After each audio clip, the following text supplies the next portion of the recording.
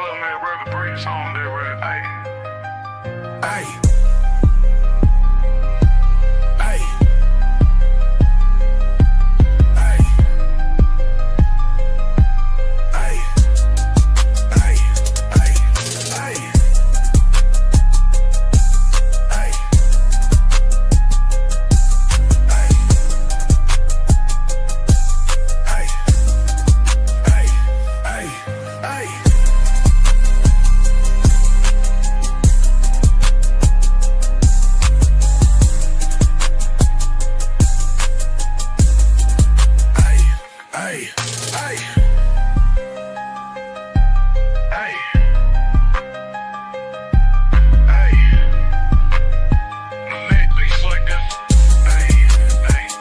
Hey. Hey. Hey.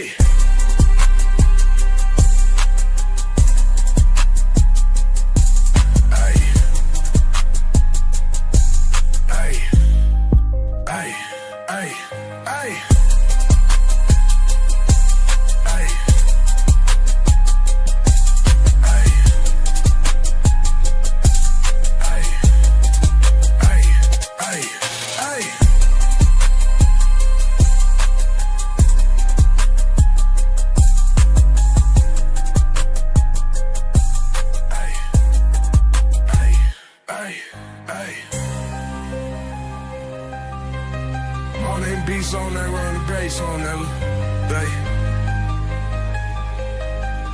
Hey, hey, hey,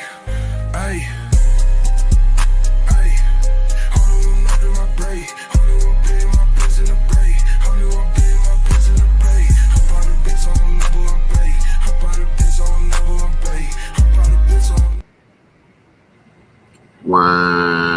Morning. Welcome in the congregation to the churches of Sunday Demon Time, man. You know what we doing around here today, man. We on Demon Time, man. So, you better get it together today, man, because we ain't playing no type of games, man. We're going to be having us some fun. We're going to go over these topics, man. You can't have a heart today. No hearts, none of that today, man. You get your prayers out, because we praying for Officer Tatum today. Prayers going out for Officer Tatum. He getting cooked up in these YouTube streets.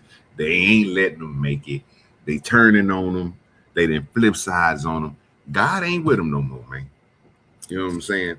The people and God is not with the man no more. He out of there. You know what I'm saying? The decision then came in. They threw with Tatum, so we out here praying for him today. You know what I'm saying? So I said, well, we got to crank a show up. We got to crank a show up and talk about this boy Tatum. You know what I'm saying? It's crazy out here, man. It's crazy out here, man. Trading money.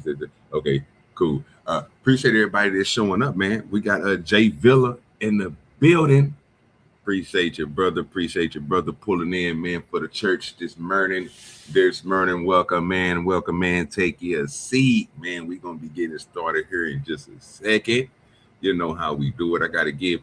We gotta start our devotion off right, man. We gotta start our devotion all right. You know what I'm saying? So I called in one of our pastor friends. It's definitely not Pastor Minute. So if you thought you was going to see him this morning, we praying for him to, you know what I'm saying, decease himself, put himself in a box and put himself 12 feet under. You know what I'm saying? That's what we on today. But we're going to go to somebody else who is, he's gonna give you two different speeches, two different warrants. You know what I mean? He's gonna give you two different warrants. You know what I'm saying? So we definitely gonna give you something. Some of this. So I'm just letting everybody come in the meantime. You know what I'm saying? Between times. You know what I'm saying? You know how we do it. We gotta, I might switch it up today. Let's find out.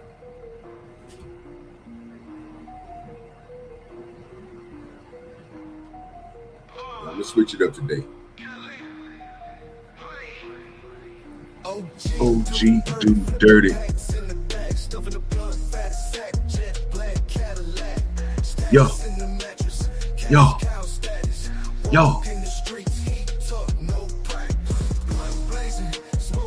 Yeah, I'm about to roll up one right now. That's why I'm playing the music, bro. Getting ready for this old show, man. Welcome in. Wipe your feet off. Come on in, man. Sit down. Get comfortable. 808. Slow the scene. Oh, hey. Trap house. Switches in the alcohol. With the yo.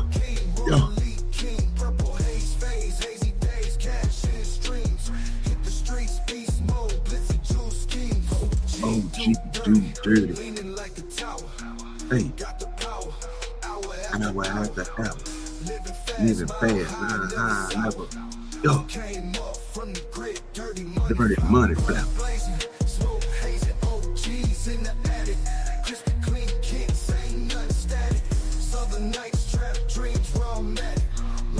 Light it up. Yo. Leave it like, yo.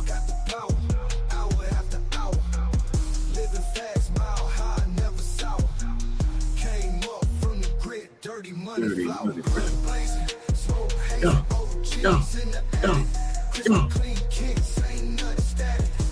What's good with your drill? Yeah, I'm rolling up right now, bro. That's why I got that music playing. OG. Hey. Yo.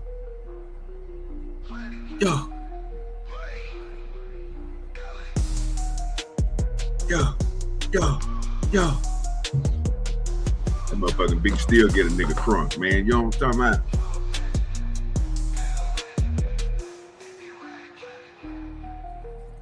Put the breakdown on that thing.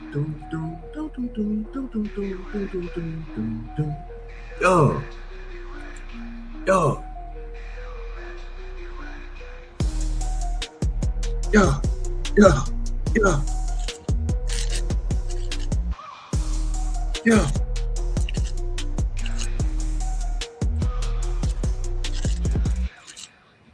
Get this blunt rolled up, man. Let that thing one more time, man. Y'all come on in. We getting started, man. Let me get this blunt here twisted up, man, so we can get this Demon Time Sunday started. You see it? Demon Time spelled backwards, nigga. You know how we do it around here, man. Come and get your blessings today. Come on.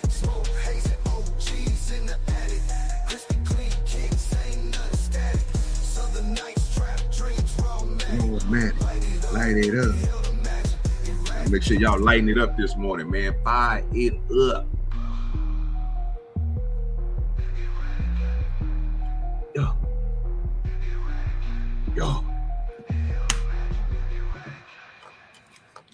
That's what I'm talking about.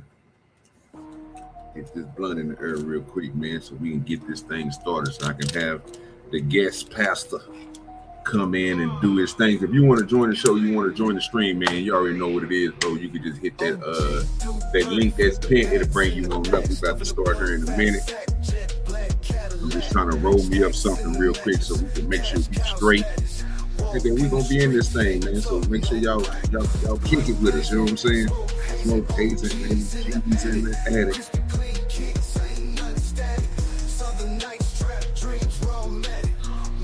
Light it up.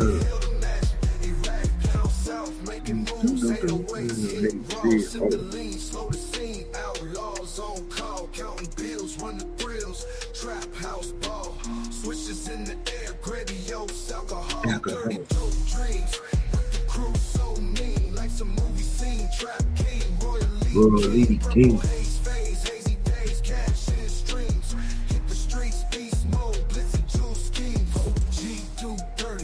Leaning like a towel. Got the paddle. I don't have the paddle. Came up in the dirty money flower. The dirty money flower. Please walk man. Light it up.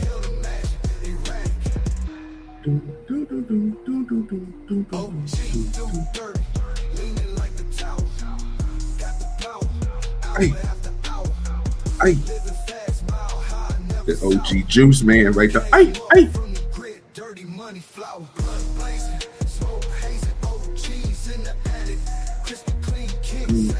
Ain't nothing static.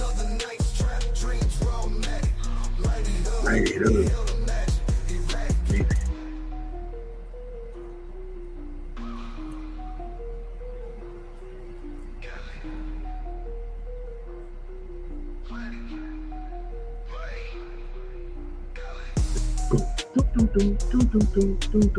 Make sure y'all double tap that screen as you come in.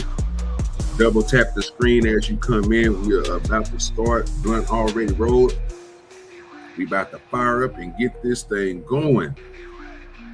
So please make sure you tune in, and tune in. So we about to get started. Hey, hey, hey, hey.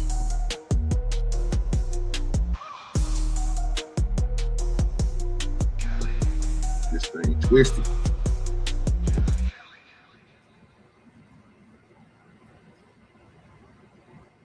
All right. Let's switch it. Yes, sir.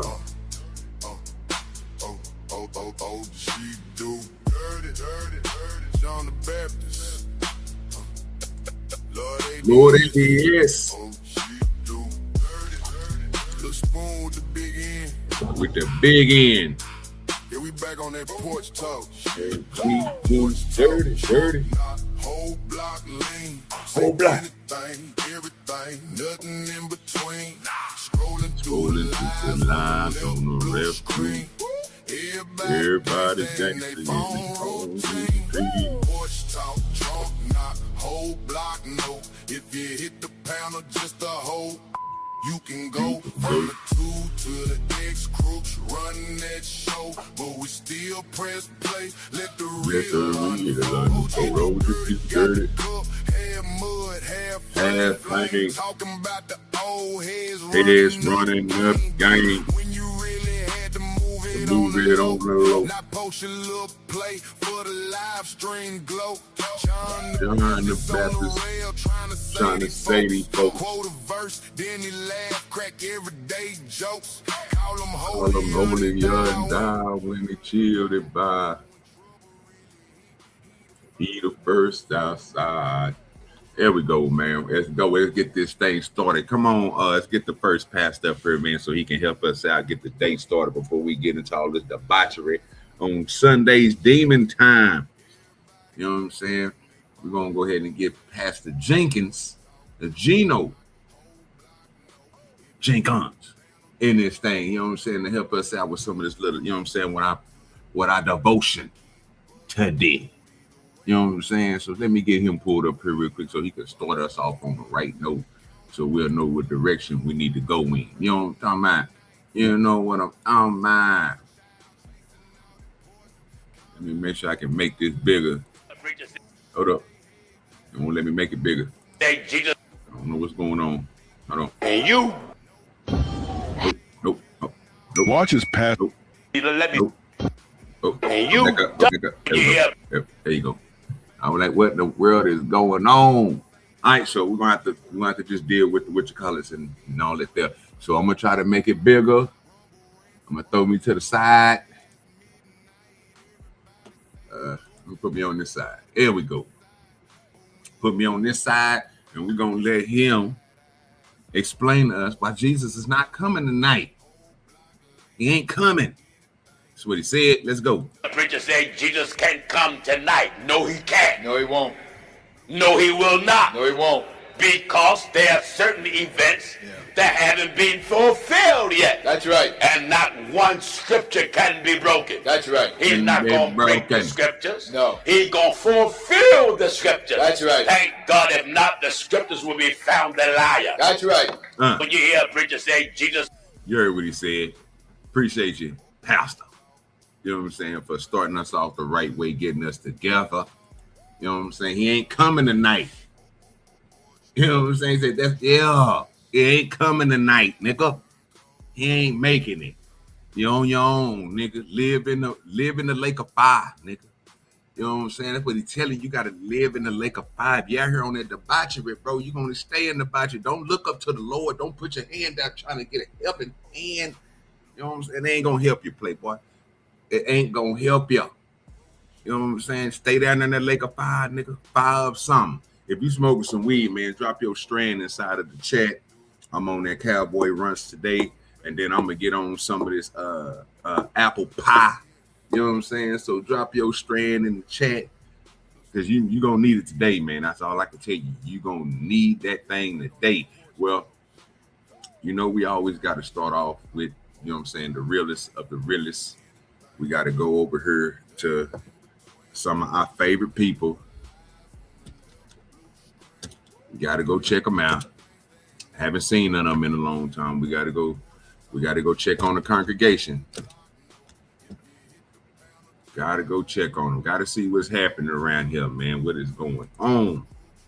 You know, we coming up in these streets, but we doing bad in these streets, man. We got to do better around here. What's up with it, Stephanie T in the building? What good with your Stephanie T? Well, you know what? We about to go to Miss Tiffany. You know, Miss Tiffany is out here in these streets, you know, doing her thing. So we're gonna check out, man. We're gonna see what Miss Tiffany talking about, man. We gotta see what she talking about today, man. We gotta see what she talking about today. Let's go check out Miss Tiffany. Matter of fact, let me make sure this is the right one because I don't want to click it and it don't be the right one. Let me make sure. Okay,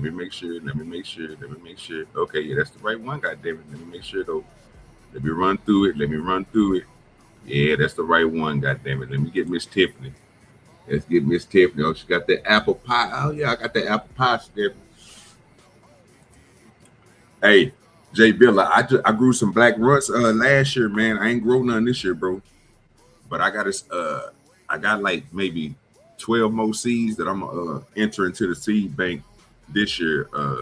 2027 coming up there. 2027 year, man. I'm redoing my seed bank so I can get new strands so I can produce those strands. I've been pushing the same strands for the last 4 years, so I'm trying to switch it up. You know what I'm saying? Get a different crowd of people. You know what I'm saying? Put some new flavors out there for some people, and I got some badass combinations I'm gonna mix up too. So I got some pink rosé that I know for sure, bro. I'm mixing with some of that garlic breath. That shit gonna be crazy. I got that jungle mac. I'm gonna try to breed it with some headband so I can get them dense nugs. And then of course I still got all the runts, the pink runts, the white runts, the black runts, you know what I'm saying, and regular runts. I think I'm just gonna try to cross them together. You know what I'm saying? Like, cause I got 3 different spots that I'm gonna cross this weed on. You know what I'm saying? Oh yeah, that black run's fire. You can go Stephanie T, go to my shorts. I don't know if that was behind yeah, go to my shorts. You should see one in there that say black runs. It should be a video of some weed on in my shorts. That's one of them should say a black runs, but if not, it's probably under membership. And once I get my monetization back, I'll take all those videos off of memberships because since I don't have my monetization, y'all can't see my members only shorts. So maybe when I get my monetization back, if you don't see it over there, you will see it coming up here in the future because I will be releasing those videos once I get my monetization back. But yeah, I grew that black runts. Fire too. Came out all purple and blackish. Had them black hairs on it, them orange hairs and black hairs. So it was like black, brown, and orange. Man, that shit was fire. Yeah, go check out that black runs, man. I put that all that weed that I'm talking about that I'm growing, man. You're welcome to go check it out. Leave a comment. Tell me how you like the trichomes. Tell me how you like the structure of the weed. Tell me if you like the color. All that stuff, man. Just go over there and check it out, man. You know what I'm saying? I got them over there. So, like I said, that jungle mac I'm talking about, that headband I'm talking about, all those is in there. So go check them out. And I even got some of them that started from small plants, so you can see them in the ground. I even got that purple punch over there. Like, you just got to go check out my shorts, man. I got some stuff in there. Get past all the Corey Holcomb and Snoop Dogg and all that stuff that I was trying to get numbers on. Go look at my shorts, man. You know what I'm saying? And check them out and let me know what you think about them. I got some fire over there, dog. Got that fire. All right, man. Let's get our sister up here real quick, man. We got to get this day started. We got to get this show. Let's get this show going. If you want to join the show, you want to join the stream, hit the link. Be first. Don't be last. Be like Ricky Bobby. And we about to get ready to start this thing. I'm about to get ready to fire this weed up.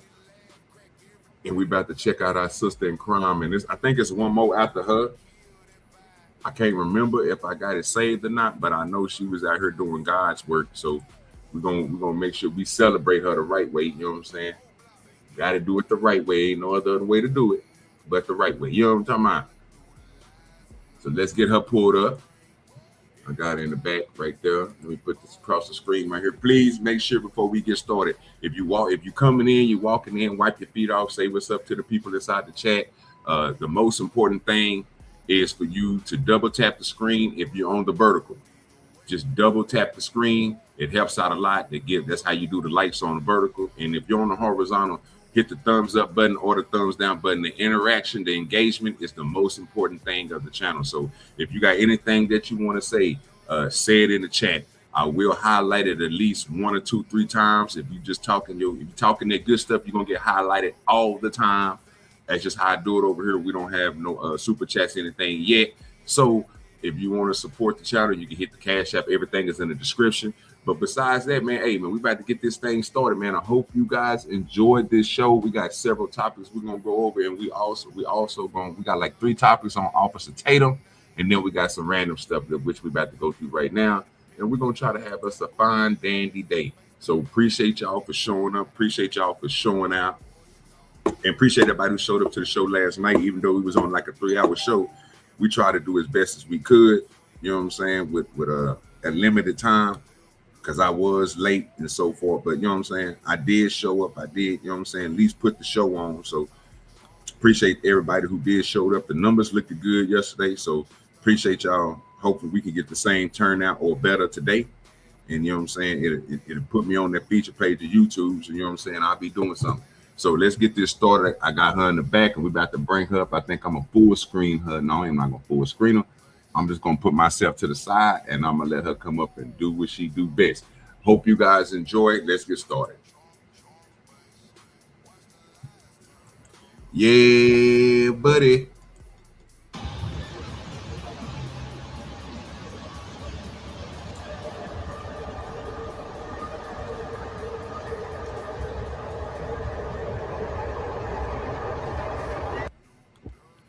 You lying to me? Oh man, Tiff, we back. What's going on? It's been a minute. Nothing really. Like, hi, my name is Tiffany. We're here in Philadelphia. This is Kensington. We're in they call it Needle Park, and this is the library, the public library. I basically been, it's summertime. Me and my boyfriend, I was with him for like a year and a half. We're like off and on. I've been back out here for a couple weeks. Wait a minute, we already starting off hot. You know what I'm saying? They didn't blessed her with a man. She got, and these women out here crying that they ain't got no man, and she got a man. She got somebody that's willing to take care of her on Kingston, Pennsylvania. She got a man. Well, had a man, but you know, she probably got 2 more, 3 of them. You know what I'm saying? She out there in them coochie cutter, them little baby shorts. Out there, I don't know what she doing, but she trying to. You know what I'm saying? But you know, they loving her out there. You know what I'm saying? It might be some people. You know what? It's somebody that might pull up in the chat today that might be able to save her. You know what I mean? They might bless her, bring her into the house, turn her into a, you know what I'm saying, to a good home wife. You know what I'm saying? They might have the juice to do it. All them rings and stuff. You see all that good jewelry she got on her hand. Nothing pawnable. You know what I'm saying? She ain't gonna get no money from it if she take it to the pawn shop. But it look nice. You know what I'm saying? It look nice. And maybe like a month or 2. Maybe actually longer, because that's off and on. But it's not that. The cops aren't that bad. They weren't like last year. They don't stop you and say no, you can't have drugs. They're not like I just want to go ahead and say this before Spoon see this and he say something to me crazy. That blonde does not look good with her skin. I'm just gonna be honest with you. This blonde hair she got don't look good with her skin. That's all I can tell you. You know what I'm saying? I ain't trying to. You ain't trying to start nothing. You know what I'm saying? I'm definitely not trying to start nothing. But it don't look good with her skin. You know what I'm saying? That's a whole fact. You know what I'm saying? It looks kind of. It don't look like it match. That's why. And look, and then she got a doopy chain on. You know what I'm saying? It's supposed to be a rope chain, but it's a doopy chain. You know what I'm saying? All rose gold because it ain't gold. You know what I'm saying? Because it ain't shining like my teeth or nothing I got. You know what I'm saying? Unless it's just been out there and not been clean, she might need to go take it to the jewelry cleaner and dip it in some jewelry cleaner or something and get it wiped down and get it together. But I don't know. But you know what I'm saying? She got it hanging around the neck. She got like 3 chains on, like 2 chains. She got 2 chains on. You know what I'm talking about? Big 2 chains. Matter of fact, she got 3 on. 4. 1, 2, 3. She got 4 on. 4 chains on. You know what I'm talking about? She's doing it big out here in these streets.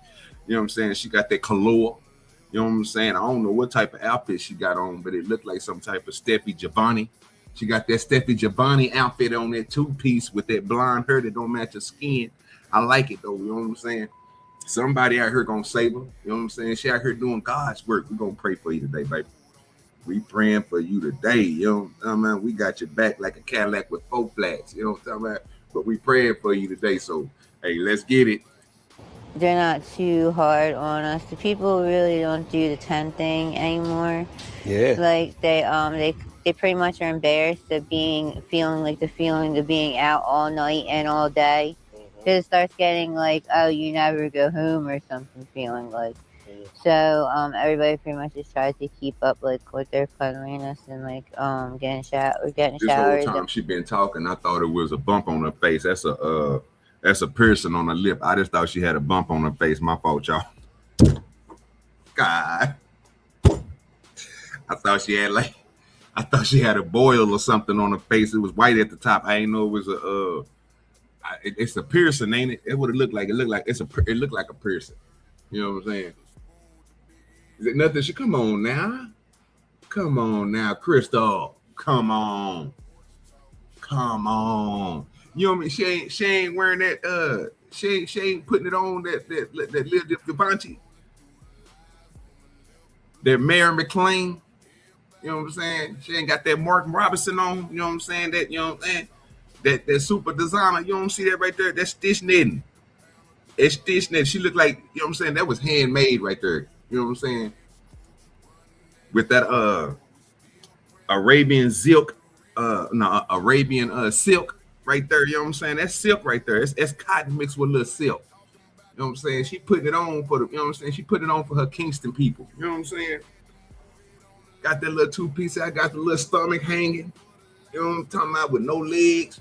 It crazy out here. Skin just, I don't know. Look like she been out in the sun, like she got sunburn or something. I don't know. Hey, I'm brown skinned. I don't, you know what I'm saying? I can't tell. You know what I'm saying? But you know, she trying to put it on. Got her little nails done. You know what I'm talking about? She got 4 chains on. She got her nails done. She got about 4, 5 wristbands on. Every hand got a ring. Every finger got a ring on it. You know what I'm talking about? She didn't came up in the world out here looking like Rihanna. Got out here with the little what she got that Riri out. That's what Riri. She got that from Riri. Yeah. She said more like polyester. That's messed up. Man, that is a Egyptian threaded silk that she got on her body right now. Egyptian threaded.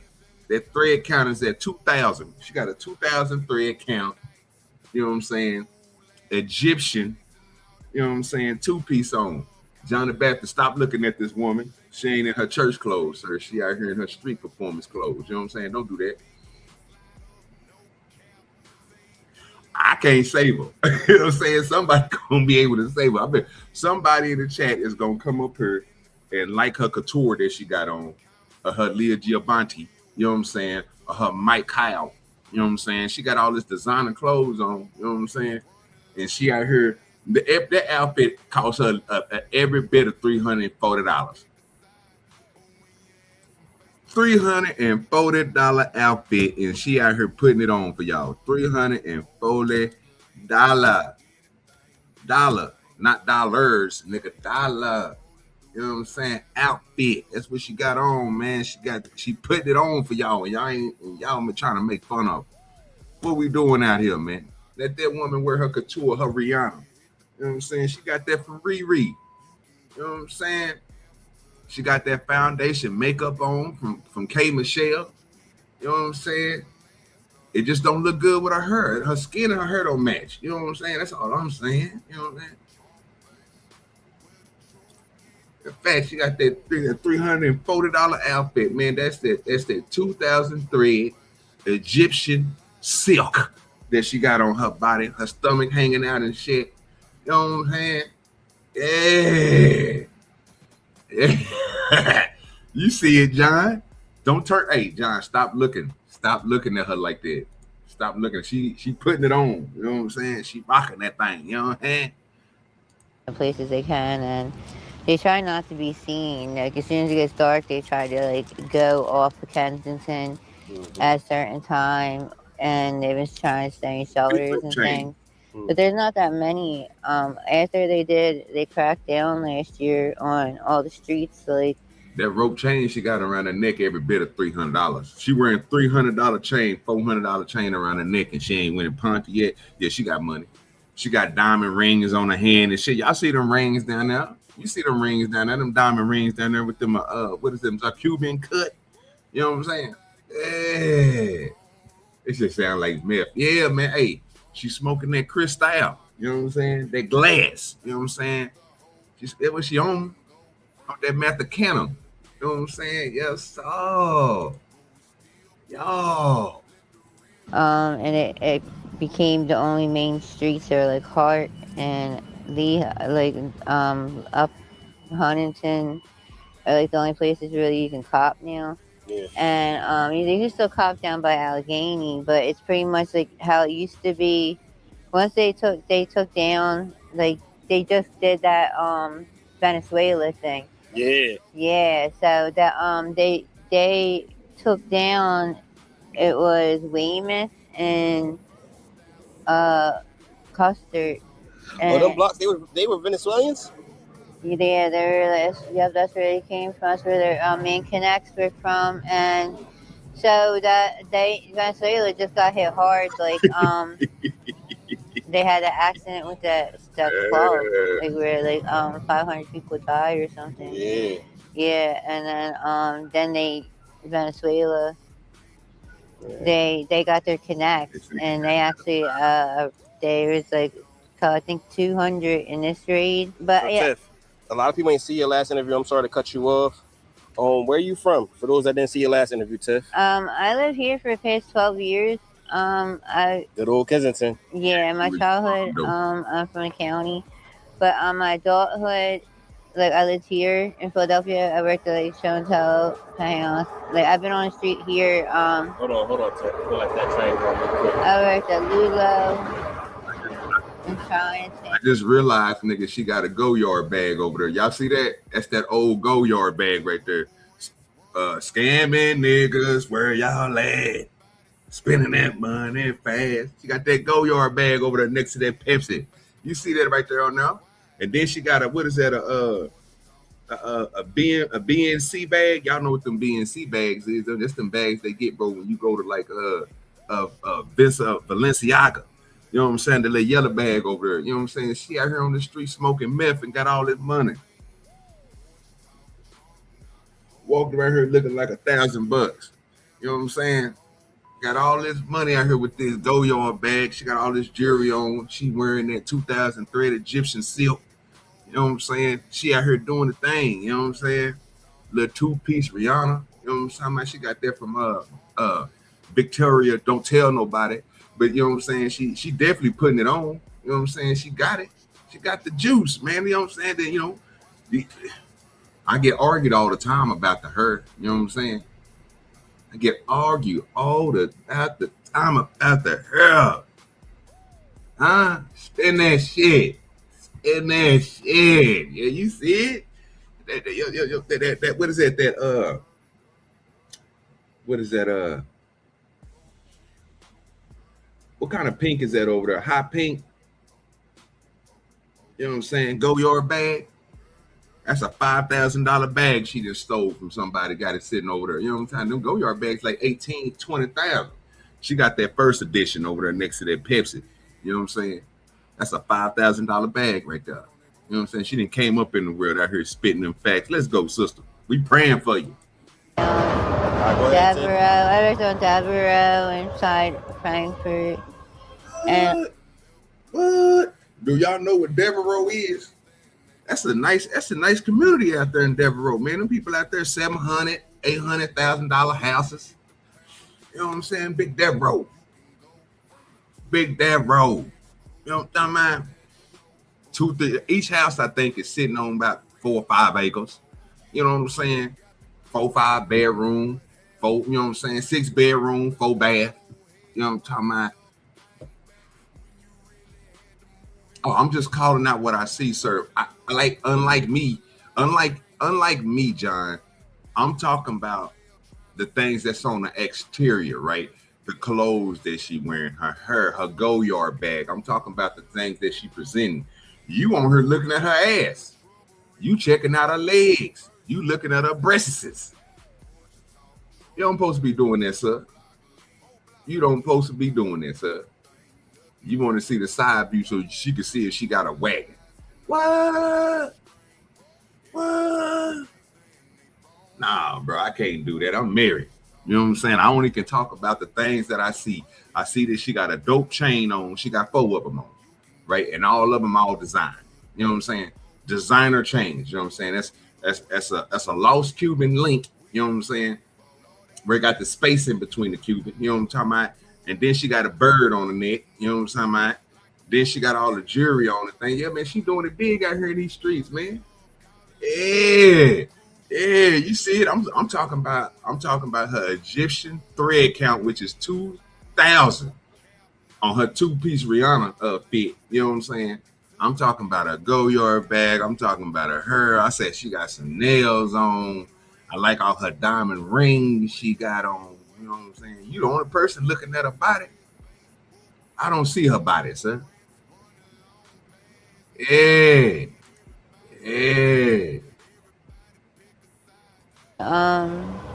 Like right now, I'm like out here. I have a lot of regulars though.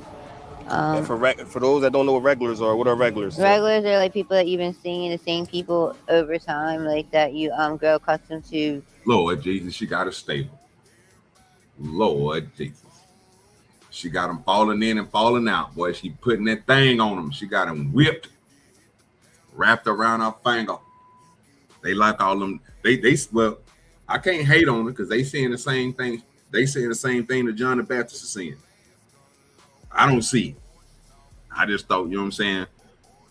The things that she had was amazing. You know what I'm saying? I ain't never seen a person that's out on the street walk around with Rihanna's 2-piece on, you know what I'm saying? That Egyptian thread counter 2,000 silk. You know what I'm saying? I ain't never seen nobody do that. I definitely ain't seen nobody have a person on her face that looked like a boil. You know what I'm saying? I thought it was a pearl, but it looked like a boil. But I think it's just a lip ring. She got this canny, exuberant, you know what I'm saying, blonde hair. You know what I'm saying? If you ask other people, they might say it go good with her skin. I don't think it do. You know, she out here with a go-yard bag. She got a, you know what I'm saying, Pepsi on deck. You know what I'm saying? Yeah, she definitely doing her thing. That you know they're not a bad date and they're not gonna hurt you, and they're pretty much like you have your own relationship. It's kind of like if you have a relationship, a short-term relationship. Well, I noticed that too, Stephanie, that her hands were swole. I just thought she was beating bitches up for her mans. You know what I'm saying? Like punching people in their face. Just swole her hand up because she got all them rings on that shit. So you know she a scrapper. You know what I'm saying? Stan the man is in the building. What's good with you, Playboy? I ain't seen you in a minute, man. It's good to see you, brother. Man, y'all salute to Stan the man is in the building. Appreciate you for showing up, brother. Yeah, she out here, man. She out here putting it on, man. I like her go-yard. Like I said, I like the go-yard bag that she got. You know what I'm saying? I like all the jewelry she got on. You know what I'm saying? Like I said, I thought there was a boil on her face, but that's not a boil on her face. That's a diamond piercing that she got above her lip. She got all, you know what I'm saying? She got all this couture and stuff on. You know what I mean? Yeah, she wearing that that Egyptian thread, that Egyptian silk, you know what I'm saying, 2,000 threads, you know what I'm saying, got it from Victoria, don't tell nobody, that's that Rihanna collection, you know what I'm saying, she rocking that thing, you know what I'm saying, she got it coming down, man, you know what I'm saying, she doing a thing, or somebody want her, she got a stable of men, she pushing them off, people, she pushing these mans off, she got so many that's coming at her because of her two-piece and the way that she rocking, you know what I'm saying, that she can't keep them off of her. You know what I'm saying? It's like shit on flies. They just coming. You know what I'm saying? And she's steady. She's trying to tell them, get back. They ain't getting back. They trying to stay close. You know what I'm saying? They trying to wipe her up. They trying to turn her into something that she ain't. But she for the streets. She in love with that myth. You know what I'm saying? She ain't gonna ever break up with the myth. She love him. What's good with you, Smitty? Smoke something with your boy. Hit the panel, nigga. You're smoking that mineth. You know what I'm saying? And when you're locked into that mineth, you ain't going nowhere. But every bit, she got every bit of at least $5,000 worth of jewelry. $5,000 worth of jewelry. And she doing her damn thing, man. John the Baptist hating on her and shit. You know what I'm saying? Let this woman live. Out here with all her 12 men. And her Rihanna two-piece on. Let her do a thing, man. You know what I'm saying? She got a go-yard bag. How many people got a go-yard bag? Let's keep it real. Y'all niggas don't even, some people can't even afford a 5,000 go-yard bag. She got one, and she smoked meth. Relationship or a fling with somebody. But mine are like, wait, I know these people for like 5 years. Yeah. Okay. So is that still how you getting your money, Tiff? Yeah. And now there's like You've been doing that for a minute. Yeah, people probably can apply for unemployment or like how they had that PUA before, because a lot of our stores just never opened back up. Like they didn't. And a lot of them are now getting tore down. Like people are like just trying to scrap the pipes and things now. Yeah. So yeah. What advice you got for the young girls that's in your line of work, you know, prostituting and dealing with regulars, and you know, because you've been in this game for a minute. Yeah, I would pay attention to, because there are certain ones like that. What they do, the human trafficking got really bad around here, and now if you don't know human trafficking, prostituting is when you are your own boss, and that you don't have to answer to anybody. And then Are you yelling? Wait a minute. She just bought what? Did she just say prostitution is when you're your own boss, nigga? And she's self-employed. She got her own business. That's why she able to afford them go-yard bags. That's why she able to afford this Rihanna couture, right? You know what I'm saying? This Egyptian thread count of 2,000. Most people don't have an Egyptian silk thread count of 2,000. You know what I'm saying? It's too expensive. You know what I'm saying? But she out there selling that mo, and it's selling.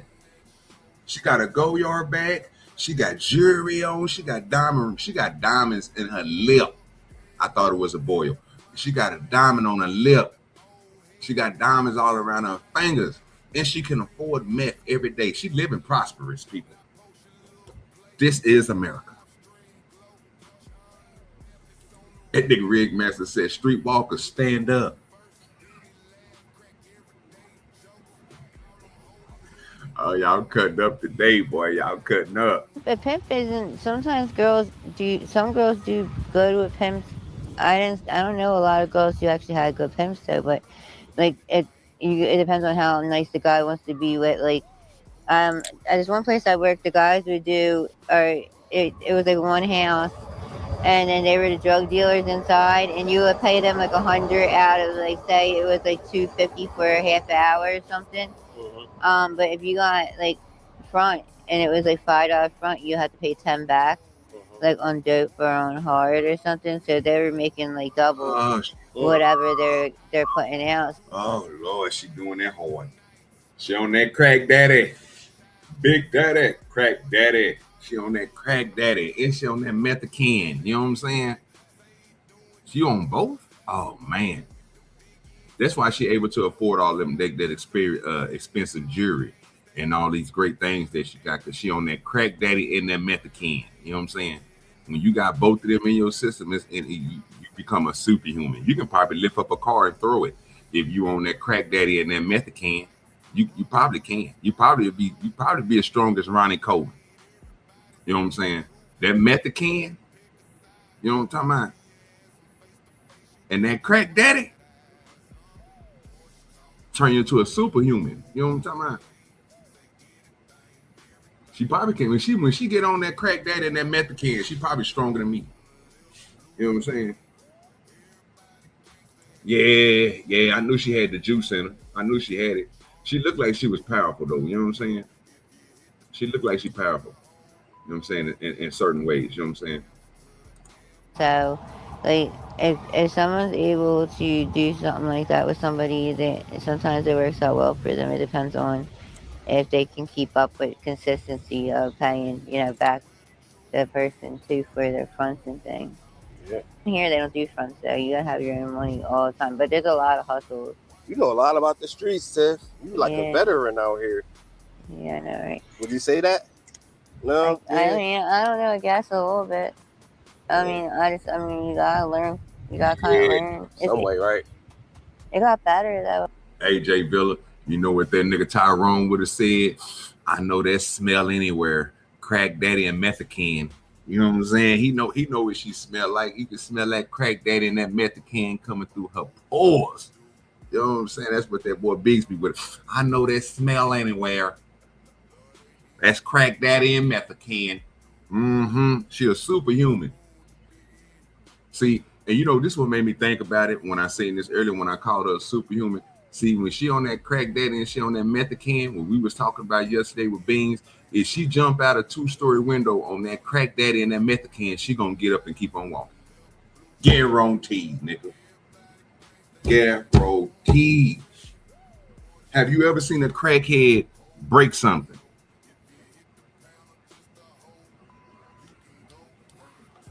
Superhuman. That's all I can tell you. She a superhuman. That's all I'm telling you, man. I'm telling you. OG ain't gonna lie to you now. I'm gonna keep it real with you. I ain't gonna keep it fake. I ain't hit my cereal now. I'm eating Frosted Flakes. You know what I'm talking about? I ain't gonna lie to you. She a superhuman. Y'all know how cold PA get, and she out there in a 2-piece. She a superhuman. She's unstoppable. You know what I'm saying? The cold don't even affect her. It's 40 degrees outside, 38 degrees at nighttime, nigga. She wearing a 2-piece, nigga. You know how strong her blood gotta be, nigga, to keep her body at a constant temperature of 80-something, between 80 and 90-something degrees, nigga. Superhuman. It's that crack daddy and that method can.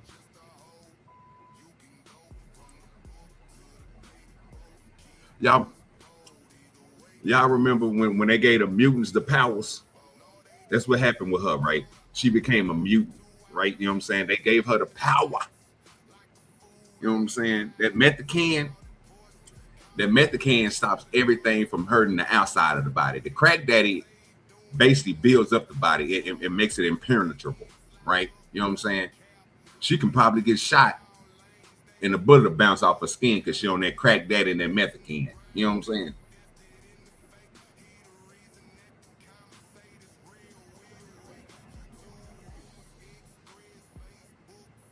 That's the whole fact. Oh, that's what y'all call it out there. That's what y'all call it out there in DC, Smitty. It's crazy. Yeah, she's a superhuman. A little bit, I think. I don't know. Maybe it didn't. Because I started thinking sometimes I think it gets better and sometimes I think it gets worse. Are you using the same substances as before? Yeah. What you dealing with now? Ice still and dope. All right, and those that don't know what ice is, that's crystal meth, correct? Yeah. That meth can. Yeah. Yeah. No. I like date break drugs too, though. Hold on. You say you like what? Date break drugs. Oh, so you like to be up all night? Yeah. Yeah. Is that because that's how you make your money? Yeah. You make more money during the nighttime? I like really spending time with people though. I like. Yo, we got to give her a superhero name. Give me a superhero name in the chat. What y'all think her superhero name should be?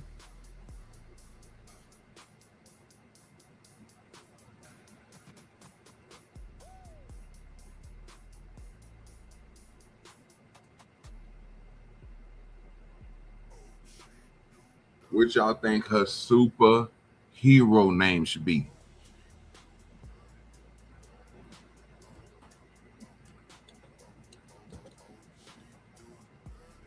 Give me a second. What y'all got?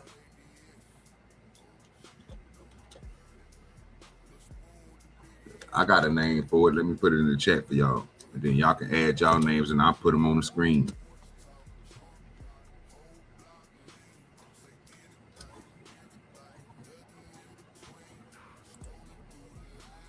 That big call her Harley Finn. He said her name was Harley Finn. That nigga called her ass Icebreaker, nigga. That's crazy, nigga. Hey, she'll break the ice, nigga. She's an icebreaker, nigga. Hey, I'll call her the intaker. Real talk. That's a cold ass. We getting us some cold ass motherfucking names. The first name we got is the icebreaker that came from my boy Jay Dilla. Smitty didn't drop Holly Thin in that thing. And I didn't put her ass as the intaker, nigga, because you know what I'm saying? She smoked that crack daddy and she smoked that meth can. She intake everything. You know what I'm saying? She's an intaker. You know, like the Undertaker, you know what I'm saying? Like how that nigga take you out, but she take you in. You know what I'm saying? If I call it the in, you know, hey man, we cold with this, man. I'm telling you. He called a Slim Thug. This nigga. Y'all niggas is cutting up today, boy. Hey, yeah, she got some superpowers, man. She's impenetrable, man. Nothing can hurt her at this point. She got her, he's at this, oh, bro, this nigga here is out of line. He said the Scarlet Snitch. This nigga's out of line. Wow. Because she going to tell. Yeah, hey, we gave some great names, bro. I mean, either one of them she'll make it. She'll definitely make it to the Justice League with the names that we gave her. And her skills that she got, yeah. She definitely make it. You know, she got that Wonder Woman 2-piece on that she got made from Rihanna. You know what I'm saying? So, you know, he called her the Flash. Hey, Flash Burn. Hey, Stan, that's fire. That's fire. Red Scorpion called ass nigga one. Oh Lord Jesus, nigga said one thing. Oh Lord Jesus, y'all niggas are diabolical. Y'all is diabolical. This nigga called ass Throat Thorn. Yeah, cause she is self-employed. You right, Smitty. You right. She said, nigga, she is self-employed, sir. She said that she run her own business selling that moan. You know what I'm talking about? This nigga is off the chain. Catwoman's pipehead sister Alley Cat.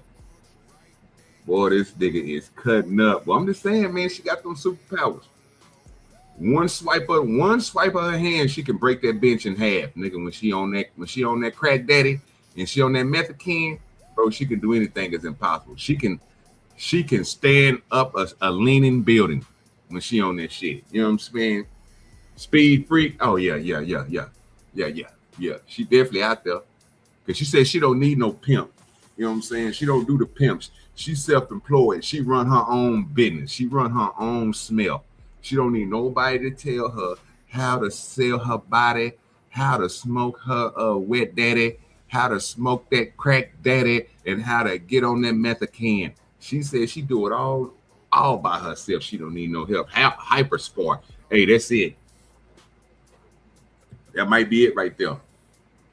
She definitely will spark anything up, nigga. If it's crack, hard, soft, she don't matter what it is. She gonna hyper spark that something there. Said Sonya walked the blade Mortal Kombat. This nigga here out of line.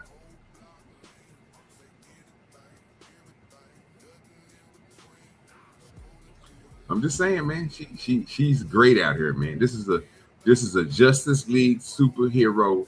She definitely can beat up Black Widow. You know what I'm saying? Black Widow ain't got shit on her. You know what I'm saying? gonna get her ass whooped. You know what I'm saying? Fucking with her. And that's Marvel. That's not even DC. That's Marvel. She fucking her up. She's on, with them wristbands she got on her hand, she's on par with Wonder Woman right now. I forgot what they call them. I was about to call her ass a Venezuelan. They call something. What is the name of what is the name? I know somebody in the chat. No, I know I got some real niggas around here. What is Wonder Woman's people's name? Where the hell she come from?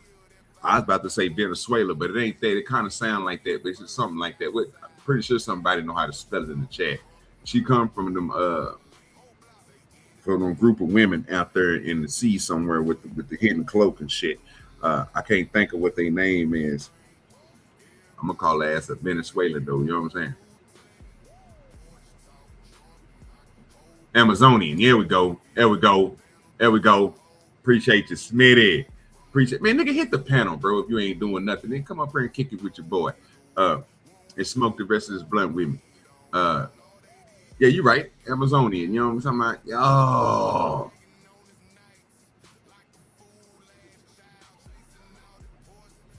I'm just saying, man.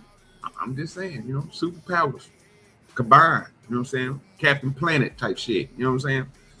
That's how she is. When she do multiple drugs, when she's smoking weed, she drinking, she on that meth, she do a little powder, and she smoke crack, she become like Captain Planet. All 5 elements come together as one and destroy everything. She's unstoppable. She's unstoppable. That's what Captain Planet, Earth, wind, fire. You know what I'm saying? Weed, alcohol, cocaine, meth, crack daddy. She turns into a superhero. You know what I'm talking about? I'm gonna let this train go real quick. City loud. The city loud. All right, say it again. I'm sorry. Yeah, I really like the people that I talk to, because like I don't like being alone, and like I really enjoy being with certain people's company, and like not being with my ex like was a little hard on me at first, because I was like, he got me so I shouldn't act like this, but I was so used to knowing that when it was time for me to come and pleasure him and be with him and do what he wants me to do and satisfy him, I was out here like, oh, I don't have to like do whatever I was doing with my boyfriend right now. Like, what would I be doing? And I'll be thinking like that. It's like funny. I would be thinking like that's what I would have been doing if I was him. So you somewhat enjoy the company you receive, while also getting, compensated for it. Yeah. I get it. But I mean, if you can live without it, like a lot of people, like it's almost like some people, they're happier. Like appreciate you. Yeah, she's an Amazonian, but the area, that's what it was. Appreciate you, Stan. It was what good with you, Jay Villa? What's up? Shit, chilling. Yeah, the name of that, it was Stan put it in the chat. Thanaskara. That's the island. Oh yeah. From, you know what I'm saying, with the little cloak where nobody could find their ass and shit. You know what I'm saying? That was, you know what I'm saying? Yeah, she out here wearing this 2-piece out here with her titties hanging and shit with all these gold chains on. She scared the shit out of him. You know what I'm saying? Bitch got Captain Marvel powers. Yeah. Nigga, she covered together. Nigga she said she doing all that shit. Said she spoken the crack, nigga, and doing the meth, nigga, and the powder. I say, whoa. God. Yeah, fam. You impenetrable. You like Superman now. You like the Man of Steel. Nigga, ain't nobody. Yeah, ain't nobody stopping you after all them damn drugs. Yo, when nigga on that many drugs at one time, fam, bro, I'm telling you, bro, you can fall off a building and get up and walk away, nigga. You ain't gonna feel nothing, nigga. That shit crazy. What's going on with you this morning, though, brother? Going on a long ass trip, 4-hour trip, so drive to my job site. Oh, that's what's up. Cause I travel for work and shit, so I'm just chilling. Just needed something to chill on. I was texting like hell no, I should be texting while I'm driving and shit. No, nigga, you good, fam. Yeah, just come on. Hey, bro, you know you welcome up here anytime, brother. You know what I'm saying? You just come on up, bro. That way you ain't got to be, you know what I'm saying, typing on the chat. You know what I'm saying? Typing in the chat and shit while you driving, bro. You can just go ahead and say what you gonna say. You know what I'm saying? We gonna listen to you. Yeah, this right here is crazy, no. Hell yeah. Where she come from? Like what city is she from? She said she from a prominent neighborhood, bro. Not Dalton, but Derrick. That's supposed to be one of them high ass places, bro, where they got like the, you know what I'm saying, $750,000 homes, $800,000 homes, you know what I'm saying, on by 5 acres. That's where she come from, you know what I'm saying? But she stuck up in Kingston, Pennsylvania, you know what I'm saying? Her stomping grounds for 12 years, she said. She said she been up there for 12 years selling that box, doing them drugs. God damn, 12 motherfucking years coming from a prominent ass place. Crazy, bro. All it takes is a little bit of drugs. You can get a bitch to do anything. I'm telling you, bro, you know, especially when you can get her ass on. Like I said, I'm thinking it's more than that too, right, Jay? I'm thinking like, I know she done smoked a little weed. I know she done got a little drunk. You know what I'm talking about? So that's 2 extra drugs you can add on to the shit that she already on, fam. Yeah, nigga, she out here, Superman. She out here fucking people up. And she got a niggas. That threw me off too when she said she got several niggas. I say, what? Yeah, that's what I was surprised at. I'm like, how the fuck you get several motherfuckers? And then, but at the same time, them other meth niggas, they look just like her, just a man form of her. So, hey, if she got 12 of them, she winning like a motherfucker, ain't she? And these motherfuckers and these women be online crying and shit talking about us men. Nigga, she out here with 12 of them, and she on crack, daddy. She on that methadone. She doing powder, drinking, smoking. Come on now. Ain't got no excuses. None at all, fam.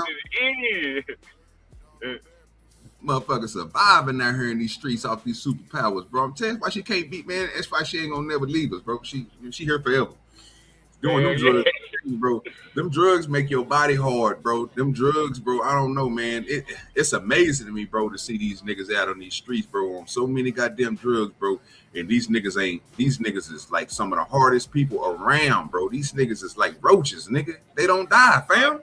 Don't, like, growing up, like, I used to grow up with a lot of crackheads around my neighborhood. Boy, them motherfuckers, they would be mechanics and clean your house and do all that shit for like $20.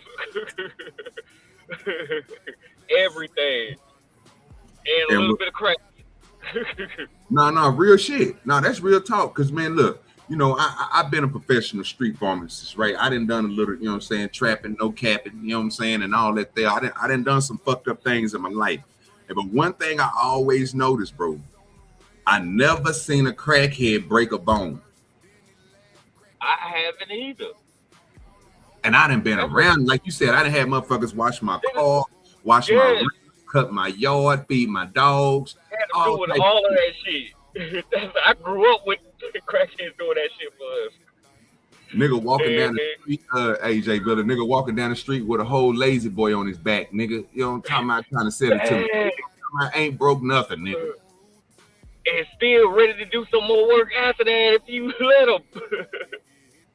That shit is wild, fam. I'm like, bro, this is, bro. No wonder she making. No wonder she surviving up there in PA, bro. Because nigga, yeah, she on her resilient level, bro, is on a 10. She's like adapted man, right? That nigga that can adapt to anything. You know what I'm saying? Oh shit! This shit is wild, fam. Coming to the anime character stage. I'm telling you, fam, bro. This shit is on some cool type shit. When you said animated, let me tell you the first person that came in my mind, nigga. And I don't know if you know it, nigga. Norito, nigga. Amori, what's that nigga name? Amori Ranchu or something like that. What's that nigga? God damn. What the fuck his name is? Something on my. Yeah, yes, nigga. The nigga with the white face that be always regenerating and shit, like coming coming out of his mouth and shit. Oh, you know the little motherfucker. His little princess was named Kabuto. Yeah, nigga. Who turned himself into a snake. Yeah, the Damn, Copper Toe. I think that's that nigga name is. Yeah, Copper Toe, nigga with the glasses. Yeah, Coppertoe's the nigga with the glasses.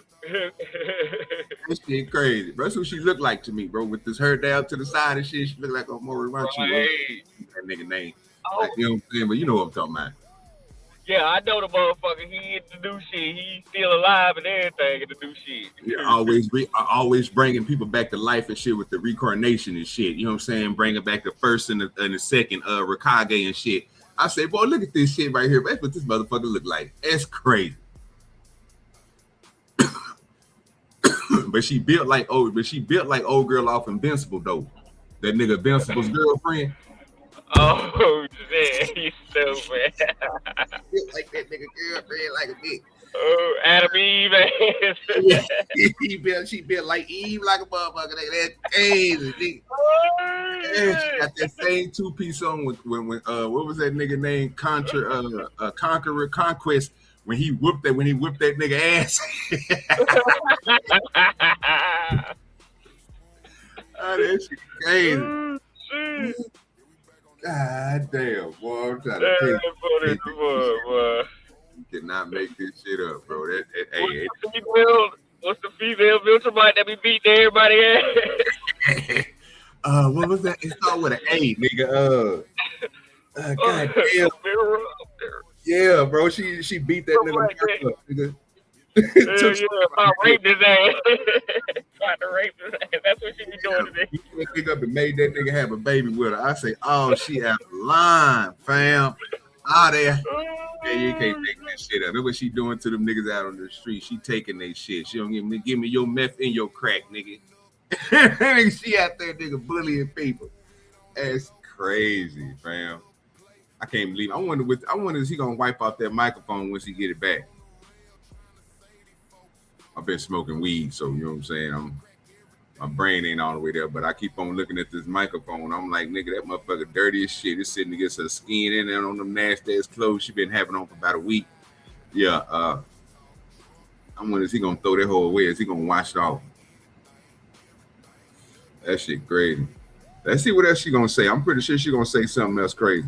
To competing with other women, and especially if they feel like as if their confidence is higher, like they're younger, more prettier, or if they didn't let the streets get to them, like it's a drug thing. If they don't need the money, like sometimes it makes it that the guy want them more.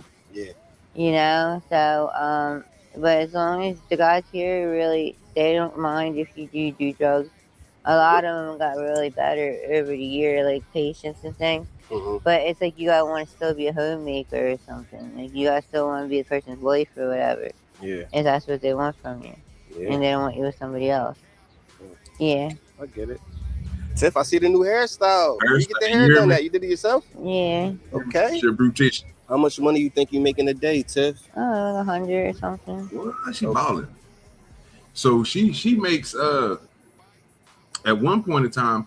So most people won't even realize this. Most people gonna take it for granted and shit, right? But you know what I'm saying. Basically, I don't know about this time. She's making $100 a day, affording to smoke Critinac. Oh, you good, bro? You good, bro? Yeah, man. Every time I use my phone, bro, my shit, it's because it uses that camera, bro. It uses your camera while you on StreamYard. They need to fix that shit. But it do run your phone hot as shit, bro. I ain't gonna lie to you, bro. You gotta set that bitch in front of your I got one of those clips that you put on your air, you know what I'm saying, inside of your vehicle. You can put it on one of the little adjusters, and then that way you could just put your phone on that bitch and it'll keep your phone cool the whole time while you driving. Or, you know what I'm saying, like I was telling LA when he was in his truck and he used to come on his phone all the time. You put your phone as close as you can to your defrost and just and have the air coming out of the defrost. You know what I'm saying? That way it'll hit the window and bounce and hit your phone, and then that way it'll cool your phone off that way too. Cause yeah, man, that thing will run hot on your ass, and it'll shut your phone down too, bro. So you know what I'm saying? If anybody ever come on StreamYard and your phone start getting hot, man, I'm telling you, it's depleting your battery. It's going to make your phone swell. all type of shit, man. So the best thing for you to do is just, you know what I'm saying, get it in front of something that's cold, you know what I'm saying, and make sure you keep the temperature down on it. What's good with you, Easy? Yeah, because that I didn't ran through that. That's why I used to, when I first started coming on YouTube, I used to have to do that with my when I was driving and shit, you know what I'm saying? So I used to bam, you know what I'm saying, just plug my shit up that way I can come online with Tom and them. That's why everybody was like, oh man, your goddamn your shit sound like it's a dial up. Because I was, you know what I'm saying? That's how that shit, my phone used to trip out until I got this new one. But even that motherfucker run hot sometimes. So that's why I don't go on a lot of people's panels until I get home. Yeah, but this shit here, wild. Okay. Yeah. I could probably make more if I want to. Sometimes I don't. Oh, that's what I was about to say. So she said she made $100 a day. Well, about $100 and something a day. $100 and something a day is usually more money than a person who was getting paid $8, $9, $10, $11, $12. So if you're making $12 an hour, and you're working 7.5 hours, but you got to take it. Most people don't work all the way 8 hours. Some people do, some people don't.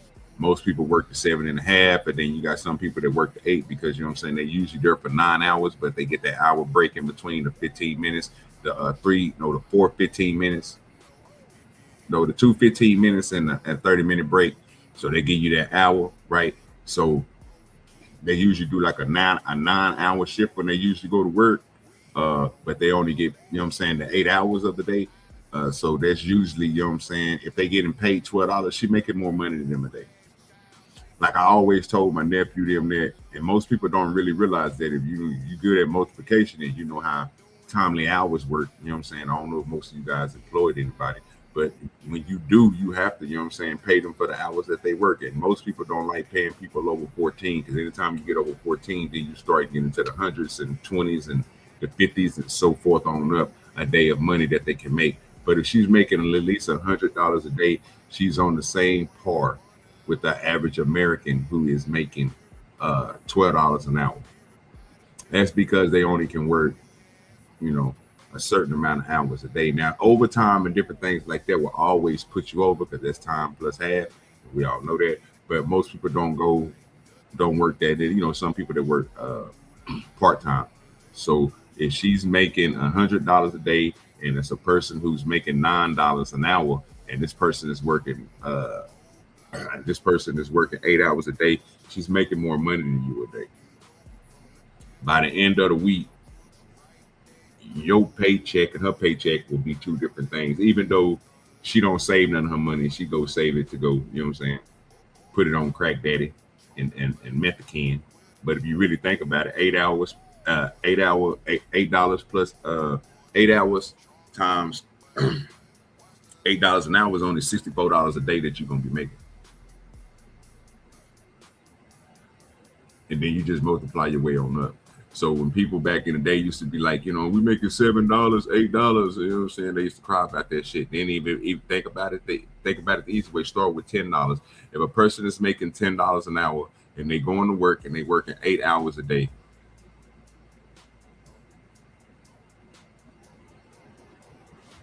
they making $80 a day. She's $20 more above you. So, you know, it's crazy to think about, but you know, that's why people have a problem with people talking about street pharmacists, professional street pharmacists, because them niggas make $200, $300 a day. And that's on, and really on the cool, that's sometime on the low end. A high end can be, you know what I'm saying, a 2-time re-up in one day. Nigga, that's $800. You might as well say, nigga, $800 to shit. Can be from $800 to then $2,000 a day. And that's just for somebody who's selling on a small scale. We're talking about as you go bigger up and you start getting more and more and more and more and more and more, you keep on going up like that. That's why them niggas make so much money.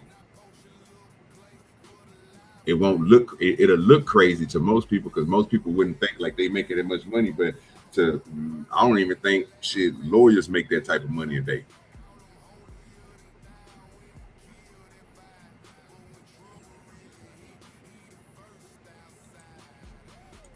Sometimes I really don't. I want to just have my stuff and make it last longer now because of my relationship. Mm-hmm. Because like in order for me to being in my relationship, I had to be some kind of reasonable that it wasn't for me to be the highest drug addict. It was for me to be able to live and still get to get high and get to do other things like watch TV and get a shower, like take care of myself. Yeah. Yeah. Now, Tiff, like a lot of women went missing out here, Tiff, doing your type of line of work, prostituting and stuff, especially out here in Kensington. Oh, I You was don't just have no talking fear? about that. You Yeah, don't I have was no just fear, talking Tiff? about that. The human trafficking.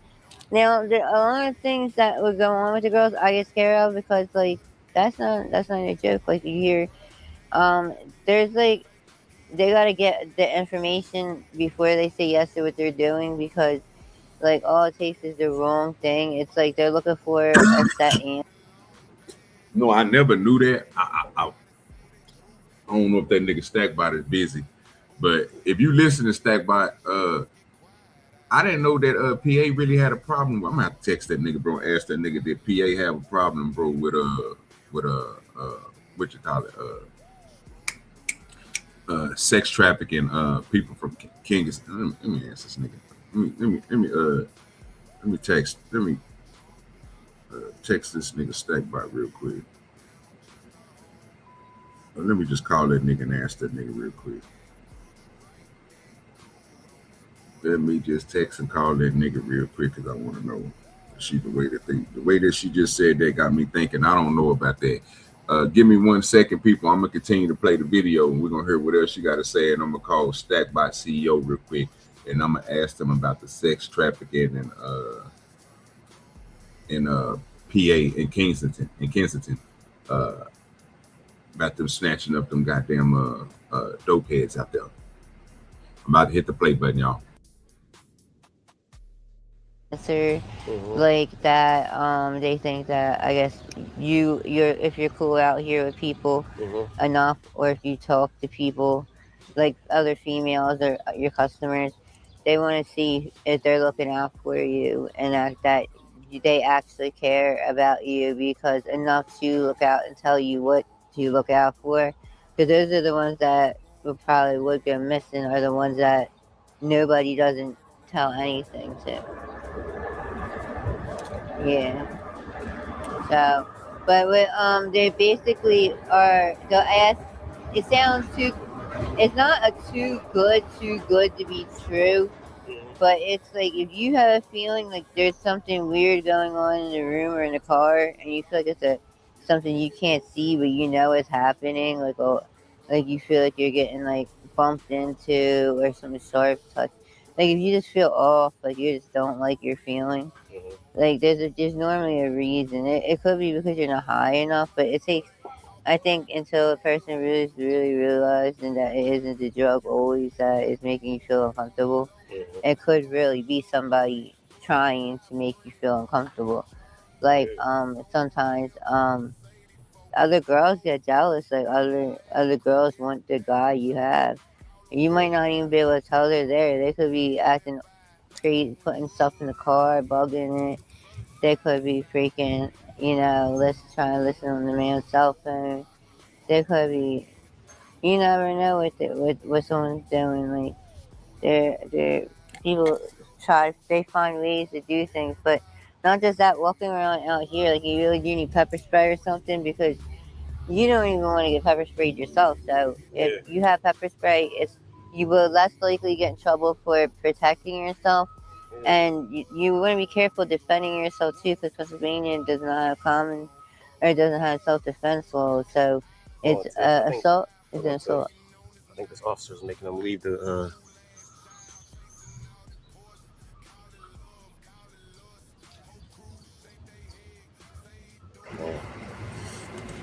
Well, people, I got confirmation from Stackbot CEO. He said that was a goddamn lie. They ain't out there He said it's possible, but he don't. He said there's some crazy ass folks. There's some nasty ass niggas out here. You know what I'm saying? So it's a possibility. But nah, the motherfuckers ain't out here snatching y'all up, taking you everywhere. They ain't trying to come and get you, Tiffany. They don't want you. Matter of fact, you don't even sell your box for other people. Remember, you self-employed. You said you don't need no pimp. What you do is you sell your box because you want to sell your box, and you make over $100-some a day, which is more than what the average American make, which is crazy.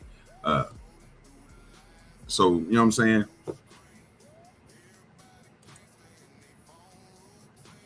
Yeah, hey, you right, Stan. I ain't even think about that, right?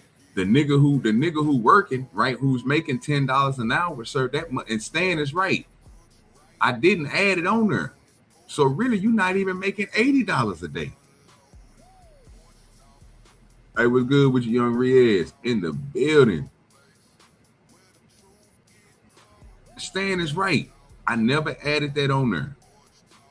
So you're not even making the whole $80, nigga, at the end of the day, making $10 an hour. What the hell is going on? Because that money got to be taxed.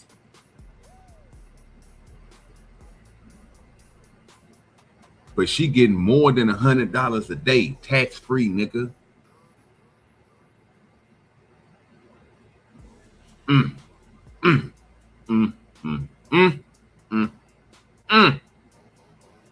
Don't make no sense.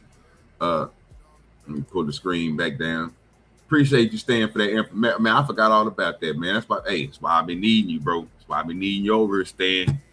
You know what I'm saying? Great point, sir. You know what I'm saying? Man, it messed me all the way up. I got one more, and then we're gonna have to let the choir come in on this Sunday and do their thing. You know what I'm saying? And then we'll get into the Officer Tatum shit and go from there.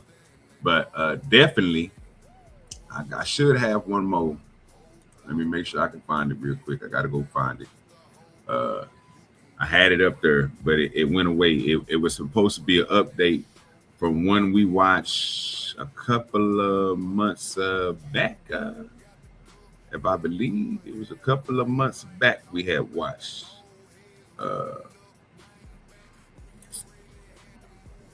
We got to do an update. You know, we check on our Sunday Demon Time people.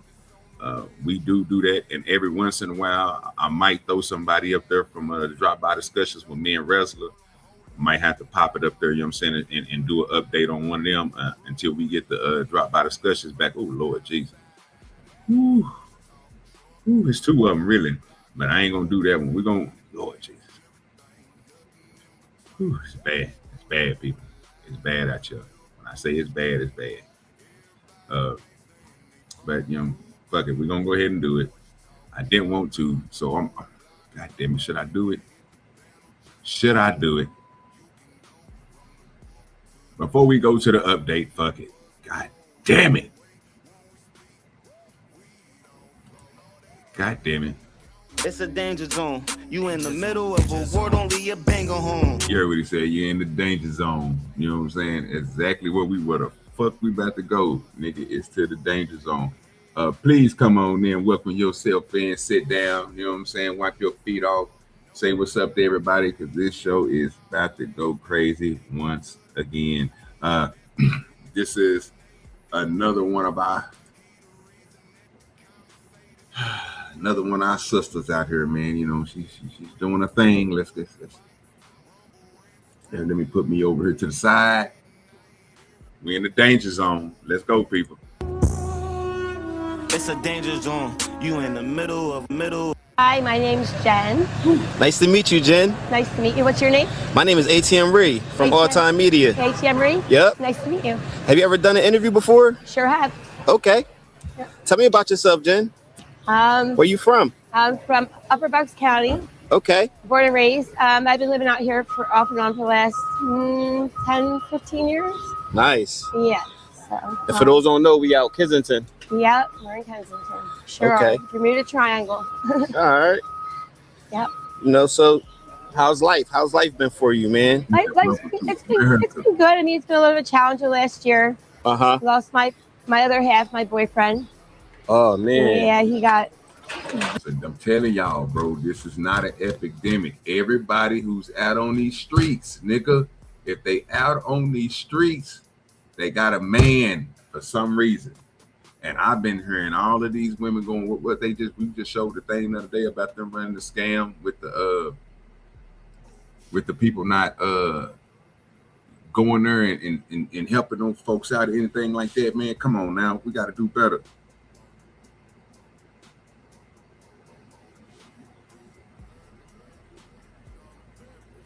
Oh, this nigga here. That nigga be balling. All right, brother. That nigga crazy. Every single one of them is claiming that they got somebody. This broke up with somebody or dating somebody else, bro. Come on, man. Come on, man. It can't be like this. He passed away. Yeah. So yeah, so it's been a challenge, but makes you stronger, right? How long ago did he pass, Jen? It was just a year. March 13th was a year. A year ago? Yeah. I want to say I'm sorry for your loss. Thank you. Stay strong out here, okay? I I know it's a lot of weight on your shoulders. Yeah. You know? But so why you choose Kensington out of all places to stay, you know? I mean, the reason initially I came out here a couple years ago is because of my addiction. Yeah. To crack and dope, but yeah. I'm 8 years off of both of them. Okay, continue. I maxed out my state number, and then once you do that, you don't have a home plan. So yeah. I came to kind of what I knew I would try to have a home. You know, it's easy to blend in down here and find places to stay night by night, so I wouldn't be homeless. Okay. I just got home from maxed out my number. Like I said, I was gone for quite a while. And so you was locked up? Yeah, I was at Muncie. Yeah. How long was you locked up for? Well, I did 10 years total. So, okay. Yeah. All right. Yeah. So, but not all at once. 5.5 and then 5. So. Okay. Enough time though. So, and then I met I knew my boyfriend. We were friends. Yeah. And then we reconnected and we started dating, and that's how I ended up down here. Oh wow. Yeah. Was your late boyfriend of yours, was he getting high out here? He was doing meth. We both did meth.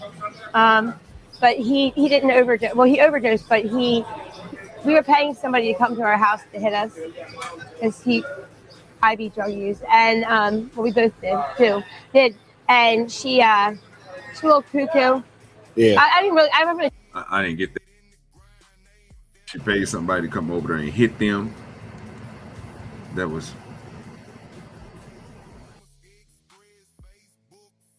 I'm trying to say this for the camera. Anyway, let's just say he had a hot shot. Somebody murdered him. You think so? I know she did. I'm positive. She tried to. I can't even say. I don't want to say this on the camera, but yeah, she did. She's notorious for this. Let's just say that. Dang, man. Yeah. Did she get in trouble? Did they do some type of investigation for this? Nope. No investigation. Just another addict. Dang, man. Have you seen her around? She walks up and down the street every day. I see her. I seen her this morning. Oh, wow.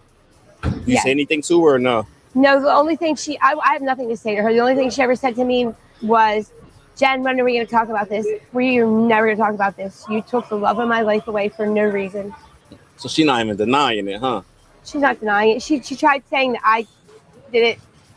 She's notorious. She's known for this. Her and her sister are both known for this. And the story.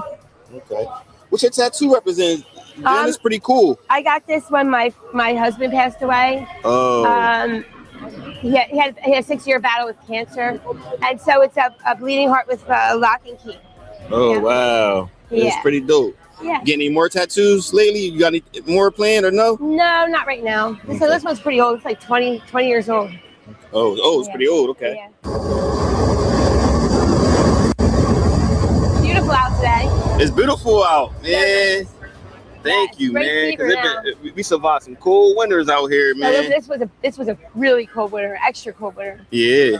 Sure was. Yeah. Yep. So, Jen, are you completely clean? You're not using no substances at the moment? No, well, I'm not using my drugs of choice. Well, I haven't used dope or cocaine, crack for 8 years, but I do use methamphetamines.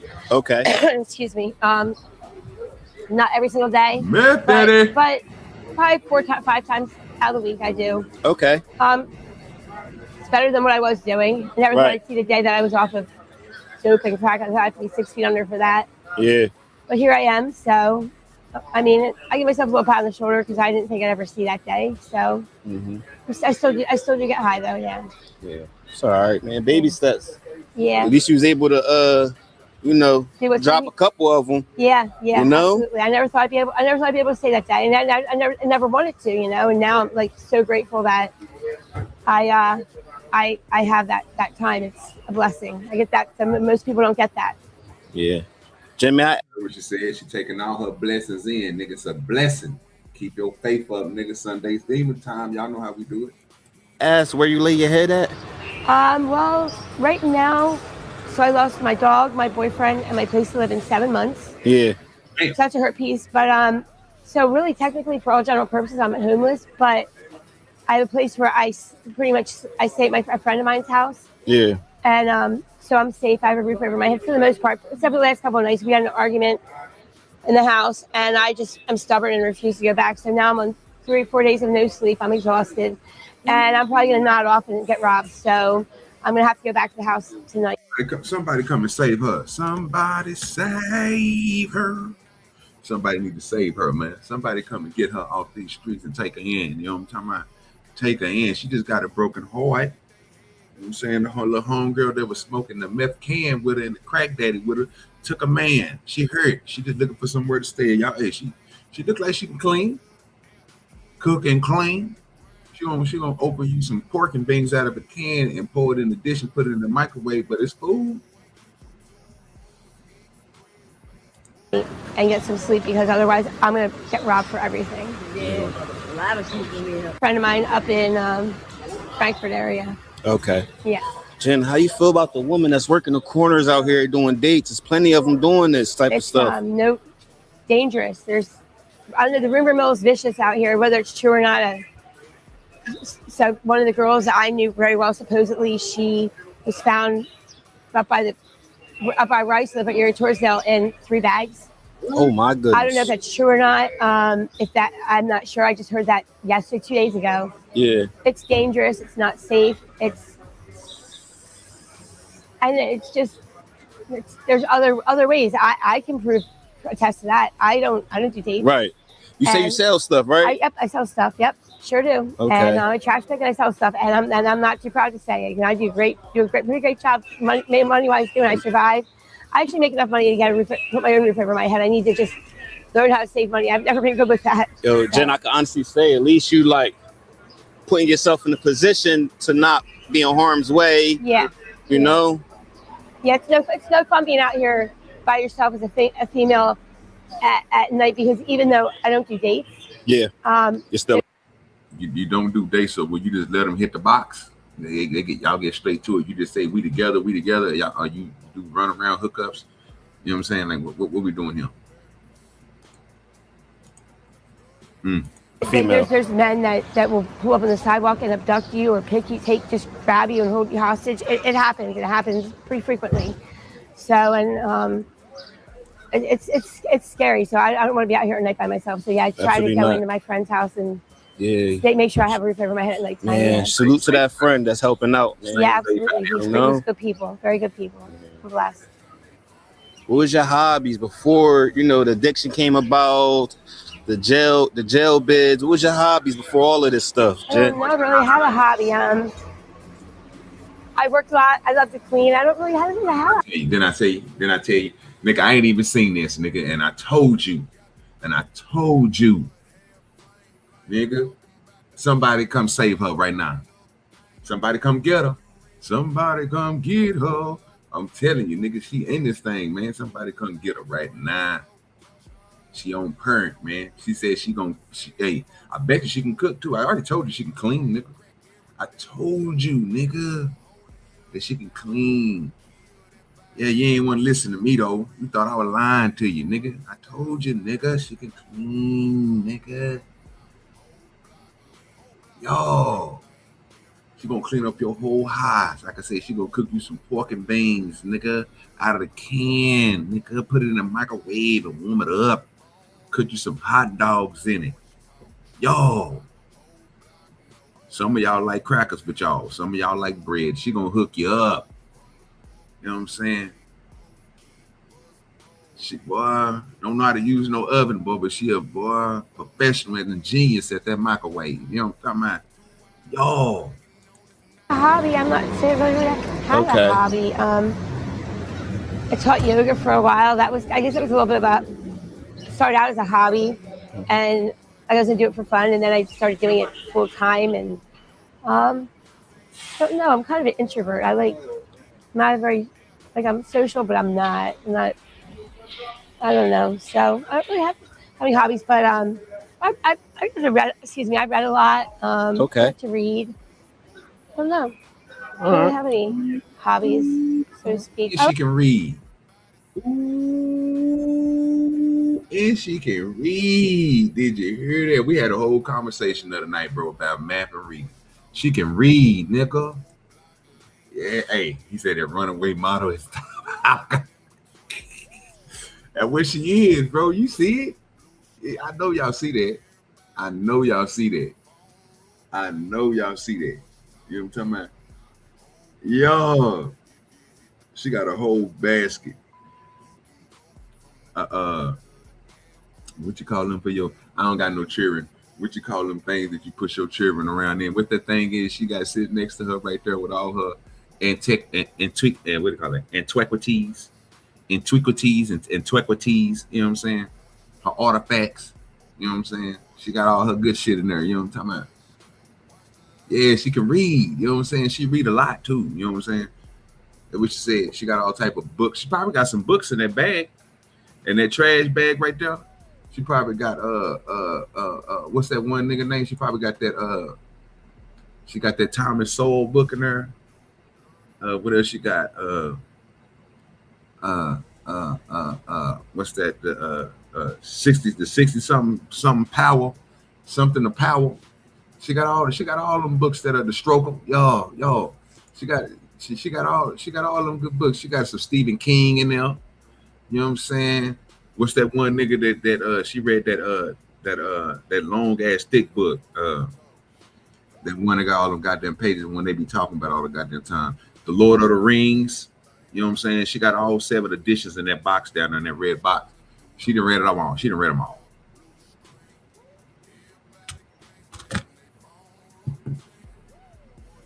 I don't want nobody hating. Don't hate on her now because she can read.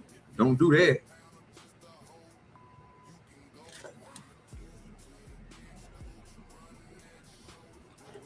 Yeah, I was about to say, damn, y'all, I ran out of cigars again. Shit, great. Yeah, 78 laws of power. Yeah, there it is. There it is. There it is. She got all that in there. You know what I'm talking about? You know what I'm saying? She even got a cookbook in that motherfucker from Paula Deen. You know what I'm saying? She cutting up. Harry Potter collection. Yeah, her book collection is extensive. You know what I'm saying? It's past the ordinary. You know what I'm saying? It's on a whole nother level because she can read. I like to do everything and anything that's about. I'm pretty, Okay. Jen, what'd you tell the youth out here, the kids out here, man, that's in the streets, that's getting high, that's doing dates, that's hustling? What advice would you give them, Jen? Not worth it. I spent 13 and a half years of my life incarcerated, including my state time and my county time. Mm-hmm. It's not worth it.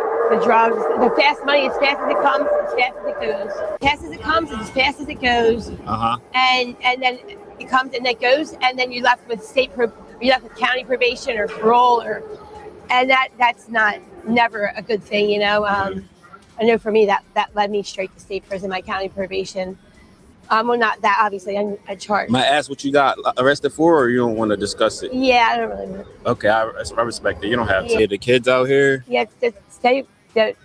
We don't stay away from. Stay away. There's nothing out here. There's nothing out here positive. There are positive things out here, but not in the streets. Yeah. And it took me 51 years to figure that out. Okay, I never got your age. I got it now. Yeah. All right. Yeah, a great friend of mine, a great friend to the platform, Danielle, she passed away. Did you hear about that? Yeah, I heard about that. That's really sad. It's tragic. I heard about that from her ex-boyfriend. Yeah, got that Paula. Yeah, then they got that Paula Deen. They got to stop the cap. We lying on some things around here, man. We got to stop this now. This is getting crazy, but man, we about to get ready. It's almost that time to move on to the TATUM stuff. So before we get ready to move on to the TATUM stuff, y'all know how we do it, man. On this on the Sundays demon time, I got to bring y'all some, you know what I'm saying, a good how can I put this? We got to give y'all a selection from the choir. Got to give you a selection from the choir. Then we're gonna go and give me time to go ahead and grab the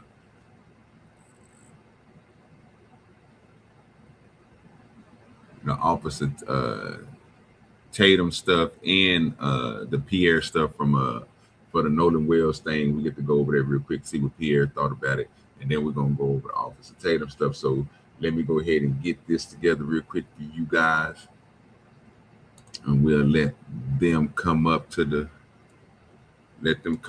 stage and, you know, present their music to us while I go grab these. I'm gonna let it run about twice, so that way we can get a good feel of what they saying, how it go, you know what I'm saying, and everything like that and so forth.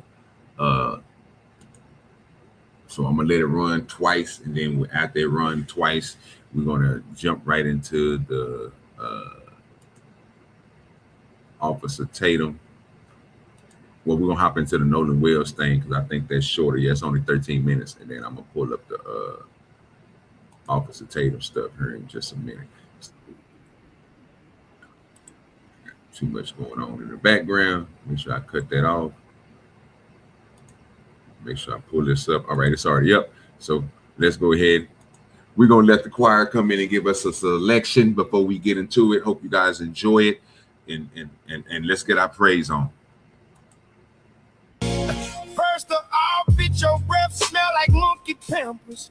Every time you yawn, I'm not a happy camper. Plus your edges is a mystery. You probably got to be the baldest bitch in history. Your feet crusty as hell, they feel like sandpaper. Your back hairy as fuck, you need a damn razor. Yeah, mic check, 1, 2, 1, 2. Who cares what your mama say, bitch, fuck her too. Since you tried to play me like boo-boo the fool, I'ma show your ass that you ain't too cool for school. Pack your shit and go leave the keys home and put back my jar of motherfucking pre-rolls. Oh, fuck you, your mama, and them ugly ass kids. It just had to be said, babe. Fuck you, your mama, and them ugly ass kids. Fuck falling in love, that shit dead, babe. Oh, fuck you, your mama, and them ugly ass kids. It just had to be said, babe. First of all, bitch, your breath smell like monkey pampers. Every time you yawn, I'm not a happy camper. Plus your edges is a mystery. You probably got to be the baldest bitch in history.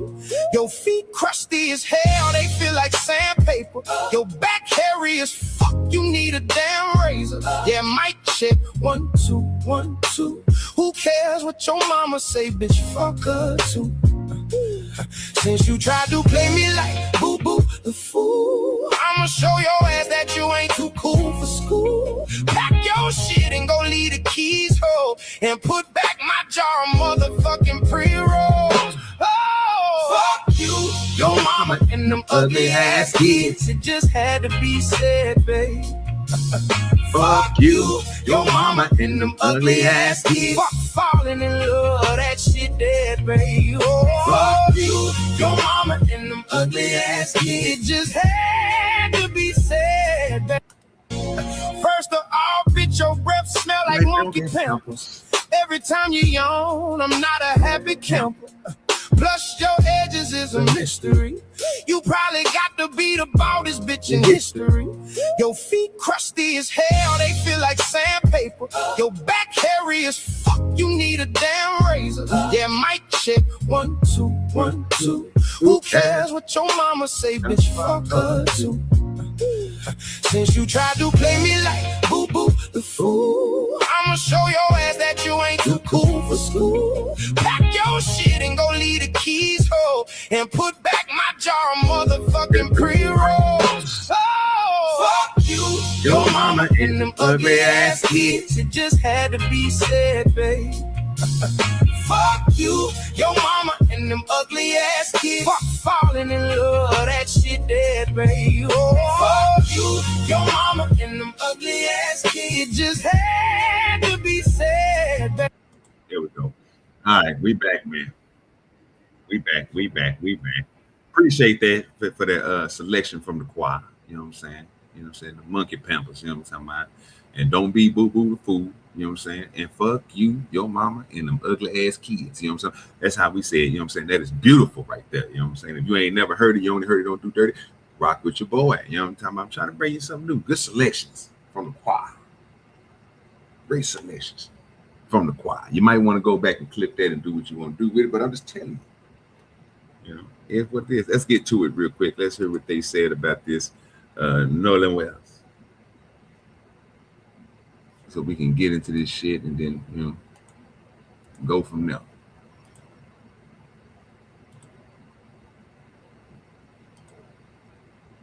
Throw me to the side. Let's go. Then why, number one, that you would wipe your social media, period, right after it happened. And then also shouts out to the Black woman who was able to get that 911 call cleaned up to where we can hear somebody, speculation, suffering in the background and asking if he's alive or not. And then also number three, I don't like the fact that some kids from the situation went on to that podcast with that anti-Black man to try to show their innocence, knowing that he's anti-Black. Yeah. Wiping someone's social media, I understand. Do you know how people are vicious on social media? They'll pick anything apart, grab. Oh, I'm saying, people do it. No, Other celebrities have done it, you know, cut their shit off, cut their whole page off and stopped it and stuff. Because the influx of disliking or something, you might have broke up with somebody, you know, one of those singers break. You never know. So I understand why you'd wipe I would turn my stuff off, or however you want to say it. I don't need no people on my social media pounding me to death. You know, you say something about Beyonce, you about to get it in your page. Chris, wasn't that Kid Rock had to turn this thing off because so many bees were coming in there and all that. I get it. So that I'm cool. Turning it off, I understand that. To go to that to go to the other guy's what's his name? What's the guy named Brandon? He was like he was like a coach or something. If I'm white, I'd rather go to him than somewhere else that may. Why would I? I wouldn't want his parents go on to Fox News. The only ones Fox News with, because they're vicious. They'll do all kind of stuff. They'll turn it around what she said and frustrate him. So I wouldn't blame her if she said, I'm not going to Fox News. I'll do CNN. I'll do some other place. I understand why she wouldn't go to Fox News. Look how Fox News would treat them. So would treat that family probably very bad. So I get that. So back to him. I understand why he went there. You know, not saying, you know, he probably didn't want to hear all that negative slant towards him. That's probably why. Well, it was a group of them. So I'm just saying, if you have people saying that you murdered or, you know, speculating that you killed a Black boy, right? Why would you go to a well-renowned anti-Black man? It's just gonna. Well, I'll answer. I can answer that, right? Yeah. From our end as a media platform, you know that there's going to be biasness in the type of questions. I think that's what Pierre's bringing up. Sure. The type of biasness that you're going to get. So if he came here, Hype is probably going to give some really strong questions that might put some slant on it in the guise, or on the angle of y'all looking kind of suspicious. Yep. So it's easier to get a story out to an interview that's going to like. That's what I'm saying. You shouldn't be. You shouldn't even be out there doing interviews anyways, because now I'm just like, okay, so I agree with that. Saying? So, I think it's a little too early.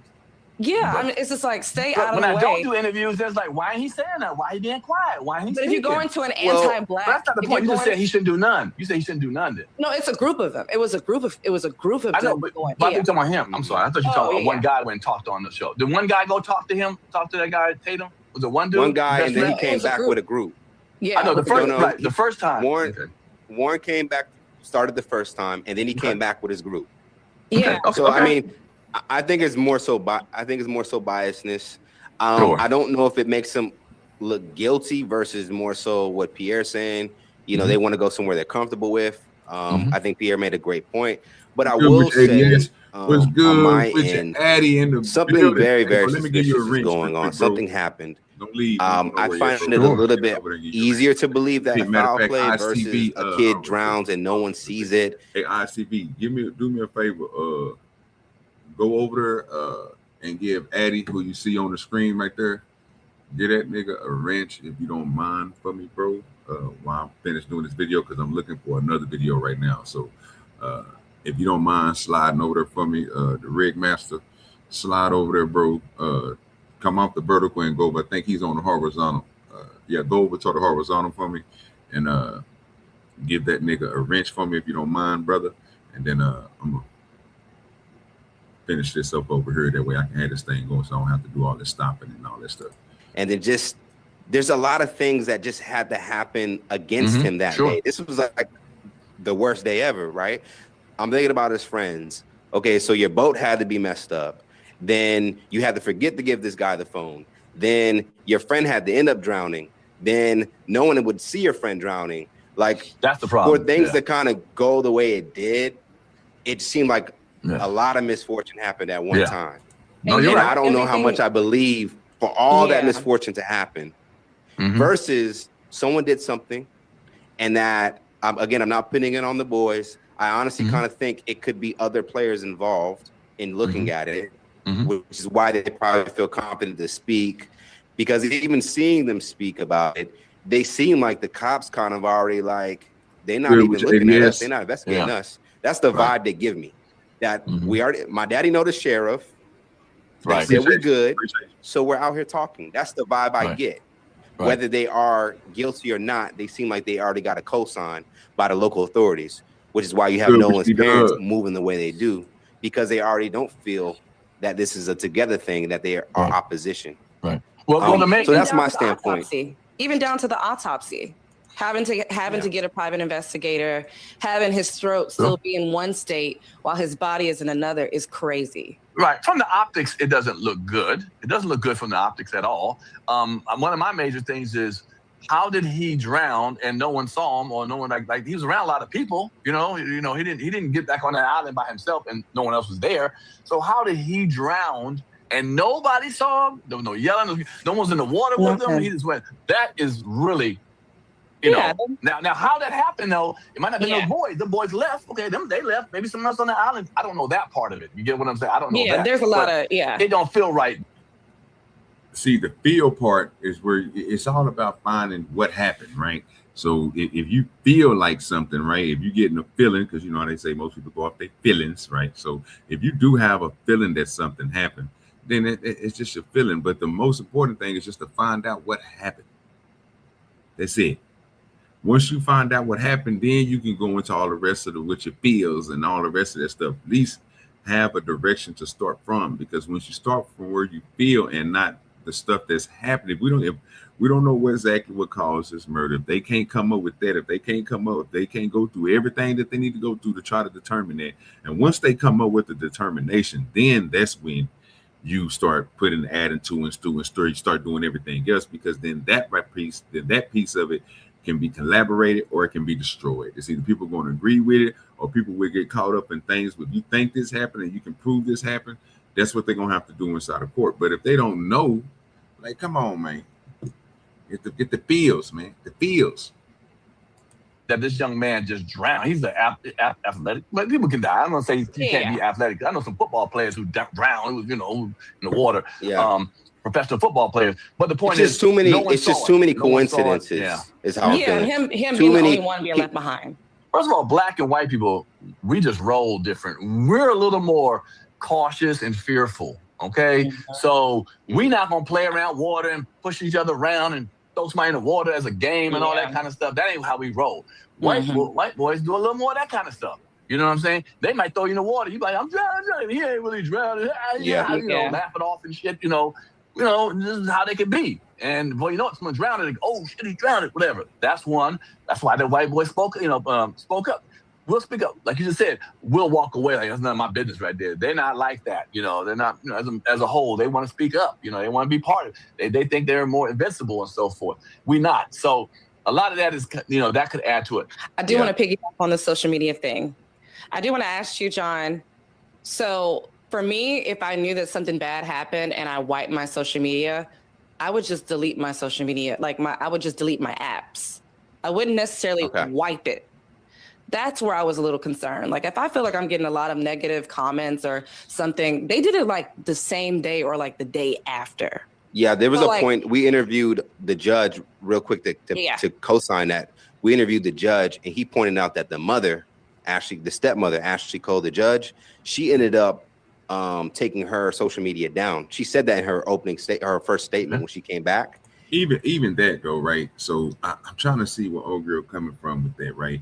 And I kind of see what she's saying. I mean, I can see the logic in what she's saying. I know most people ain't gonna see the logic in what she's saying. Y'all probably gonna think she's just a better person and all this other stuff. But if you, at this point in time, I really can't say it because it depends on what they have on there. So if you're getting a lot of flack for something that happened and you want to get rid of your social media, I would think that you would just deactivate the motherfucker and just get rid of some bitch altogether, like she was saying, right? But there's some people who would just go on there and just take all the content up off of there and leave it up because, again, they don't want to have to go back and try to, or they know how hard it is to get the numbers they was at. So if they had a large following, they're not going to sit there and just get rid of everything or get rid of the whole page. What they probably do is do exactly what she was saying, which is go in there and get rid of all the content that you posted, right? So you get rid of all the pictures, all the videos, all your comments, all that stuff. You just get rid of everything and make your page go blank. But you still keep everything and you still return everything through. You still retain everything inside of that account, right? So you don't lose the people unless the people leave themselves, unless they go and hit the unsubscribe or unfollow button, then you still keep all those people. So most people I wouldn't think would just detach. But for somebody who's serious about it, right? This is where she got me at, right? If you serious about not being on the internet, period, and you want to get yourself away from it where you don't have to deal with it at all, right? The best thing for you to do is to deactivate your whole account, right? That way you can just get everything wiped and that way you can't go back into it. And if you go back into it, it won't be there. It'll just be you uploading a new page. That makes sense. But you know what I'm saying? That's kind of what I kind of like I said, I can't say she all the way wrong because that's kind of what she's saying. It's just the way that she said it. You know what I'm saying? But technically she's still kind of right though, because you know what I'm saying? It would be for you to show that you ain't trying to deal with something. You don't want something to, you know what I'm saying, keep on bothering you or have a hold on you, then you would get rid of it completely. You wouldn't keep it because of the numbers that you had. That's just my thoughts. I might be wrong on that. Y'all might think differently. It's cool. But you know what I'm saying? Let me know what you think about it. I mean, she ain't really say nothing wrong to me, but it makes sense to a point. I mean, it would have to be up to them to tell you why they really, you know what I'm saying, deleted it. You know what I'm saying? Was it because of the pressures and all that stuff? But then they would have to explain, like, you know what I mean? Oh, I wanted to keep the page. I just got rid of all the content and got rid of my pictures so nobody wouldn't know who I am, except for the people that's my core following that follow me, and everybody else wouldn't know where to find me at. Well, that makes sense too. You know what I'm saying? But if they're not telling you that, I'm not just going to assume that, because what the assumption is, if you're going to get rid of something or you're not going to be on it no more, then you would just do exactly what you're supposed to, which is get everything up off of it, which is deleting all the content and everything, and then deactivating that account. But I don't think too many people are worried about them deactivating their account. No, I don't think that's a point of contention, anything like that. But she did bring it up, so I just want to say it. You know what I mean? Say something on it. But she did bring it up, so. Yeah. And the judge questioned, why did you do that when he was only missing? Sure. I think there's just a lot of suspicion around it. Whether these are young teens that are just panicking and were possibly under the influence, and I say possibly for legal reasons, but pictures have shown. Matter of fact, Warren did admit that they were drinking, as well as Trayson in another interview. Whether these are just dumb decisions, dumb moves all around, moves all around, or someone knows something. And again, my suspicion is something probably did happen to Nolan, where some foul play is involved. Again, I don't know or quite feel it's just the boys that everyone's kind of pointing at. I think there's something else that we might be missing. We don't have the autopsy results back. We don't have a toxicology report back. But I can't just be like, oh, he drowned and end of story. That just doesn't. Yeah, of course. We don't know, and I don't care if he comes back, he drowned. You still not gonna feel it. So it's. I still feel like if he drowned, somebody helped him drown. Right, That's how I'm gonna look at it. Yeah, because if something happens, just say something. But if you're just you're trying to cover something up, I just feel some type of way. Well, white folks have had so much of this kind of stuff towards black people in the history of us, blacks and whites. So of course we're going to lean towards that. And I don't have a problem with leaning towards it. It's just, I just need to see, where's the proof and what's the, I wish his friends. I want to get the bottom of it at the end of the day. I wish the friends showed a bit more empathy. True, and very much so, and teamed up with the mom, because they could have did all this. Yo, Miss Wansley, I had nothing to do with it. Can we come and talk with you, and we can really dissect it, and then I'm here to support you. And somebody brought up a real good point. Why didn't they have like R.I.P. Nolan Wells t-shirts on? Really kind of get on this wave of like, yo, we trying to find out what happened to our dude. I don't give a damn what I'm saying.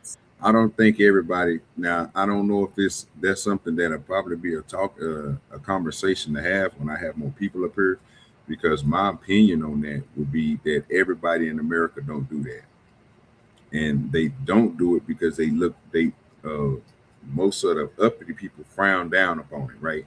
When it's really not that type of thing. It's really showing more respect than the people who are not willing to do it, right? And I'm talking about people who get shirts made and stuff, like shirts and pendants and, you know what I'm saying, anything that salutes those people, bro, who then passed that you cared for your loved ones, right? So I notice people with certain type of compassion, right? And certain type of things, right? Certain mindsets, they do that, right? So, but I think the world we live in now is just because it's done by mostly black people, they see it as something that's ghetto. So I don't see a lot of people of other races, you know what I'm saying? Except for maybe there's some Hispanics every now and then, because, you know what I'm saying, I did grow up in Texas. So you've seen Hispanics, you've seen blacks, you've seen, you know what I'm saying, the people around us do it because it's a culture thing for us. It's how we do it. So, but I don't think everybody do it. I think that they look at it differently. I think they think that it's ghetto. Right? They'll go out there and wear an Iron Man shirt. They'll go out there and wear a coffees and bagel shirt, but they won't wear a shirt that have a friend that passed away or a loved one or something like that. They'll look at that as beneath them, ghetto and trash and all type of shit. Because I even had people in my lifetime that was, you know what I'm saying, when certain things happen, we was like, hey man, we're gonna get some shirts made, you know what I'm saying? Like, well, nigga, you don't want to show love to those, bro, who didn't show love to you and show that you love them that much, bro, that you'll rock them on your shirt, bro. And when people ask who is this or something like that, you can explain it to them and, you know, all that type of stuff, you know what I'm saying? But most people wouldn't look at it like that. They look at it like it's some type of nigga shit, or it's some, oh, look at these niggas out here wearing it, got the wings on it, or, you know what I'm saying? Like, I seen this happen on the internet before. Like, I think they did it. I can't remember whose stream it was, but I definitely remember several people on these YouTube streets talking about people who had RIP shirts and all that shit. They were saying the shit was ghetto and that shit was trash, and they don't understand why black people do it. And it was weird, like, to me, because I grew up on that shit. You know what I'm saying? Like, some things that I heard on the internet that people see things as is way different than what life then brought to me. But I guess that's what makes me me, because I did see those things. I did pay money to get these type of things done, right? I did, you know what I'm saying, when some of my partners has passed, bro, like, we did get pendants and shit made and ask parents, bro, for certain things, bro, so we can, you know what I'm saying, keep our partners and, you know what I'm saying, our hearts, bro, and, you know what I'm saying, keep a remembrance of them, you know what I'm saying? And we still got, like I say, I still got certain stuff that I didn't have from my cousins. We're good with your IB Woe there. Still got stuff from my cousins, nigga. The whole fits, nigga. I didn't whoa, nigga. That we used to work together, nigga. I still got this shit, bro. That's just something, nigga. That you know what I'm saying. We all came up with. It was something for us. So the remembrance thing is different from what I'm hearing, but you know, I don't think people look at it the same. So, but it is a lot of people that think that stuff is ignorant, bro. To put somebody's put a dead one, a loved one, on a T-shirt. They just think it's. Yeah, like I only seen it like maybe 1 or 2 times, not with my own eyes, but I seen it, you know what I'm saying, like through pictures and shit in the internet. Like people who went to the funeral and stuff, seen somebody wrap their casket and stuff. But they did it nicely though. They didn't do no crazy stuff. They put his logo and all the stuff that he really wanted all around his casket. So you know what I'm saying? That's something that he ran his business for like 15, 20 years, I think it was. And, you know, they put all that stuff on, you know what I'm saying, all on this cast. So I thought it was, when I seen the picture, I thought it was player. You know what I'm saying? I even seen somebody that was, you know what I'm saying, they did it like a little Cowboys theme because, you know what I'm saying, that he was a big Cowboys fan and stuff like that. Like, I seen a lot of different stuff. So, I mean, but I think some of it is needed. You know what I'm saying? Some people take it a little too far in my opinion, but, you know, that's their family member. They can do what they want to do. Yeah, we do T-shirts, bro. Like I said, I got T-shirts. I got pendants. Bro, I got all type of shit, bro. Like it's just something that we do, bro. But I mean, I think people look at that, bro, as ghetto. You know what I'm saying? So, and I done heard people on the internet, bro, in these streams, bro, tell people, bro, that shit is ghetto. It's a whole lot of stuff that they see as ghetto that we do. It's crazy. But if you want to call it ghetto, call it ghetto. Hey, but I want y'all to think about this too. Y'all remember that chick we were showing in the beginning of the show? She got that same necklace on that old girl got on right now. I told y'all thought I was bullshitting, didn't you? So I think there's some error. There's some defensiveness happening, of course, you know, clearly on their end. All right, but niggas I think do there's that. a way White folks that don't do that. White folks don't put RIP shirts on. Stop it. Stop the madness. When have you ever seen? And this is, and I didn't even know he had said that, but I'm just telling you, I kind of figured it because it ain't too many people that really do it now. Maybe a family reunion, maybe stuff that they're involved into, you know what I'm saying? Yes. But just to have it, no, I don't see it. Now, if you want to count those people that's in the trailer parks and all that stuff and lower income, maybe it might happen. It might happen. I haven't been around to see it. Maybe somebody in the chat has seen it, but obviously me and Pierre, and this dude is a white black mix. He a mixed dude. So he talking for whites and blacks, I guess. He ain't seen it. I ain't seen it. But somebody in the chat may have seen it. You know what I'm saying? So I'm not gonna count it out and say it don't happen. But somebody in the chat might have seen it. Goodness, Charlie Kirk, they absolutely do. They don't. Okay. For him. Come on now. Okay, for him. Name some other people. I'm not in white people's business. And see that, and I'm glad he called her out on that because that's not a good point either. That's a public figure. And that was an institution, whatever that thing his wife is in, that point shit, they pushed that. So it wasn't something that, you know what I'm saying, that's prominent for a culture. Maybe, like I say, you can maybe find some individuals that do it, but it's not going to be all over. Most people are going to look at that as ghetto. Now, maybe for him, for your boy Kurt, you know what I'm saying, they ain't gonna say it's ghetto because it's Kurt, but let it be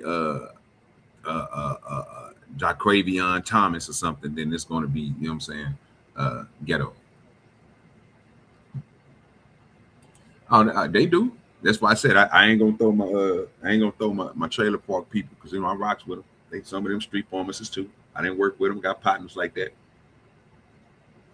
You know what I'm saying? They done the same thing I did, came up out of life, you know what I'm saying, and made better. So, like, I'm not going to say no, a lot of people don't do it, but yeah, the way that she's saying, the way that she making it seem like, oh, because they did it for Kurt, they do it all, and it don't. It ain't. I don't think it's a lot of people that do it. That's white. They sure did. They didn't do no spray paint shirts, but they sure was rocking. You jumped in there quickly. I can name a whole bunch of Rays with RIP shirts all day long. So that's what we do. We do the RIP shirts. Well, not the shirts. I'm just saying, like in general. Yeah, no, not the shirts. I said the shirts. He said the shirts. He said the shirts. Yeah. What you mean in general? You gotta see, she on some bullshit. She on that bird. Yeah, I don't even do shirts. I don't do all that. I'm just saying they could have. I think they could have. They could have spent it a bit more. And I honestly think they should have sat down with like a 2020 or something like that. Someone really prestigious. Like, they just trying to make it. They just trying to act like they care and stuff about putting them shirts on. Them shirts ain't no real shirts. Them cheap shirts from Japan. Them shirts ain't even real good cotton. Oh my God. That's a good point, man. Let's find out. Let's just find out what the fuck happened. Let's just find out what happened. Okay, it don't feel right. Let's find out what happened. But let's get to the bottom of it. It's time to move on. I mean, once we get to the bottom of it, but we ain't moving on till then. Right. True. Absolutely. That's right. Well, with that being said, Pierre, always a pleasure. Just kind of remind me back in the day of Comedy Hype News Show. That's all. In fact, always a pleasure. We're getting you up out of here, Pierre. We're about to move on to the next one. We got them lined up. Got to pull on to the next one. Let me pull on to the next one real quick, which is going to be this one. 16 minutes. We'll go through it. I really don't know who this nigga is, but he kind of get on my nerves a little bit, but I'm going to let it play for content. I think it is this one, ain't it? Yes, it is. There we go. Pull me to the side. Solo screen. Let's go. Tatum, thank you for joining us again. My pleasure. Thanks for having me back. How has the reporting that you did in Mississippi and the interviews that you did, how has it been received? It depends on what group of people you referring to. I think that for rational people that, in my opinion, want to know the truth and they're open-minded, I think it was received very well. They got access to information that wasn't privy to the public. Obviously, law enforcement has this information already, but information that people who are interested in finding the truth wanted to hear from these young boys and their account, and they can make their decision from there. It was received very well. People are very thankful that I took the time to interview these young boys, and they got a little more clarity. When it comes to majority Black community, some of the celebrities, D.L. Hughley and others, they absolutely they think I'm Satan, and they think that I my mama, who's Black, just because I decided to interview people who asked me to interview them. And I don't know how people have conflated what I have done in this interview or in this process, but they have. And this is not abnormal. When you are Black in America and you don't toe the line of where, quote unquote, the Black community wants you to, then you're deemed an uncle. You somehow people and you somehow working for the white man, which is furthest from the truth, man. I love everybody. I don't care nothing about race. It's pointless to think about race. I treat people based on their character. Well, stop pushing it then. Just stop pushing it then. That's easy work. This is where this nigga mess up at every time, bro. He sit here and say that you believe in one thing, but then you sit here and you do another. So you don't believe in the racial dynamic, right? You don't believe in all that stuff, but you steady pushing. So let's talk about your journalist skills, right? So I said this before, and I'm gonna say it again, sir. If you went down there, bro, to go get the information to give to the people, so are you saying that you only a one-sided person, or you don't have two-sided people? Because you can literally go and find, if they're going to talk to you, what makes you think that nobody else would want to talk to you? Again, you didn't attempt, you didn't try, no nothing. So if you're going to be a real journalist, it's to find the truth. It's not to spread one side narrative, right? And that's what you're doing. Like you keep on you dislike the boy Crump and all them people so bad, bro, that you won't even bypass them to get to the story of what is really going on and why people are saying the things that they're saying and why people are pushing the agenda like they're doing.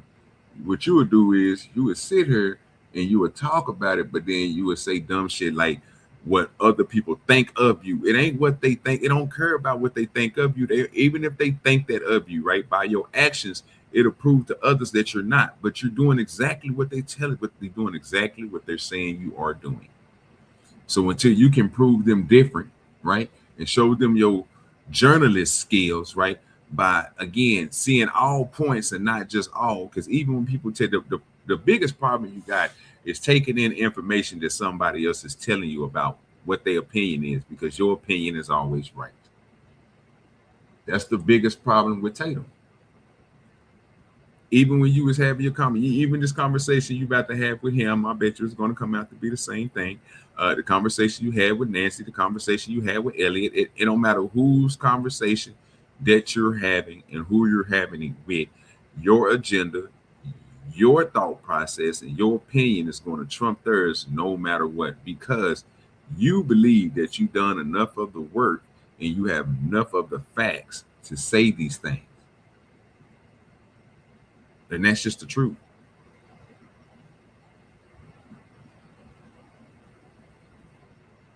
If you would come up off of that pompous, arrogant way of thinking and just listen to what other people are saying, now one of y'all have the answers.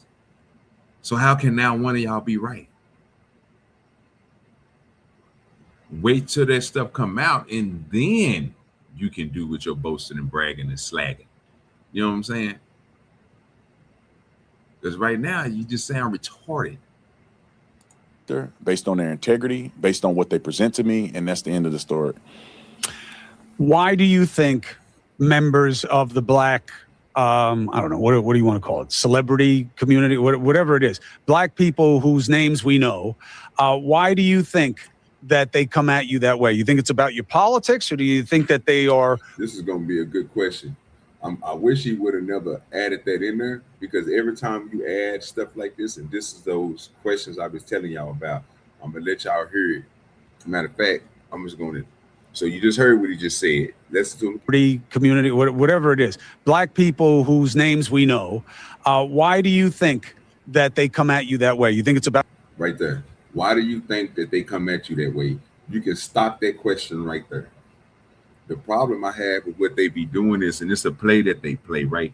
And it locks people in, because I think people don't listen to the whole conversation. Like, it's a thing where comprehension reading, comprehending what you read, understanding what you read, and then explaining it is something that people don't do no more, right? Even though we say that, you know what I'm saying, it's these kids nowadays can't read and all this other crazy stuff. But it shows in our education, bro, that we don't even make it to that point. What we're doing in our education level, in those that's 90s and 80s and 70s, what we end up doing is we do the same. Well, at this point in time, we revert to the new age, and we take the information that's given to them, we use that as facts instead of using our own brain.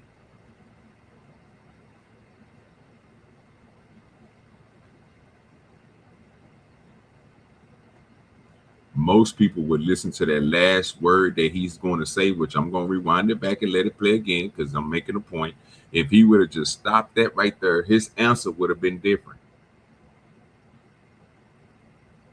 If he would have just stopped the question exactly where he is and just asked him that per question, if this nigga would have went to any other thing besides telling him why he believe Tatum, he's asking Tatum the question, why do he believe these black celebrities are the ones, or why they hate him or why they dislike him, he should be able to answer that question. But he can't answer that question, because now you didn't add an element to it which gives him an out, like everybody else do on the internet. Instead of getting a direct question and then asking that question afterwards, you put the two together and they forget the original question and they only start with what they heard last. That's a fact.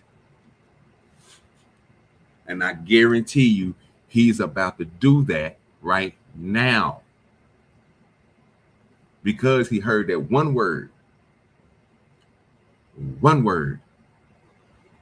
And that one word is the P word: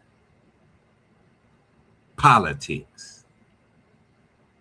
And when niggas and when intelligent, smart niggas, and this might be one of my new little things to talk about too, because you know what I'm saying, it is an epidemic. It is an epidemic, and I can prove it every freaking time. It never fails. If you think that I'm lying, try to experiment out for yourself. Go watch a random stream of somebody who's in a political lane and listen to them. And when you listen to them, when they ask the question, if they put politics behind something, it's going to change a person's answer. This is the original question. 1, 2, 3. Why do you think members of the black, I don't know, what do you want to call it? Celebrity community, whatever it is, black people whose names we know, why do you think that they come at you that way? You think it's about your politics? Right there. Why do you think that they come at you that way? Simple answer. Simple question, could have gave a simple answer. But I can tell you that he is a fan, or he knows of Officer Tatum because he added that into it, which is going to give him, again, this out that he's about to use, because he's going to be more worried about the politics conversation than just to find out why do they just dislike him. So now he's about to go all, he about to ramble and go every goddamn where, because now he get the chance to tell him about how he feels. Oh yeah, no problem, bro. You know I got you, bro. Anytime, bro, that you come over, bro. Man, you locked in with me, dog. You locked in, brother.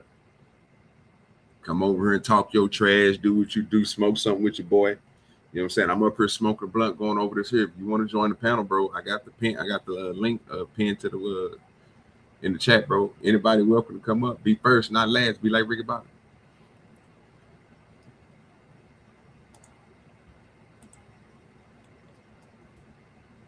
So that was the original question.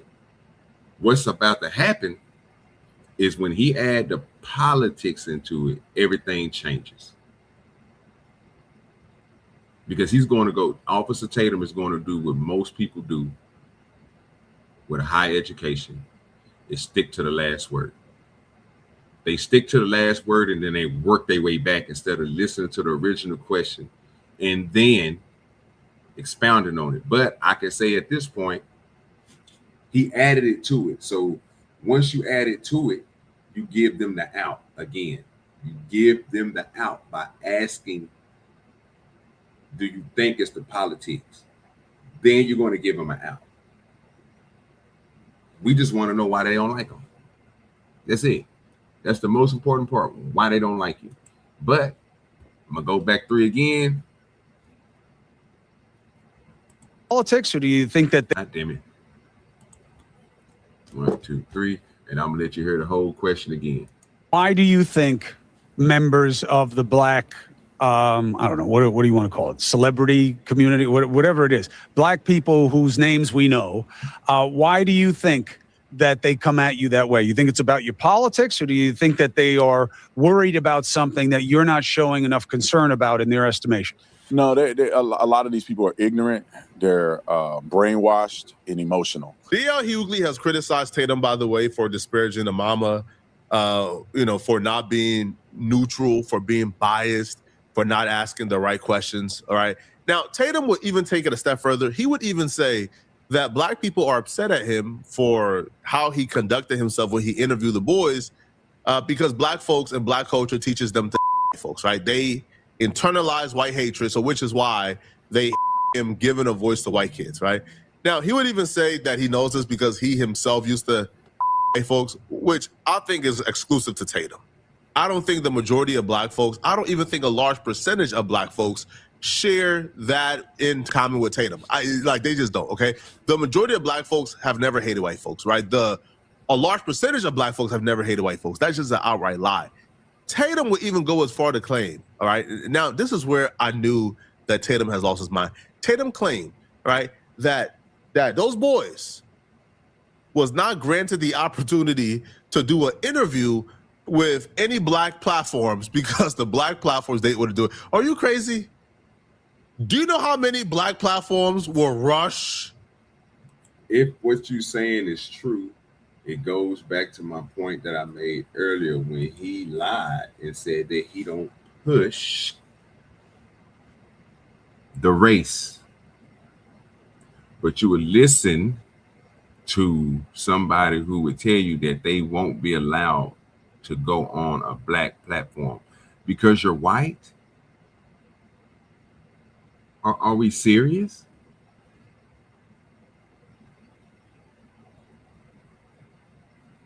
So black and white folks can't make good content together. Black and white folks can't get stories out. Black and white folks can't. So black and white don't mix, huh? Black and white don't.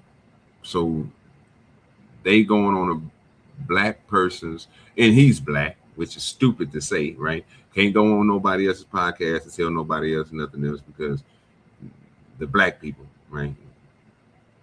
Really, that sounds stupid. You're on a black man's podcast.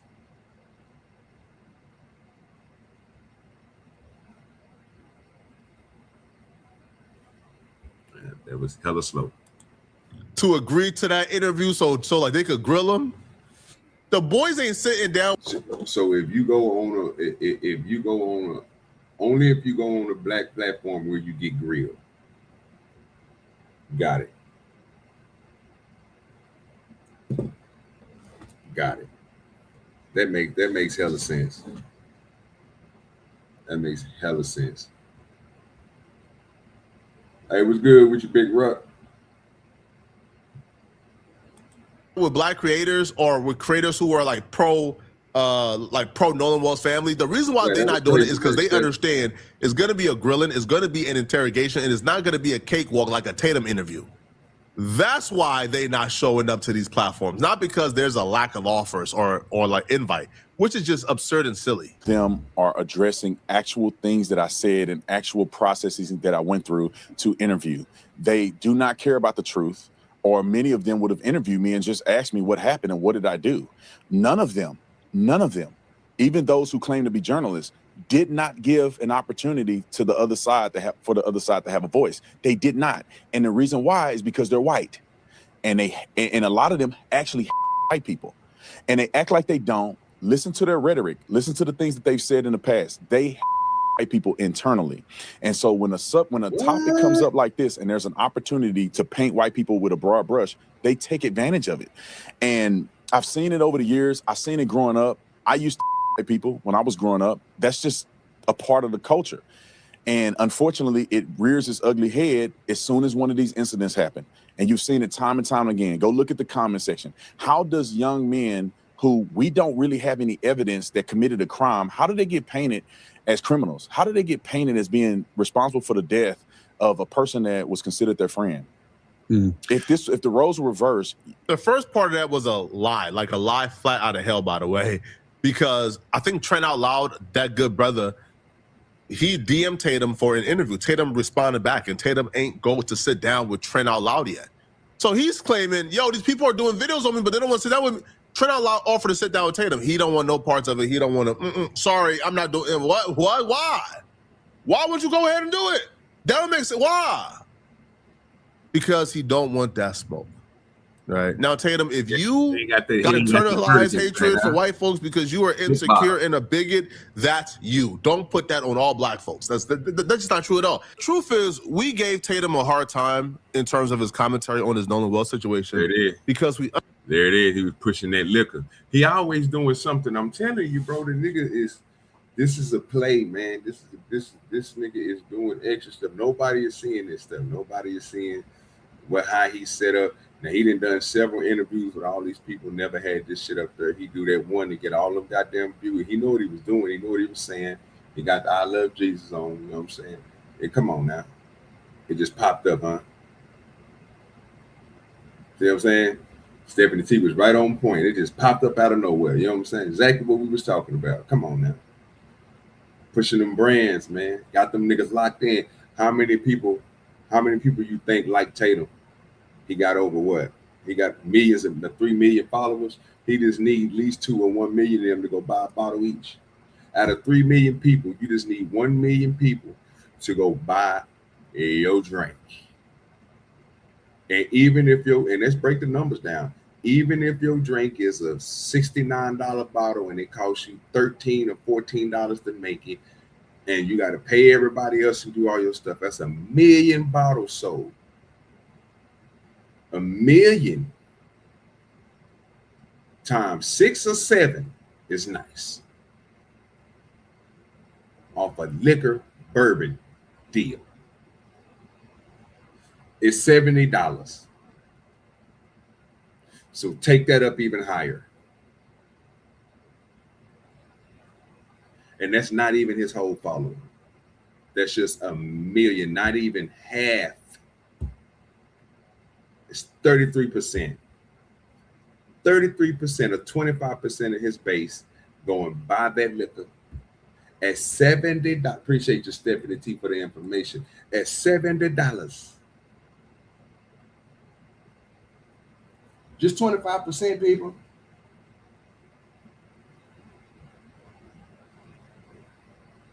Of them 3-point-something million people to go buy that $70 drink, the boy is rich. Come on now. We see what he doing. It ain't new. Am I lying? Am I lying? You do the numbers. You figure it out.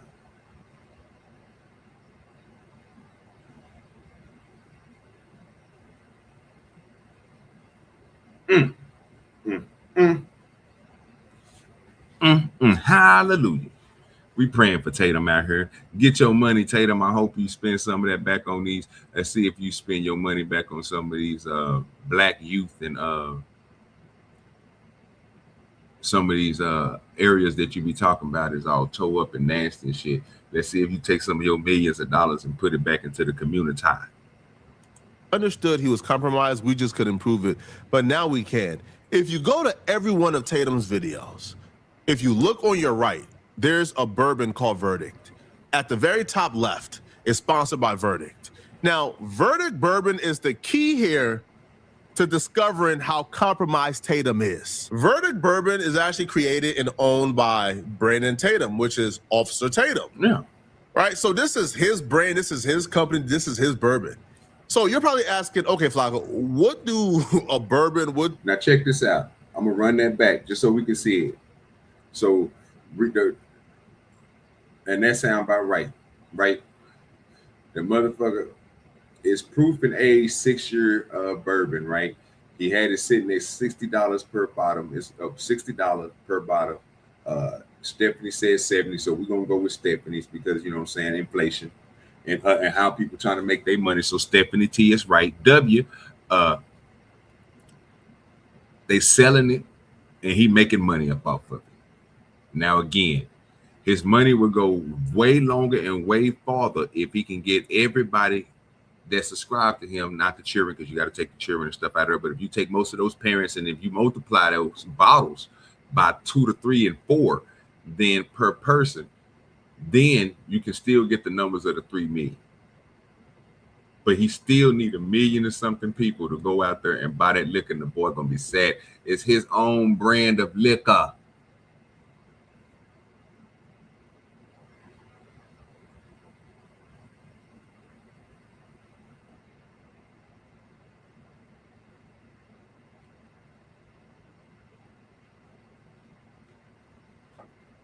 That shit is crazy. It's selling his own brand of liquor.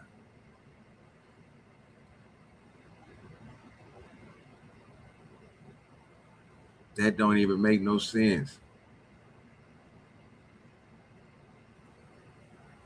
That is crazy.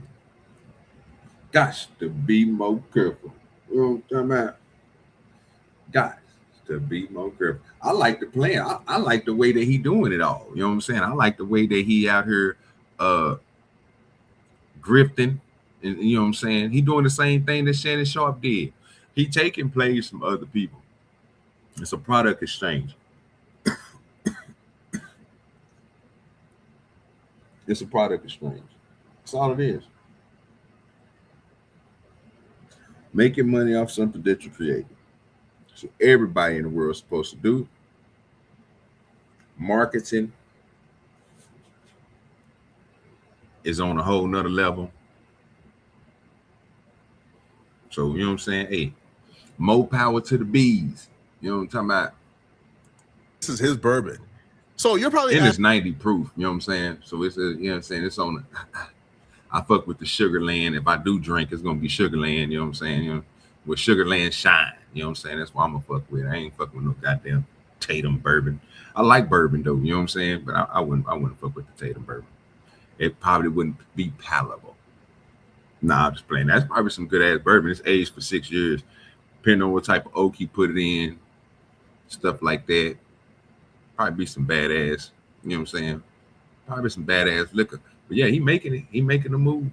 Okay, Flacco, what do a bourbon, what do this drink, what does Officer Tatum owning verdict have to do with him being compromised? What do him doing bourbon have to do with his commentary on his Nolan Wall situation being compromised? How does this prove that we can't take a word he says seriously? Well, let me go to an interview that we covered yesterday. And this will show you how Tatum is compromised and how verdict bourbon plays into this. The attorney for Nolan Well Friends went on a press tour recently. Now, this press tour included Nancy Grace, included a lot of other platforms. It got hundreds and hundreds of thousands of views. Hey, Stephanie, you remember when we called that out too? I said the same thing when I watched this interview on my show. Y'all can go back and look at it. I said this nigga got the liquor sitting over there to the side, that nigga Tatum brand. And then this nigga got the Cox cable sitting over there called Cox. You know what I'm talking about? I don't think nobody was really peeping it out, but I called it out because I was like, man, I wonder if he's smoking that good with it. You know what I'm saying? Got that good liquor back there. You know what I'm talking about? I seen it.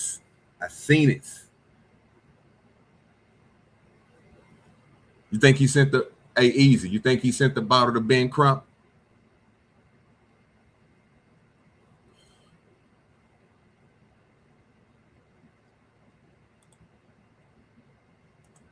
Now, when the attorneys went on his press tour, there's something that I recognized almost right away that I thought was very concerning, specifically regarding this Nolan Wells situation and Officer Tatum. See, when you look in the background of the attorney Tyler Cox, when you look into his background, a lot of you guys have already seen it, but you recognize something very familiar. The item in the background at the red arrow is pointing to. He said, Freezy is literally on YouTube cracking whips, stirring black people into dragging the black man death across the internet for super chats. No man, niggas, are you serious? You know that people on here have been doing that forever since I've been on YouTube.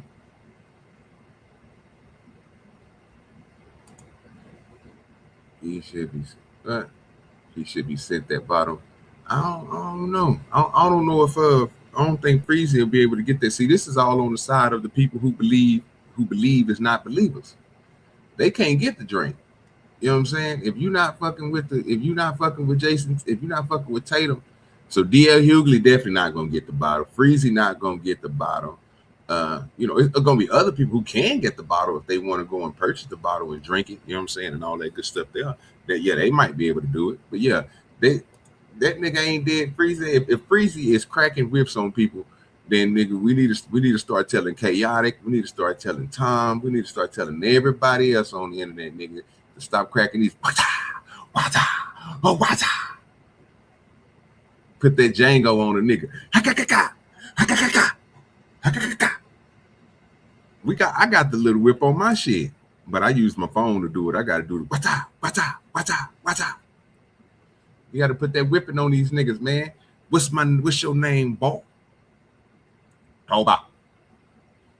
You know what I'm saying? Come on now. What they do? But he got that bottle. So ain't nobody else getting that bottle. I'm tell you that right now. If he send D.A. Hughley a bottle, I'll be surprised. I tell you something that'd be cold. If somebody buy that bottle of liquor and pour it all out and tell that nigga it's trash and put it on the internet. So you probably have figured it out by now. That's the Verdict bourbon bottle, right? That's the Verdict bourbon bottle, right? That's the liquor that's owned by Officer Tatum. That's a fact. Right? The attorney has it strategically placed right there when he goes on his press run. Facts. To give business to Officer Tatum. Facts. Now, that was not a coincidence. That was not an accident. Facts. This is an attorney that's worth millions of dollars. Facts. Right? And you could tell this is not no accident because on his right shoulder or left shoulder, I'm not sure, right? But opposite of the bottle, you see a Carl Cox hat. Facts. Carl Cox, right, is his firm. So he has a hat for his particular firm to give himself business. Facts. Placed strategically in the video as well. Facts. Right? So you got a Carl Cox hat where is his firm, and Facts. you got the Verdict bourbon on his other shoulder. Facts. Those are the only two things he got strategically placed when he went on a press tour. Facts. Now, I ask you this, people. Can Tatum still be out here giving opinions as an unbiased, neutral party? No, if but the he gonna do it lawyers anyway. for the boys is promoting Tatum's Verdict bourbon on his press tour, they're doing business. Whether it's directly or indirectly, this is business. No, he got a point. He got a point. Facts. Facts. That's all I'm saying. Talk your shit. Talk your. And I feel like Tatum should have disclosed this. This is all I needed to know to see how compromised Tatum is. I'm sorry, bruh. Like, I'm sorry, bruh. You cannot show up, do multiple interviews, and pretend like you are this neutral observer who just wants answers, and you're just trying to ask the questions that everybody want to hear. And then the attorney, right, of the boys who you're supposedly to be interviewing, right, who you're supposed to be giving the hard questions to and grilling them to get to the truth, that attorney pops up with your bourbon, your brand, on his press tour, and he's promoting it for you. And we're supposed to sit back and say, that don't matter. You're not compromised. Excuse me, sir. What? What? Yo, this right here to me just proves, in my opinion, Tatum has been a paid agent. Tatum has been COINTELPRO. Tatum was literally sent to try to convince the black community that certain people are not guilty. Who those people are, I don't know. But Tatum was obviously. Are you calling Tatum a plant? Are you saying that they paid this man and put this man in position to get him to tell black folks that these people are wrong and they should go to jail and they should be gone? You mean to tell me they put Tatum out here to be a surpriser, an anti-superhero? Did you tell me they put him out here to be an anti-superhero, not a villain, but an anti? See, he don't believe in saving everybody. He believes in saving it. You know, like when they say anti-superhero, they talk about the niggas that was doing the things against what was that, Mr. Adam and all them niggas. You know what I'm saying? When they went against Superman and them because they felt like them niggas had too much power, and it's a power check. You know what I'm saying? That crazy, ain't it? That crazy, ain't it? Wow, that's hey. Everybody put that boy out here for. Somebody go get him some milk. Bro. This is no coincidence, right? Just Bree didn't she already do like a breakdown on how Tatum is linked to certain people or like one of the boys' family through the Turning Point connection? And now we're seeing Tatum's bourbon is being promoted by the attorney of one of the boys. I don't want to hear a goddamn thing Tatum has to say about this case. Ever. Not in life, man. But who's going to hold him accountable? That's the question, bro. Even if you're somebody who believes, man, Nolan Walsh accidentally drowned, y'all are out of y'all minds, y'all are crazy, y'all are conspiracy theorists, who's going to hold Tatum accountable? You don't find it odd You don't think that this will sway Tatum's opinions at all? Mm. Even if you don't believe that Nolan Wells, was killed, and you believe he accidentally drowned, as a fair person who's looking in the mirror as a fair person, you don't think that if somebody is taking your verdict bourbon on a press tour with them, promoting it, doing business with you, you don't think that may want you not to ask the hard questions? You don't think that might sway your... What they want you to think is that it was a coinky dink, that this nigga went to the liquor store and went to go buy him some bourbon. This old Carl Cox nigga went to the goddamn liquor store, walked in the liquor store. It's every bit of 6,000. I ain't gonna say 6,000. I ain't gonna graduate like that. It's every bit of what? 400, 500 different bottles of liquor in that motherfucker. Probably more than that. Probably 1,000 bottles of liquor inside of a liquor store, right? Different brands and shit, right? 300, maybe between 300 and 1,000, right? Depending on what liquor store you go to, right? If they got warehouse liquor houses, you know what I'm saying? You can go in there and they got everything in them some bitches, you know what I'm saying? Like, you know what I'm saying? I don't know if y'all ever been to those, you know what I'm saying? But anyway,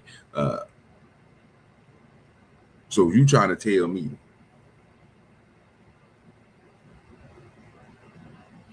that it's a coinky dink and this nigga just walked inside of the goddamn liquor store, walked around the bourbon section, seen the sign at the top like Walmart. All this whole row in that back wall back there is all bourbon. These two rows, front and back, that whole side wall, that whole back wall, all this is bourbon over here.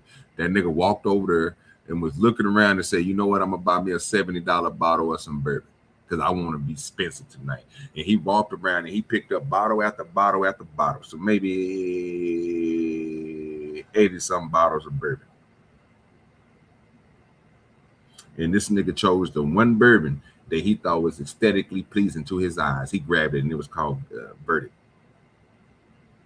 He grabbed the bourbon. He said, I'm going to put this on my stream when I call Officer Tatum because I want to have me a good presidential bourbon sitting behind me. Something that, I do want y'all to realize presidential bourbons is way higher than that. Start at $250 and up a bottle, depending on how long they've been aged. But we're going to go back to Tatum stuff.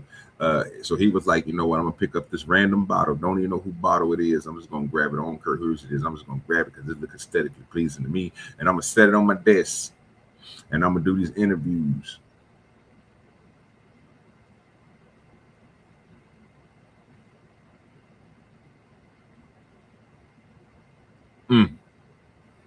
Maybe. He might be right. Maybe.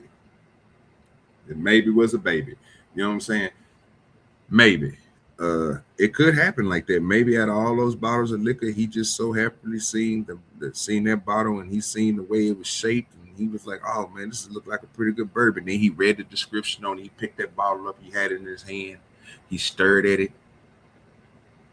He seen that the quality of the glass was nice. He said, oh, that's some nice glass work. Look like it's handmade type glass type shit. You know what I'm talking about? And then he looked at the description on it. Then he read through it. He said, oh, okay, this is aged 6 years. You know what I'm saying? 40% alcohol. You know what I'm saying? 45% alcohol, 90 proof. You know what I'm talking about? He looking at the bottle, he's stirring it. Oh, this is gonna be some good liquor to drink on.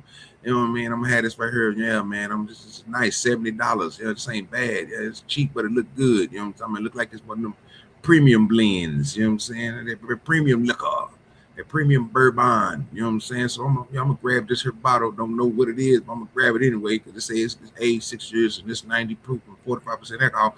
And then he took it and put it on his desk.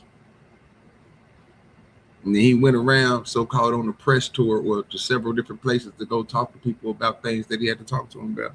And so happily he had the liquor sitting behind him, didn't know it. But he said, you know what else would be good? If I put my own label of stuff sitting right here next to me. Boom, pop it right next to me.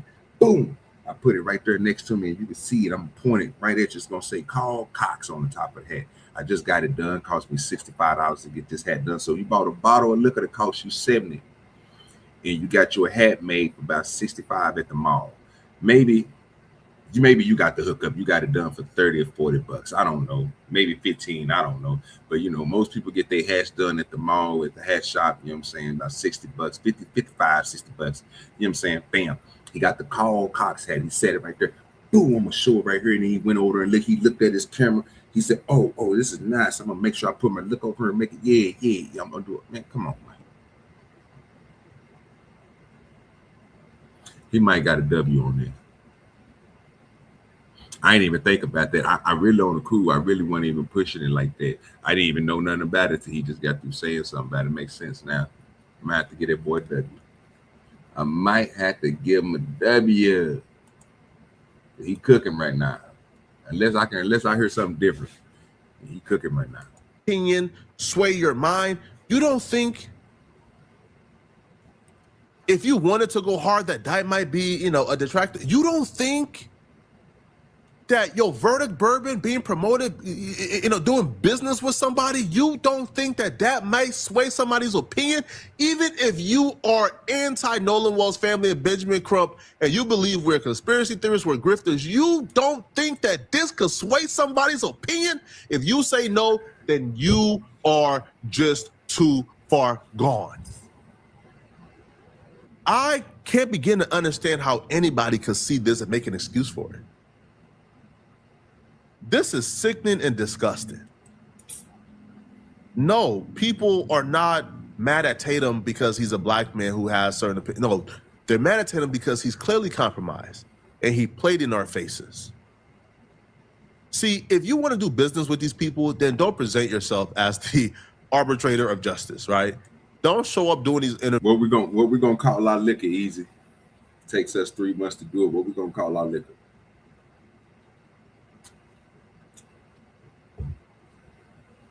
We gotta have a name for the liquor before we try to, you know what I'm saying, do all that. Even for the coffee. I don't even drink coffee. I don't even believe in it. I make my own energy, so I don't really drink coffee or nothing like that. Yeah, that TATUM. Yeah, said yeah. That E40. Yeah, $20. You know what I'm talking about? Oh, that Earl Stevenson. You know what I'm talking about? That's who represent TATUM. You know what I'm saying? That Earl Stevenson. You know what I'm talking about? If y'all don't know what that is, that boy E40 liquor. You know what I'm saying? He out there doing it. He out there doing big things with it. You know what I'm saying? Yeah, he just, like I said, I don't know. I forgot this nigga name. What's this dude name on the screen? I'll be forgetting his name all the time. But yeah, he be doing some. Yeah, man. He's a yeah. Views and they say, wait, why they mad at me? I just asked the right questions. You know, I just asked the question I want to know. We understand after seeing this, business is being done. Though. And you're asking the questions I like that you're being told to ask, in my opinion, allegedly, right? You're doing things that don't help. You're undermining this investigation, which explains why Tatum all of a sudden started to attack and go off on Nolan Wells' mama, spreading lies about her, claiming that she's been uncooperative with the police. Those lies he told on his mama now is starting to make more sense. The lies he told on Christine is starting to make more sense. Yo, if I'm Christine, I'm suing the living daylights out of Tatum. Tatum did 2 shows so far. One show was like 50 minutes, the other was like an hour, where he goes into details on how Christine has been uncooperative with the police. What do they have to hide? She don't want justice. The police been wanting the phone. She been giving the phone. Come to find out that's a lie. The police have never requested a phone yet from Nolan Wells' parents. The police have never told them, yo, we're interested. I ain't lying to you, nigga. If I was a liquor drinker, bro, and you had to look at it, that'd be nigga, I hope nobody don't steal that name. I don't think it's out there. I'm gonna have to look that up. I'm gonna have to look that name up and see if ain't nobody using this shit for a liquor brand. That's a badass name for some liquor, nigga. That Yappa. You know, nigga, that Yappa. Nigga, what you drinking on, nigga? That Yappa? Or the Yoper? You know what I'm saying? I'm calling it a Yappa. Put an A. Take that ER off the back and put an A, nigga. Yappa. That's what I'm talking about. I fuck with it.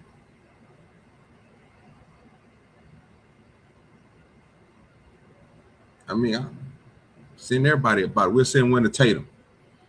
Come up with a design easy. in his phone. The phone has not been a point of discussion for the police. Like the family could have forced them to take the phone, but force them to take something that they don't want and have it sit on an evidence shelf for months?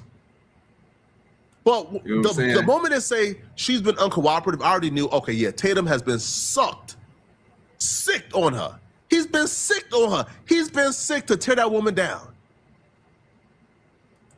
And it's all for profit. This is just evil, man. Y'all let me know. Yeah, man, it's just evil, man. That's what he said, man. That was crazy. He did, like I said, he did a good little go around, man, on that nigga Tatum on that one, man. I said, oh, bro, we got prayers going out for Tatum. They cooking that nigga Tatum, man. Why they doing Tatum like that? Why they doing Tatum like this? I don't know, Sunday. Tatum got to do better. Come on, Tatum rate him. You know what I'm saying? What we doing here, brother? Got to come to the pearly gates. Got to come to the gates. You see it? Come to the gates, Tatum. Come to the gates. You know what I'm saying? Come to the gates, brother. Let's get to this next one.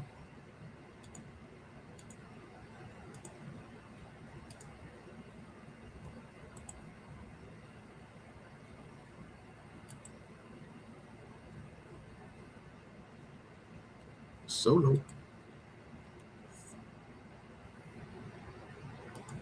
Don't forget to double tap that screen. Don't forget to hit the thumbs up button as you walk in. If you coming through, checking out the show. Appreciate everybody that come through. You know what I'm saying? Hopefully we'll have us some liquor for sale here coming up in the future. The Yapa. You know what I'm talking about? Get y'all a bottle coming soon, courtesy of my business partner, Easy.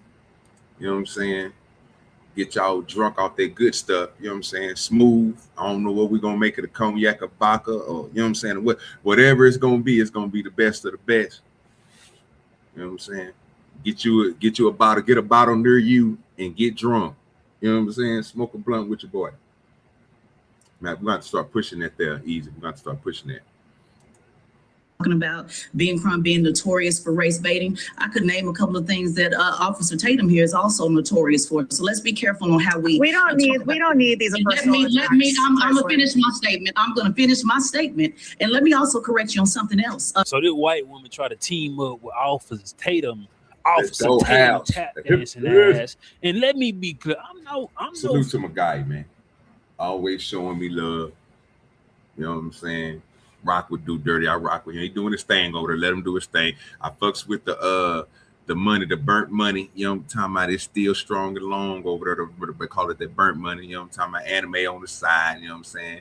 With the original boom dot. You see it up there at the top. You know what I'm saying? Let's go. And don't forget about the sweater. Go pick up you a sweater from my boy house, man. Hit the link, man. Go get you a sweater. They got him over there. He got the link pinned on the channel. You can go right to it. Go to the shop. Click on the website, go over there and get you a sweater. Tell that boy that OGDoDirty led you over there. Y'all know how we do it. OGDoDirty, let me hear. That's a fact. I led you there. Let that boy know. Put them hashtag DoDirty Nations over there, man. Y'all know how we do it. Fan of Tezlyn and Figaro, but when you right, you right. When your ass is wrong, I don't care if you're black, your ass is wrong. But Tezlyn and Figaro had to get him together while the white woman was double teaming her talking points when she was just speaking straight facts. Let's get into the video. Joining me now is Revolt News Chief Political Correspondent Tezlyn Figaro and former police officer and host of the Officer Tatum show, Brandon Tatum.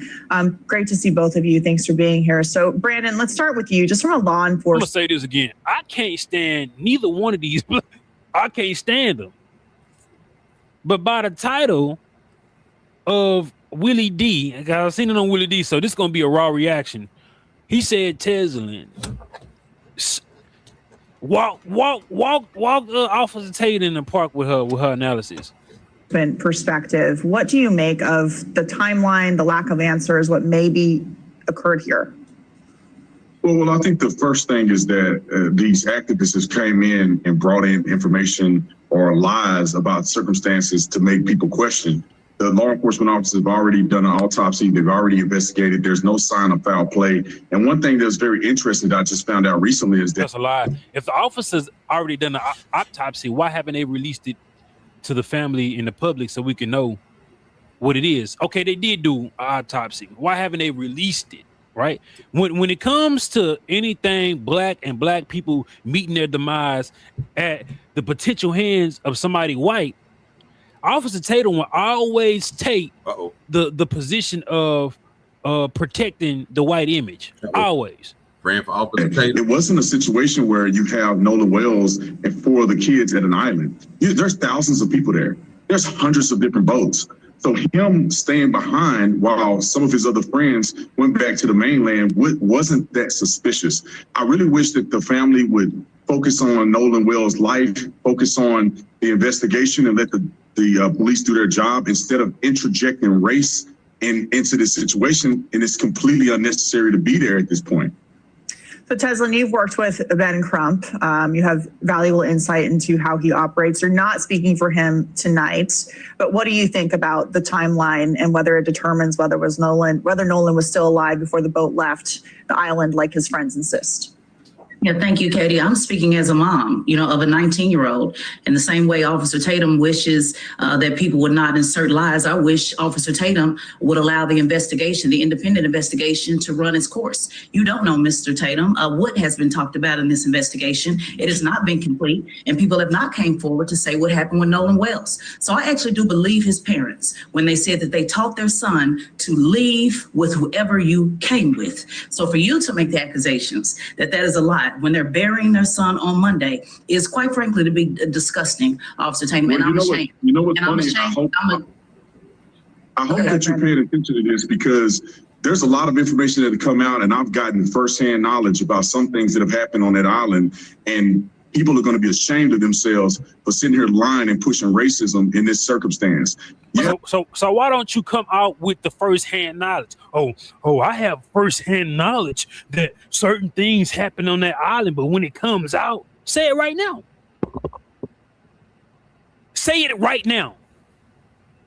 Why do you have to hold back this secretive knowledge that you claim that you have? Let's go, House. Now his fan base is mostly prejudiced white conservatives. I don't know. That's his fan base. You got to hyphen it. Prejudice, white conservative. That's his fan base. So anything that remotely praises black people or paint them as a victim, his fan base is not going to support that at all. I don't know what happened, but I do know. I'll let you finish. I'll let you speak. Go ahead. Go ahead. I'm just saying I got firsthand knowledge too. But as we're talking about right now, you made the accusation that there were lies, that race has been interjected. Like I said last week, if people don't want people to speculate, then investigate. So this Brandon, let's talk about that. Let's talk about that topic, because Ben Crump is notorious and has been criticized by people who have used him in the past for their cases of being an ambulance chaser, pushing a narrative that fits the racial lens that he wants it to. You've talked about this on your podcast and how you believe young black men are unfortunately killed every single day. And people like Ben Crump and Al Sharpton just highlight certain stories that benefit them rather than the families. Young black men get unalived every single day. We do not need to highlight these particular stories, because there has not been a time where a black man or a black person was killed and they arrest that black individual and they do not give justice to the family when it comes to the goddamn law. We don't get off for taking each other lives. So when they say, oh, he's an ambulance chaser, oh, he's ignoring black kids that take the lives of black kids, but not putting in the context of when a black kid go take the life of a black kid, his ass going to jail. And damn, they're gonna give him a life sentence. So we don't have to raise our voices to the media to go get behind a victim when the courts do their job when it's black on black. They do their job when it's black on black. And boy, house going in. So it is a need for these ambulance chasers, especially when the racial component is involved. So we don't allow you to do us any type of way. It's a need for it. That's how I look at it. We need these national headlines and cases so it can garner up the spirits of black people to chase black on black love. Now check this out. If you want to see how you look in a black on black love t-shirts or hoodie, go to the website 95way.com, click on virtual try on, take a picture, upload the picture, bam. That's how you look in a black on black love hoodie or t-shirt. Y'all know this is a protest to black on black crime. This is a protest to them pushing a negative image on our people. So you wear this as a message and you live it as a mindset. Wear it to as be a for message, us and wear it as a message. Live as a mindset. Let's go, house. By us. And that's not gonna disenfranchise nobody else. You want to push all these black narratives, degenerate. I always want to talk about black culture, Officer Tatum, but you don't want to push that black love. You don't want to push black on black love. Let's get back to it. Well, let's keep it real. This is all about money. Benjamin Crump would never show up to a kid's funeral or say anything about a kid that's killed by another black kid. But if there's an opportunity to interject racism into a situation where there's no evidence of racism, Benjamin Crump will be there to do it. What is his end goal? He's not a criminal. He's not a criminal attorney, so he's not going to help the family. If it's an opportunity for Officer Tatum to reject any biases or any basis of that race can be a component of these things, he will. He'll never say maybe them white folks was racist and that's why they did it to him. He'll never say that. So you are the cocaine calling the crack white. Justice on a criminal level. He's a civil rights attorney. You don't need a civil rights attorney in a case where you're wondering if the investigation is going right for your son, unless you believe this has something to do with President, racism. let him finish, and then I'll let you talk. Okay, let him finish his point, and then I'll let you going respond. on a diatribe. So let's no, he's not. He's speaking, and I'll let you respond as soon as he's done making his point. Oh, so it's 2 versus 1, huh? No, he can speak for himself. It's 2 versus 1.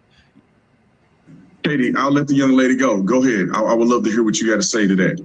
Go right ahead. Thank you, Officer Tate. Thank you. Well, let's just once again, speaking about things that you don't know about. Katie, you set it up with talking about Ben Crump being notorious for race baiting. I could name a couple of things that Officer Tatum here is also notorious for. So let's be careful on how we don't need these personal attacks. I'm gonna finish my statement. I'm gonna finish my statement. And let me also correct you on something else, Mr. Tatum, when you said Ben Crump would never show up for a black kid that was murdered by a black kid. My cousin, Jordan Turner, who was 19 and was murdered by another black kid that also went away with his friends and never returned home. Guess who showed up? Attorney Benjamin Crump. I know you're looking confused. See, this is why it's important that you was that related to black people? There was black people involved in his death? Yep. Absolutely. Okay, that's and they were convicted. We didn't hear about it plastered all over the media. That's a big difference. So see, this is why you don't know. This is why you should speak of what you know and not what you heard. So again, when it comes down to Nolan Wells, I ask that we use this time to ask people to come forward and speak about what they know. The young man did not come home, Brandon. He didn't come home. So let's use this time instead of focusing on what people are saying in the comments. Let's continue to stay in Brandon. I mean, this mother. Why this bitch keep want to interrupt and be on goddamn Officer Tatum's side? That shit crazy. When they say they push narrative, this is the narrative that they also push. This is what the right do, man, and the left do it as well. That's why I'm in the middle. Don't come to me talking about no conservative politics. Don't come to me talking about no liberal politics if that's all you have to say about politics. She has an agenda to help push. Knowing Officer Tatum, dumbass, don't have the IQ to combat the things that he's saying because he's always talking points. Now she got to jump in and be his white savior. Man, get the fuck out of here. And again, I'm not no fan of Tez and Figaro. But when she right, she gonna be right. in the media. Ben Crump is the one making this conversation in the media. He's the one pushing this out there, so people do speculate ahead of the investigation, not letting it play out. But Brandon, I want to ask you this question. Teslin, 1 second. Brandon, there's been a lot of accusation and pushing that Nolan Wells' white friends have not been questioned enough, as if they were somehow responsible for his death based on race. That seems like a highly irresponsible narrative to be pushing, especially when we don't know all of the facts yet. 100%. It is a flat out lie. The police department isn't doing their investigation. They're doing it fair and properly. Benjamin Crump cannot come out right now and say that the investigation isn't going like it should. They're interjecting race into something that has nothing to do with race. These boys were friends. The coach came out. If the investigation was going how it should, you see these beers, these are underage teens, underage kids drinking. When it comes to the narrative laws, I think I'm saying that correctly. Whoever the driver of the boat should be arrested right now. If they was doing a proper investigation, they should be arrested alone, because assuming this was an adult who had the license to drive these particular teens out there to dock there and everything else. These kids have been drinking under his supervision. He should be in jail if they was doing a proper investigation. Who happened to be a black man that said he don't believe race is a factor. These boys grew up together. These boys go to school together. This is a tragic situation, and they should leave it at what it is, and that's a tragedy. Let the investigation unfold. Benjamin Crump they're already out saying this has something to do with race because the boy was with white guys. That is asinine. Just like you described it when Just like you describe it when you talk about black on black crime constantly. So what a black man, a young black boy went with his white friends and didn't come back. So why are you not asking the white children to speak up? Nobody saw nothing, Brandon. They are speaking. They are speaking. He didn't come home. White got to do anything. We got to we hope that the family can get some answers because a young man is dead and we want his family to have closure. Teslin Figaro and Brandon Tatum, thank you so much for joining us tonight. We appreciate it. She don't give a damn about that family. Every time she had a clap back for or Officer Tatum and she mentioned white, she started chipping out. But let me know, man. Let me know. It's disgusting that they use black faces to try to minimize what the hell we be going through.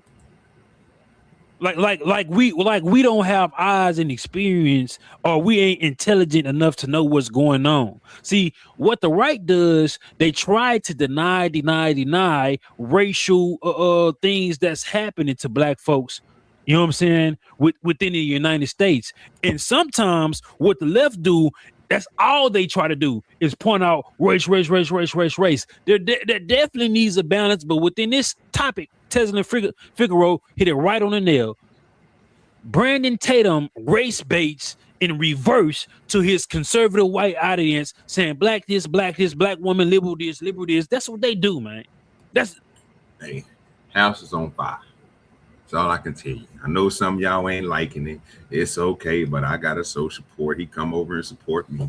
Y'all didn't seen him in the chat. He came over. He got a wrench over here and everything. So he didn't came over to support me. I'm gonna support him, especially when I see his videos is doing great and he out here talking his talk. We're gonna support over here no matter what. It is what it is. That's what we do for the DoDirty Nation people. You know what I'm talking about?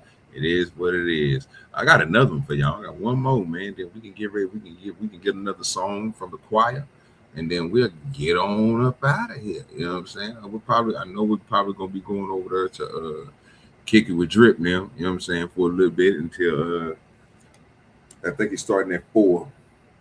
So yeah, so we're gonna pop up over there on the Drip now. You know what I'm saying? Once we leave from here and we chill out and shit, we're gonna go over there and kick it with them for a little bit.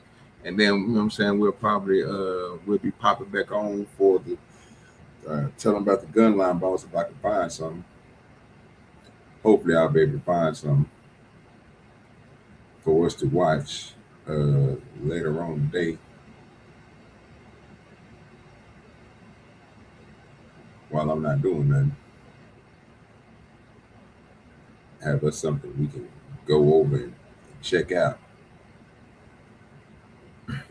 And I gotta have me some going on so I can have me some in the back from now on. So let's pull this over here, put me to the middle real quick, and get this other one pulled up real fast. Which one is it? Is it this one? Yeah, it's this one.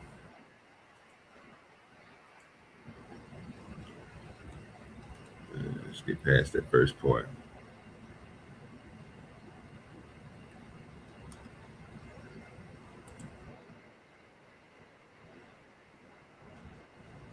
Get past it.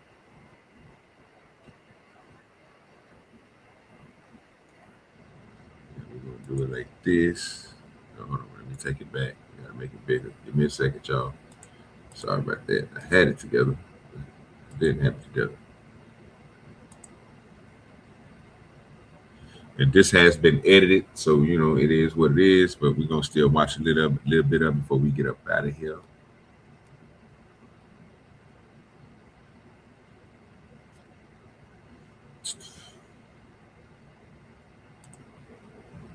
There it is. So long. To personally interview one of the young men who left the island without Nolan. Why should the public trust whatever account is coming from them right now, in your estimation, based on what you've learned? First things first, I shouldn't say that. First things first, what did you deduce from the conversation you had from one of the friends that was with Nolan Wells? What did you take away from that you'd like the public to know? Well, Stephen A., I want to make sure this is clear. I actually spoke to all the boys that were being accused. I spoke to family members. I spoke to also their attorneys.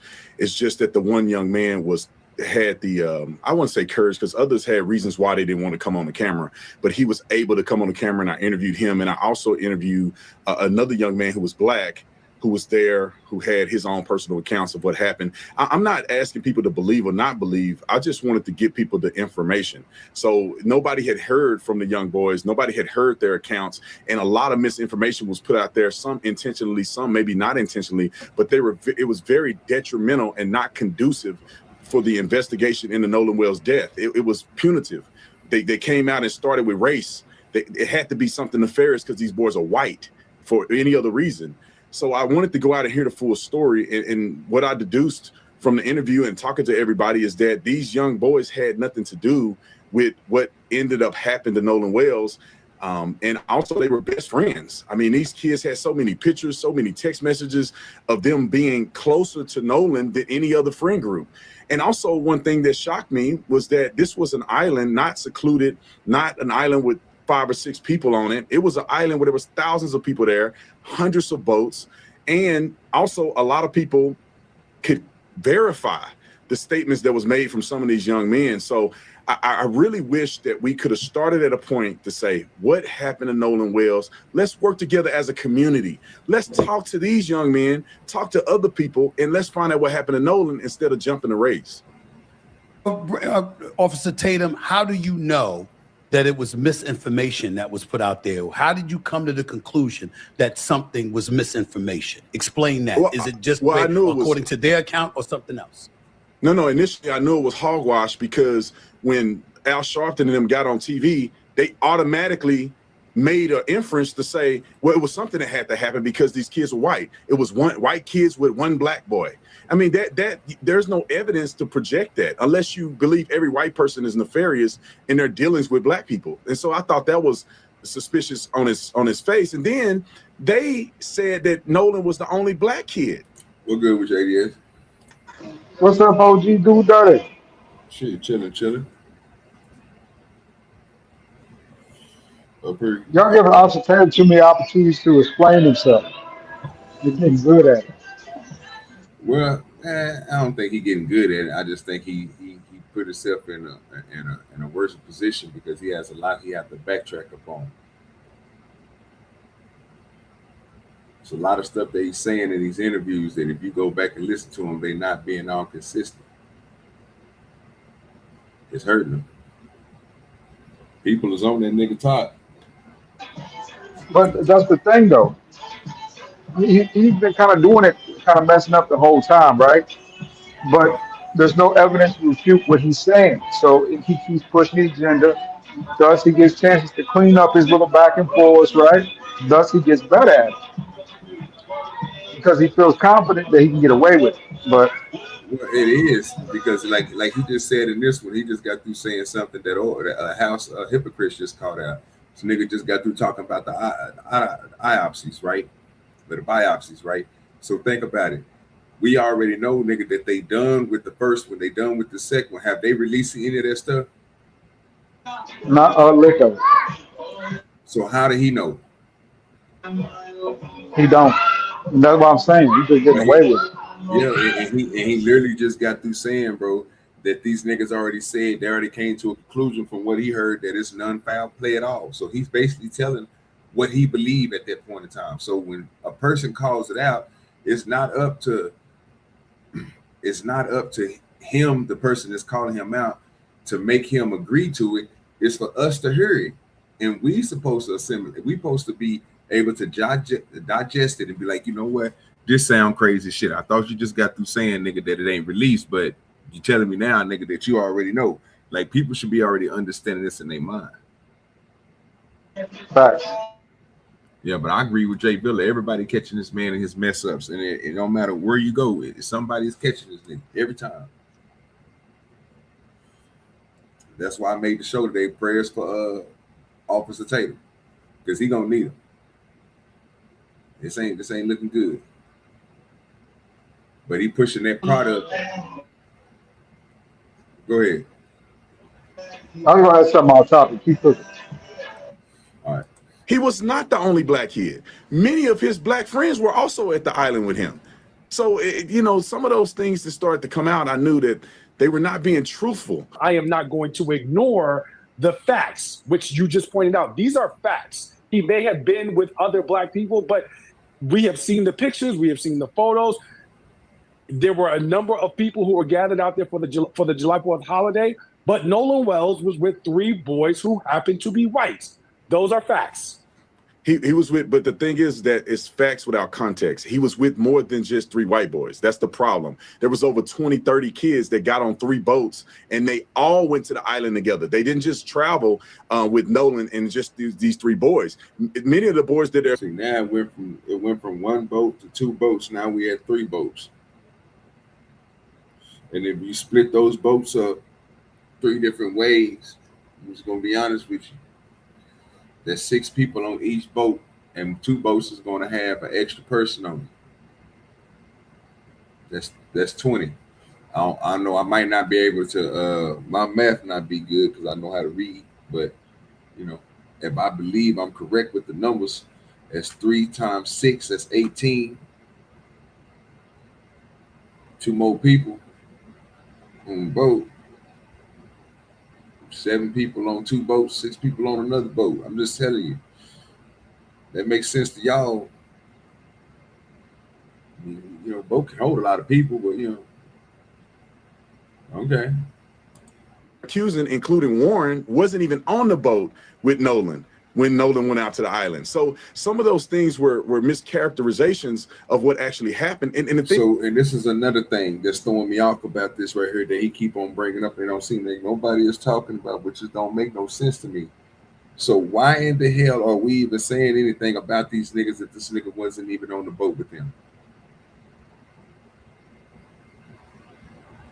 This is the main thing that's throwing me off about this whole thing, and exactly what he just said. I'm gonna replay it for you niggas to hear it, so I can make sure I heard it too, because I know I'm not tripping. Let's go. Say it again, Tatum. They didn't just travel with Nolan and just these 3 boys. Many of the boys that they're accusing, including Warren, wasn't even on the boat with Nolan when Nolan went out to the islands. Let me see what the rebuttal is about. Why would it? Why would you need to hear the rebuttal? Your rebuttal should be good enough. What do you think about what he just said? It's 3 different boats that they went out on. They went out on 3 different boats. It was more than 20-some people, and Nolan was not on the boat that these boys is on. So how can they be accused of something if they wasn't?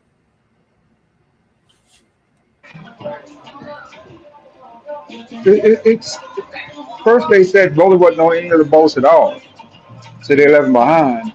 But they had a self. We do this every day. I just want to see what they're gonna say back because it don't sound quite right what Tatum is saying. For He blah blah. said Obviously, he didn't say on the way back. He say on the way out there. ADS. Not on so the way back. On the way out there, he said the kids met up. I'm gonna play it again. He said the kids met up. We was told to him that they met up in a group of 20 something. They boarded 3 different boats and they went out there to Horn Island. Nolan was not the dude. The boy said Nolan was not on the boat with them when they went out there, nor when he came back. Nor when they came back. I'm gonna let you hear that nigga say it again. This is what Officer Tatum is saying verbatim, and this is why everybody is looking crazy, because it don't make sense for the police to be trying to say anything to them or question them if the nigga wasn't even on the boat with them.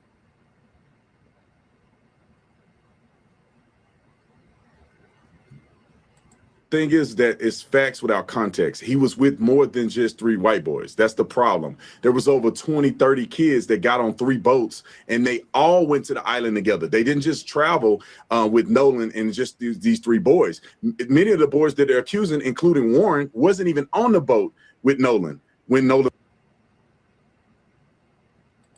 went out to the island. So when Nolan went out to the island, it was 20 to 30 some kids that chartered 3 different boats. And again, if you want to go with the high number, that's cool. If you want to go with the low number, I gave you the numbers. Fuck it, let me give you the numbers for the 3 boats. 30 kids, 10 people on each boat. If they got 3 of them. The other day, we finally heard that it was 2 boats out there. We argued that back and forth. That didn't make no sense to me, but it was 2 boats out there, is what they said. And they went out there with 3 boats, and now one of these niggas could have pulled them back. Crazy work.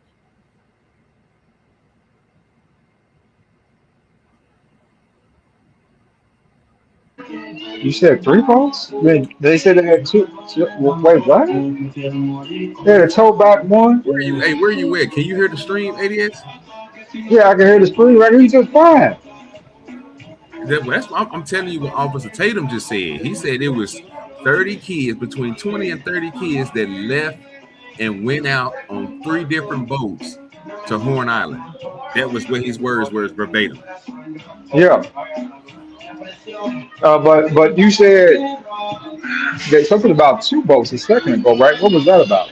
Yesterday or the day before yesterday, when I was doing my show, they had put in the chat that it was only 2 boats that went out, right?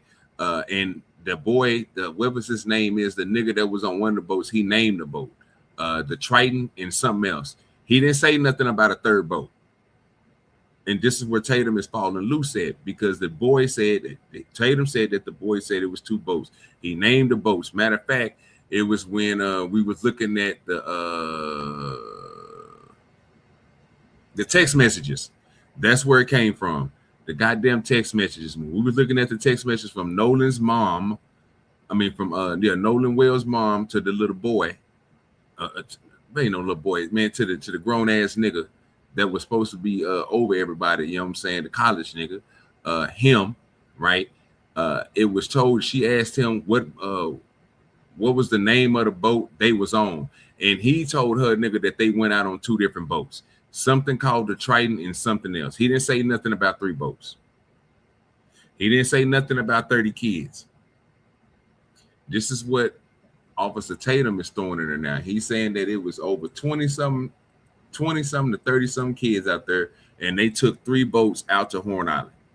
And then he proceeded to say that Nolan was not on the boat with the 3 boys that they're accusing of doing something to him. He wasn't even on the boat with them. So he was on another boat, so-called another boat, with other people who took these boats out there with them, because they all went out as a group out there to the island.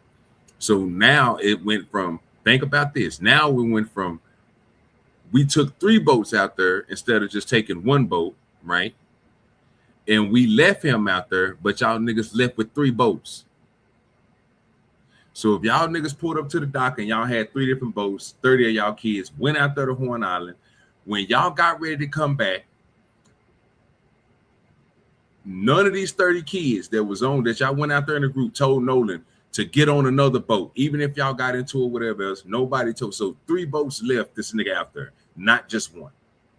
This whole time we've been looking at this story, we've been thinking it was 1 boat. Then it went to 2 boats. Now we had 3 boats. So now we got to go through and assimilate each story. So y'all niggas went out there to Horn Island with 3 boats. Y'all left with the 3 boats and y'all left Nolan there. Nobody put this nigga on one of the extra boats, besides the boat that the boy was on, who called the people and said that he had a valve problem on his boat. These are the details that's coming out. So somebody playing games then, because they made sure that we weren't aware of that up until this moment. You know, right? That's something you would think will be put out initially. There were 3 boats. Nolan wasn't on one. There were 30 people. Nobody said they saw him, right? OG, can you hear me? Yeah, I'm listening to you. I'm trying to listen. You got that music in the background. Oh, my bad. But yeah, you see what I'm saying? Yeah, you see what I'm saying though, right? Like 3, we just now heard about 3 boats. That's what they said. Stephanie said, don't forget, nigga, that they had the valve pump had issues and it was taking on water.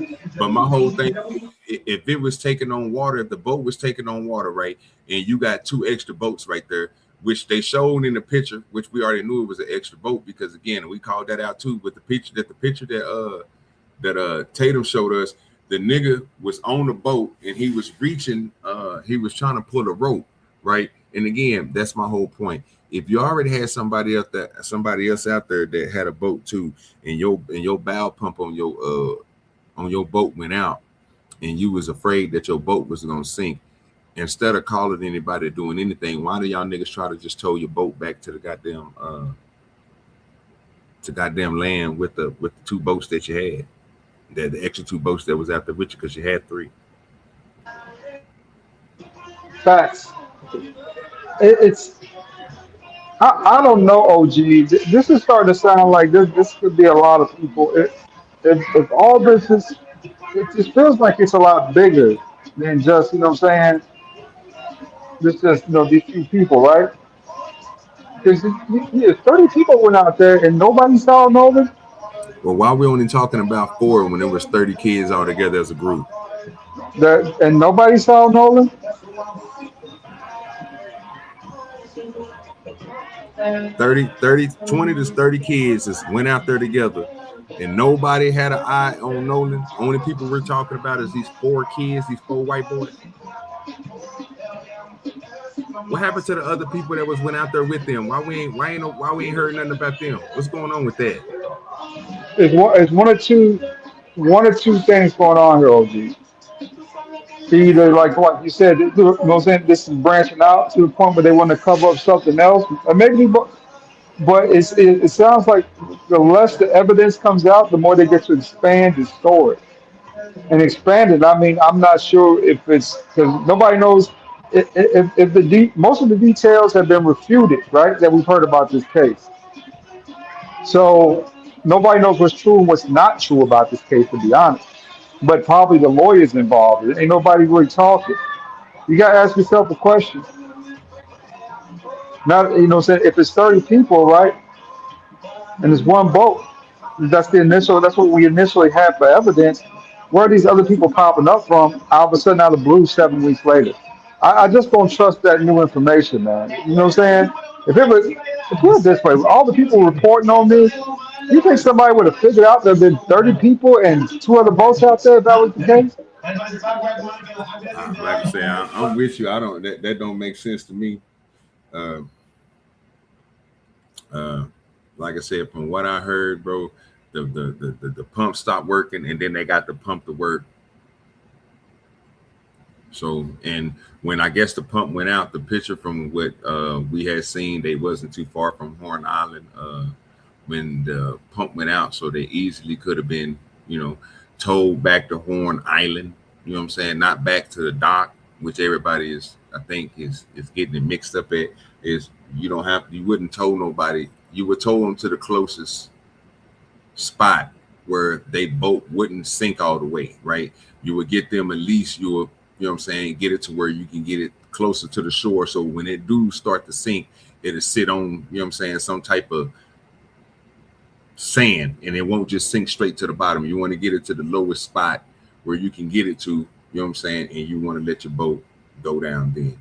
So and this is just my thought process because I seen the pictures, we all seen the pictures, you know what I'm saying, we've been going over this for a minute. When they was looking for the rope, and they had somebody took a video that they showed this nigga Officer Tatum, and he took pictures of it, clips of the pictures with clips of the video, and showed us where they was when it happened, right? And you can literally see Horn Island from the back. It wasn't that far away. It was far, but it went far away. I mean, it's gonna take you a little minute to swim, but in the boat, you could have easily, while it was going down, you could have easily towed it back to Horn Island, and then that way it would have, you know what I'm saying, basically, you know what I'm saying, stayed right there. Then you could have had somebody come out there, fix the pump, get the pump started, or pump the water out of it because it won't be sunk all the way down into the ocean. It'll just be sunk on a little sand barge, and then you just pump the water out. It'll float itself back up, and then you can just drive the thing onto the house. I mean, that's what most people would think. So I don't think you would tow it all the way back to land if land is the farthest spot away. You would tow it to the closest spot so you can make sure your boat don't sink all the way. That's my thinking, my process on how my brain is moving, you know what I'm saying? But even though, you know what I'm saying, besides all that, these niggas had 3 boats out there. 20 to 30 kids, so at least 6 to 8 people on each of these boats, up to 10 people on each boat, and only people that we're talking about is the 4 white boys. That has to be for a reason, OG. Like I said, I mean, the girl said that they was all on the shore, and she got on another boat. Maybe they talk about those boats. You know what I'm saying? That everybody else jumped on, right? From maybe that's what they talking about. Not But leaving, even going. Not leaving though, going. It's 2 different things. Leaving and going is 2 different things. Them leaving Horn Island, and she said she jumped on another boat. That's understandable. But going to Horn Island, yeah, going to Horn Island, it was 20 to 30 of y'all that left in 3 different boats, and all y'all niggas went to Horn Island. That's what we just said. Yeah. And you said none of them saw Nolan? That's my point. That don't make no sense. That now it's starting to, okay, now I'm starting to get what you're saying. There were 2 different basically manifests, right? One going to Horn Island, one leaving Horn Island. On the way in going, there were 3 boats and 30 people. And none of the people there said they saw Nolan, which is odd. No, not going there. They said Nolan went out. He just went on their boat. I'm confused. Oh, Lord Jesus. They said that 30 people pulled up to the dock, including Nolan. 30 people, yeah. So including Nolan, pulled up to the dock. They got on 3 separate boats. The white boys, the 3 white boys who they saying did something to him, are telling Officer Tatum that he wasn't on their boat when they went to Horn Island. When they got to Horn Island, they did what they did, and then they left him there. So all 3 boats left with 30 people. Well, now 29 people, because Nolan was the only person left back out of 3 different boats. He left out there. And nobody seen this nigga out of nobody on these 3 boats. But we only talking about 3 boys or 4 boys. That's it. What time did they initially get to Horn Island on July? What they go to July 4th, right? What time did they originally get there? I don't know. There you go. I don't know the timelines. I know that I think the timeline said about 3:30 or 4:30 that they called for the bell pump, or where the fuck that was. Yeah, but they was already there, right? Yes, they was about to leave, and then they start taking on water, so they called, and then yeah. The original story said that Nolan gave him his cell phone and his keys and told them to go on without him, right?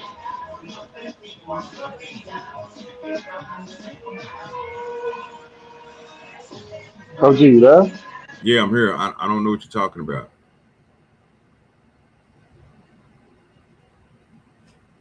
Can you hear me? Yeah, OG, this is ball of confusion, man. Because it's just too much missing information. I mean, so with all this confusion, the two things I got out of all of that were really simple, right?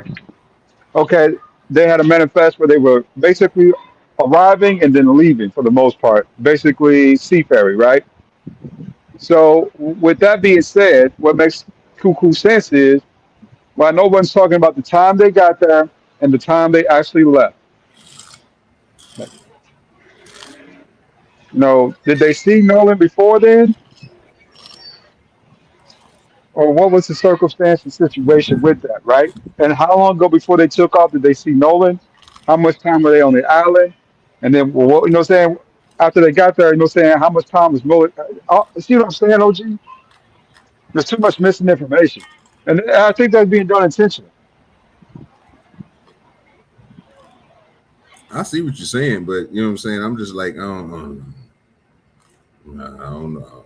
The time ain't gonna get me to get through. I'm stuck on the other parts, bro. I'm stuck on the fact, bro, that I thought it was just a boat of kids that I thought them niggas went out on one boat. And then, like I said the other day, I got told it was two boats by the text messages. Now I'm hearing from Officer Tatum, which is today, which I'm listening to straight up from Stephen, Straight Talk with Stephen A. And this nigga just got through saying, and I'll play it back one more again so you people can hear the same thing I heard and make sure I ain't inferring nothing, because I know how y'all do.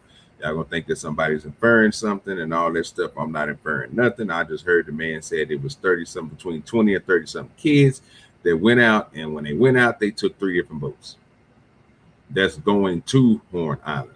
So I stopped the video. I haven't watched anything else, and my speculation is that them 3 boats came back together without Nolan. So that means 29 or 19 kids, however many you want to say, came back with one less person. But everybody else came back but this one nigga. And nobody else seen what happened to him. And you know what I'm saying? Like, come on, bro. Nobody out of all them goddamn kids is worried about this nigga loading. Nobody was out of all these kids that pulled up to this dock together and got ready to go into Horn Island. None of y'all was friends. So y'all Maybe just hanging out. They all launched at different times. Maybe that was the key. Maybe one left at 1:30, one ferry left at 3:30, last ferry left at 7:30. Maybe that's this reason why they all lapsed over each other versus just going at once. Maybe that's how the mix-up kind of got started there, right? But I mean, like I said, staggered. Yeah, staggered. But like I said, there's too much missing information, man. I think that's being done intentionally. Yeah, I don't think it was staggered. If I'm listening to what he said, all them niggas came there together and all of them left together, and they left nowhere. That's what I got from it. I didn't get no stagger system. I got that them niggas pulled up with their boats. They loaded up. They went out there to Horn Island, and then on their way back, nigga, they left that nigga Nolan. That's what I got from it. And everybody else made it back to shore, but Nolan. I didn't even know it was that many kids. I literally thought it was just Nolan and his friends. I thought it was Nolan and the 4 white boys and a couple of girls. That's what I thought it was the whole time. Even when we dealt with civilians, right? Like we went to Greece and a couple other places and whatnot, and we were dealing with civilians. We had a roster and kind of a roll call, right, for the civilians. I'm thinking if they're ferrying to and from the island and there's no parental guidance there, at least someone has a list. Where do you get the ferrying from? You said, right, they're going to and from the island. On their own boats. So, okay. So they just go on their own boats. 3 boats went, 3 boats left. There's 30 of them. Nobody saw it. Okay. Well, if that's the case, then yeah, he's screwed because ain't nobody gonna tell. That's just it.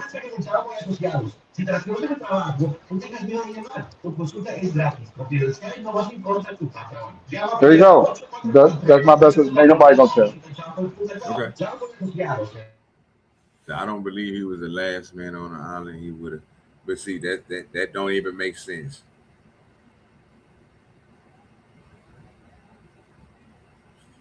When there was people out there to say that they camped on the island. So the question would be for the people that was out there, them 30 to 20 to 30 something people that was out there on them boats, is when y'all got ready to depart from Horn Island, who was looking for Noah? Who talked to Noah before y'all got ready to leave? That's where the investigation should be going to, if the story Officer Tatum is saying is true. When all three boats got ready to leave, somebody should have been like, hey, where's Noah? And if that happened and Noah told them to go ahead and go to shore, who did Noah tell that he was going to stay and told them to go to shore? That's the person you should be talking to. That's the person that should be questioning. That is the person.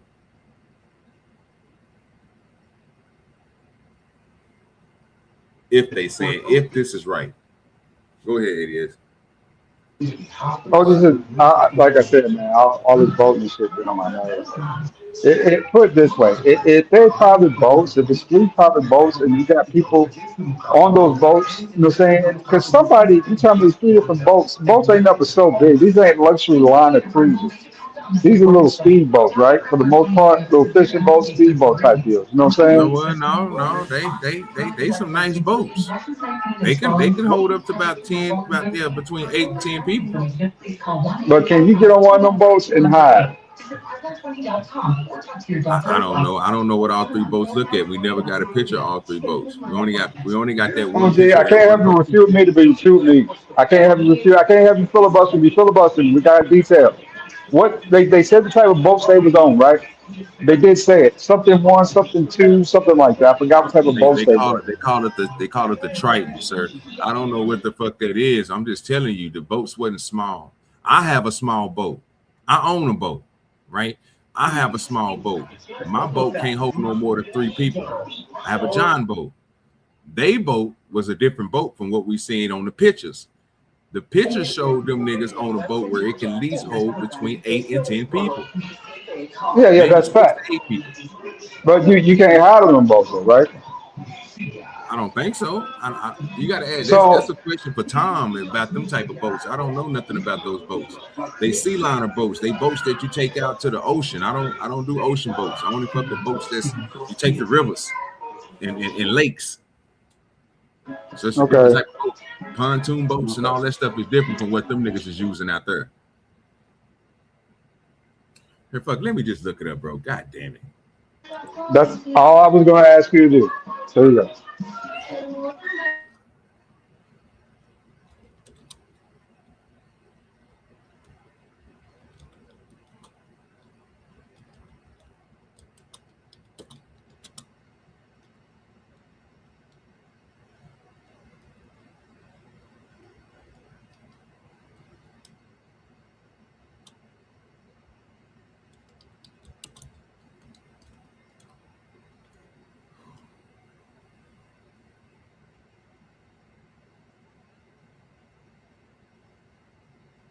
Find some images.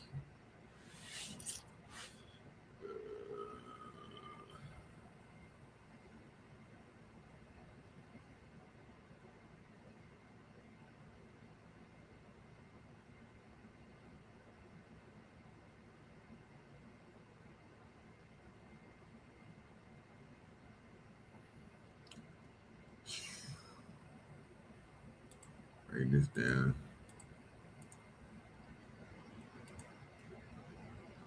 I don't know what this is. I just typed it in. Check it out. That's a state. That's not their boat. I don't think they got a picture of their boat, sir.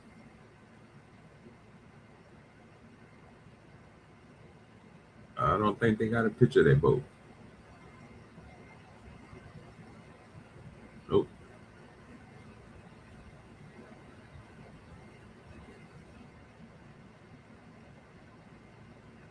New York.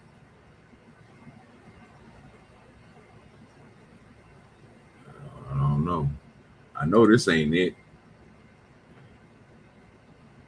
Said no, but this is the internet. Nolan Wells' friends intend to sue Al Sharpton for defamation. I know this ain't the boat. Kind of look like it though. Kind of look like that type, but I ain't see no color on the side of their boat. Let me just go to Officer Tatum's page. We can find this damn boat. But they definitely ain't got it on Google search. I'm gonna tell you that now. It's not on Google Okay, search. I see it. That's not it. On my phone though. It looks like a cruiser, right? Yeah, you right, OG. It looks like a whole about 10 people. Where the hell did you find it at? OG, can you hear me? I said, where did you find the picture at? Uh-oh. You got to drop down and come back up. You got to drop down. OG, can you hear me? Yeah, I can hear you, but you're going to have to drop down and come back up if you can't hear me. Yeah, you got to drop down and come back up. Let me go to Officer Tatum's page real quick. Give me a second. That's that. Let me go to Tatum's page. I can't even remember what fucking video it was that he showed it on. That's the part that's going to throw me off. I can't remember which one it was.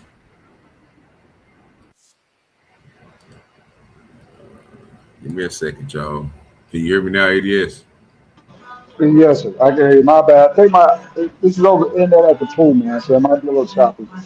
Oh, you good, bro. I'm trying to find the damn picture of them niggas on the damn boat. It's a cruiser. It looks like it fits about, like you said, 8 to 10 people, but even with that little dip in the back, I'm like, I didn't see where they could hide. Unless it's like a secret compartment or something. I would be wild if they put them in that compartment. That'd be crazy. I don't know, but they couldn't have put him in nothing and left with him because they would have to go back out there to go drop his body off because his body was found at Horn Island. So him being put on the boat after something happened to him, that wouldn't be the case at all. Yeah, I would, but keep in mind, now I can see some of the details, right? Because they were there for almost 24 hours. Looks like 'cause they were from July the 4th. Looks like they left something like I'm not sure what this thing said, but it looks like July 5th, July 6th. So they were there a whole day. Oh, they went there early that morning. They left by 4:30. On July 5th, right? No, July 4th. They left the same day. Really? This thing, damn. So, okay, this report's crazy as hell too.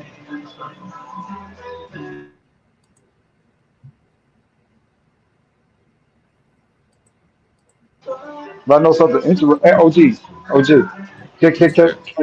Can I suggest a topic? What's that? I want to give you a victory lap. On what? That Deshaun Watson interview yesterday after that game. That goal. I told you. Facts. And that's on him. He did that on himself. Facts are facts. I was like, you dumb. Just man, let them ask their little crazy ass questions and get up out of there, right? He was better off getting up and walking away than doing all that extra. Man, I'm just disappointed in that brother there. Man. He fell for that. You know what I'm saying? That's mediocre. And now they got to kick you up out of Cleveland because people going, ain't no way you can play Deshaun Watson this year. He has become Zach Wilson of the Jets. You know what I'm saying? And on top of that, I'm not sure if that man will ever play football again after this season. I don't know if he'll play this season. It's a wrap. Let me see if I can find these damn videos, bro. How these be cutting up.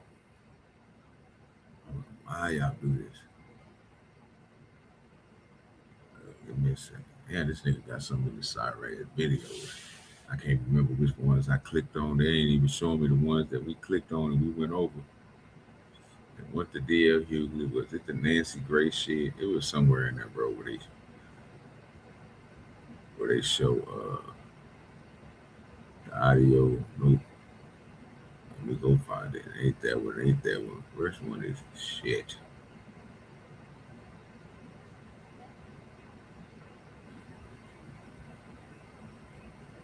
I never watched that one. Let me try to find this damn picture. It's gonna take me a little minute. God damn it. I can't remember which one we went over when we did it. It wasn't the meltdown. It wasn't that one. It was one of these. It ain't the new audio. Bombshell meltdown. Nope. PT meltdown. Nope. I thought it was around the Nancy Grace shit.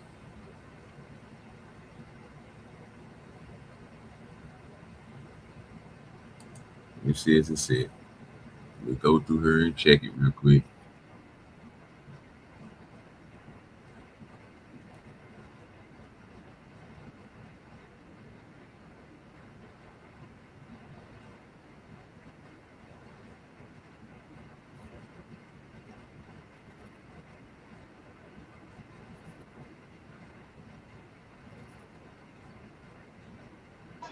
Sam, did you know OG that Netflix is hiring part-time on the weekend?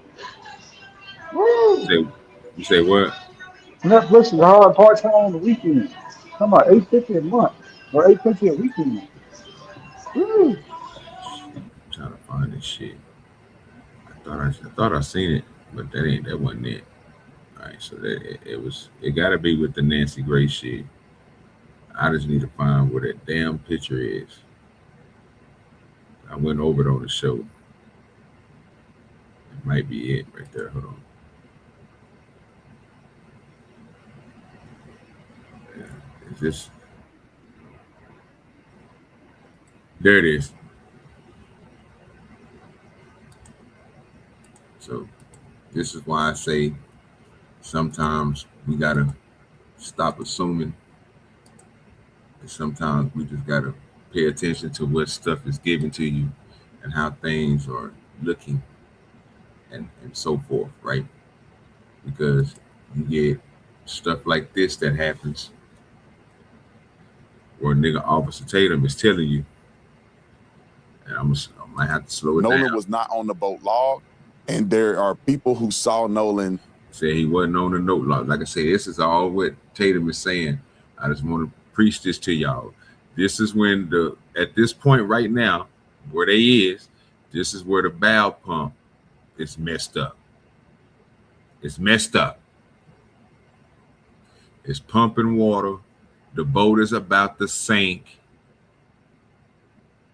You're going to see the nigga with a rope. And somebody, this is what I was talking about earlier, somebody or is recording them with the camera while their pump is going out.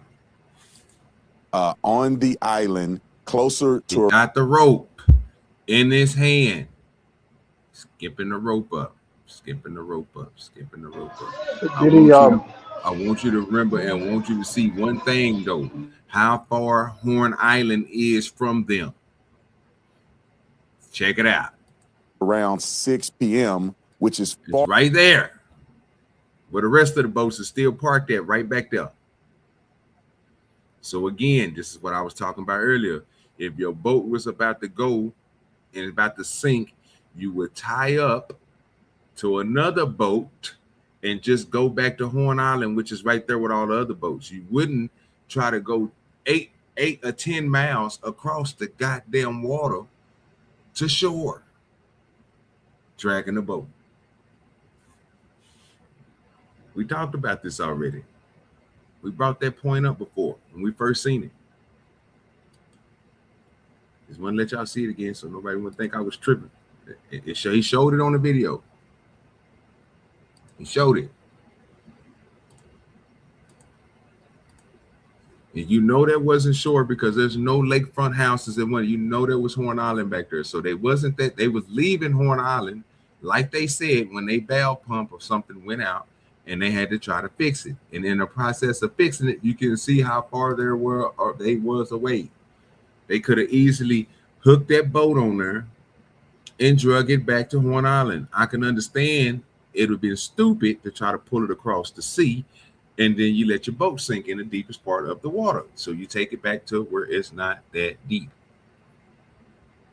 And if you're smart enough, if you move to the side and you let the rope go, you would let the boat just slide onto the bank and let it and let it park itself. So that way you don't have to worry about it sinking. And when you need to get it, you would just come out there and tow it backwards to pull it back into the water after you get the pump fixed. Simple as that. You guys had something you was gonna say? It is.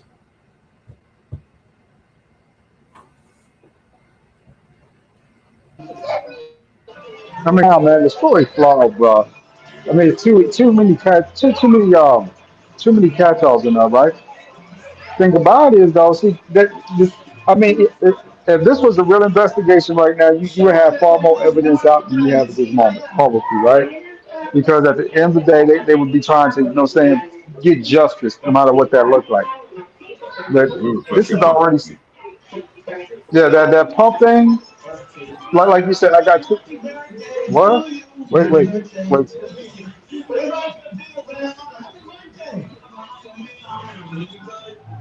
Uh-oh. All right, that's it, Blake. Some of those things were mischaracterizations of what actually happened. And the thing is that I don't think it's fair to say, because history has shown in part that white people or black people have had injustices, that all of a sudden you project that into a new situation. Black people have done nefarious things to other black people. Does that mean that you automatically jump to saying, oh, black people must be wrong in this situation?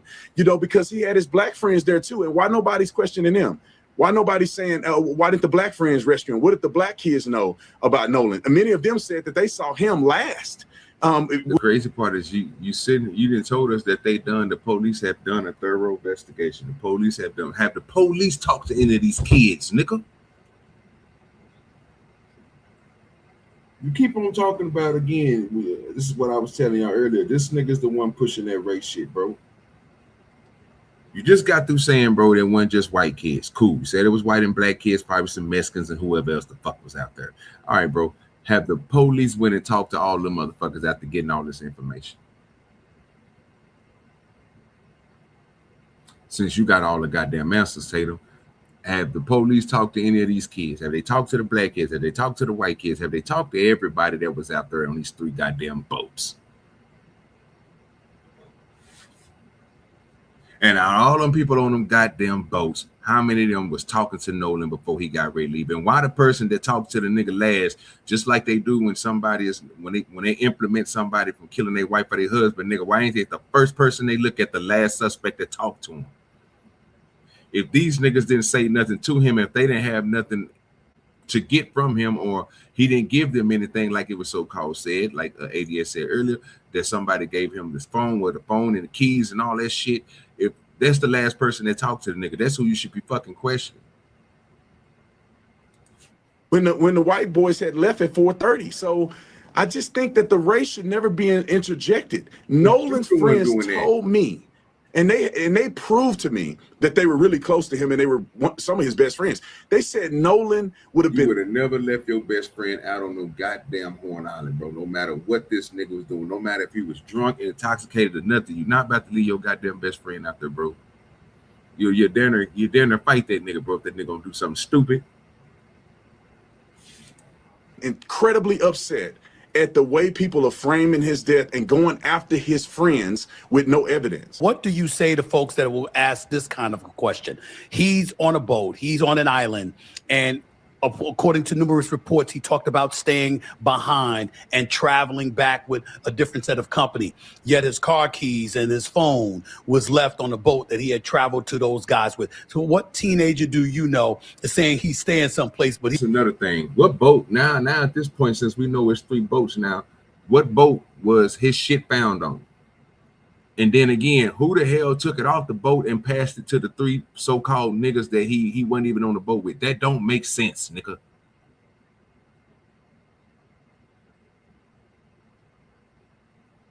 If you three was on a boat together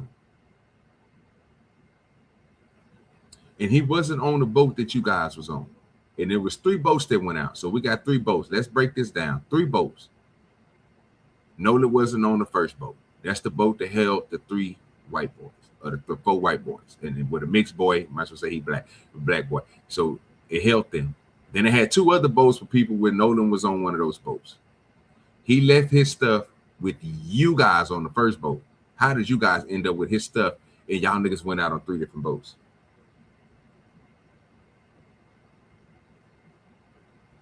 What's good with you, wrestler?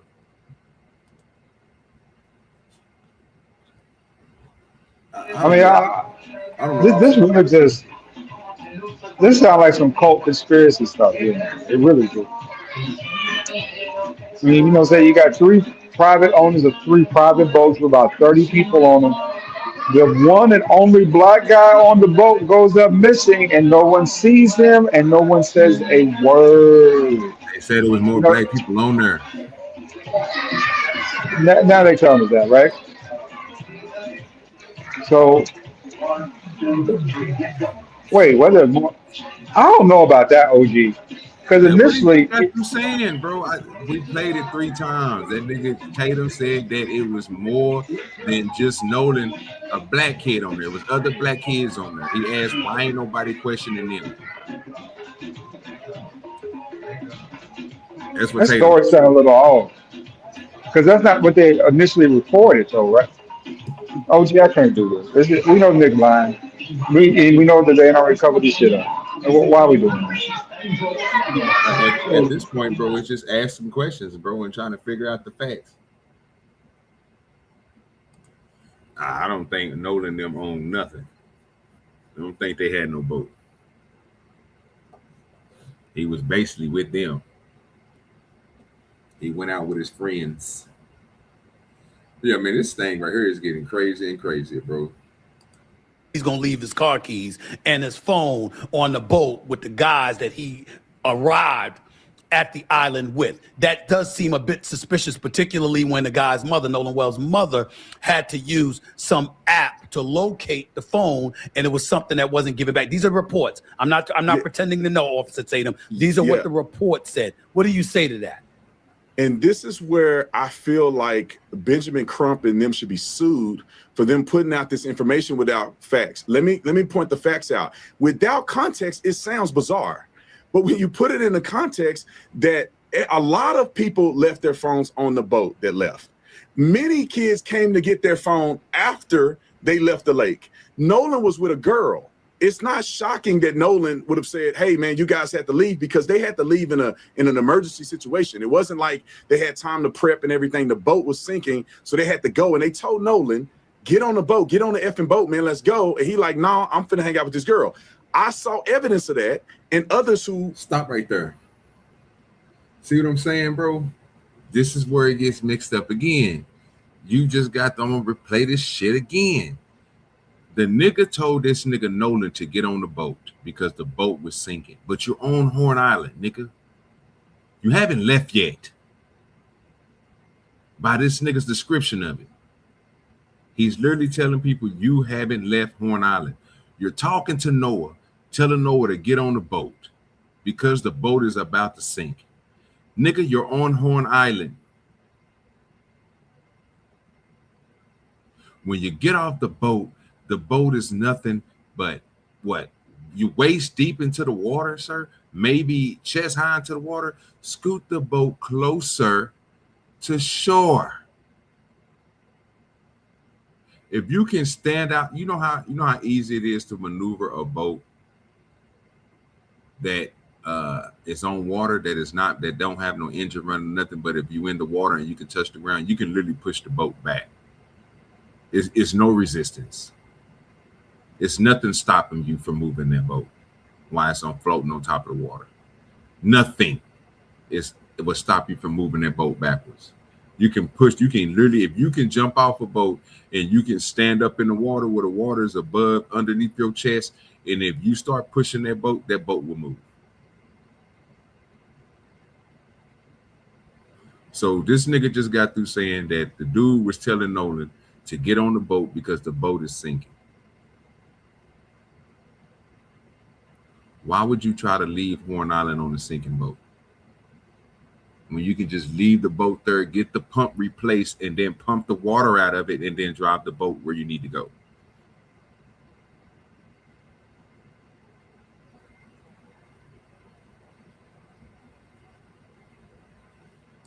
Had sent messages that I read that said that they asked Nolan to go and he didn't want to go. Now, a lot of people left their phones on the boats because they're sitting in chest deep water and it's a bunch of people out there. The reception is not very good. So most people did not have their phone with them. Now, the phone and the keys situation, people need to understand the context. Nolan never brought his keys with him because they were on a boat driving 7 miles out to an island. His keys had always been at the residence where his car was. So when the guys go back, they text Nolan's mother. This is where it ticks me off. They showed me a phone call where immediately the first phone call that was made concerning Nolan was Warren called Nolan's mom, and she hung up the phone on him the first time because she didn't know who he was. The second call, he told her, hey, Nolan haven't come back. Do you know, have you heard from him? And then they called the Coast Guard. So his mother was very much aware that they had Nolan's phone. His mother did not have to track the phone through Life 360. His mother didn't come get the phone. Another parent of a black kid who was out there with Nolan came to get her son's phone and Nolan's phone. So why didn't Al Sharpton or any of them ask these boys what happened? That's another question. How did they get Nolan's mom's number?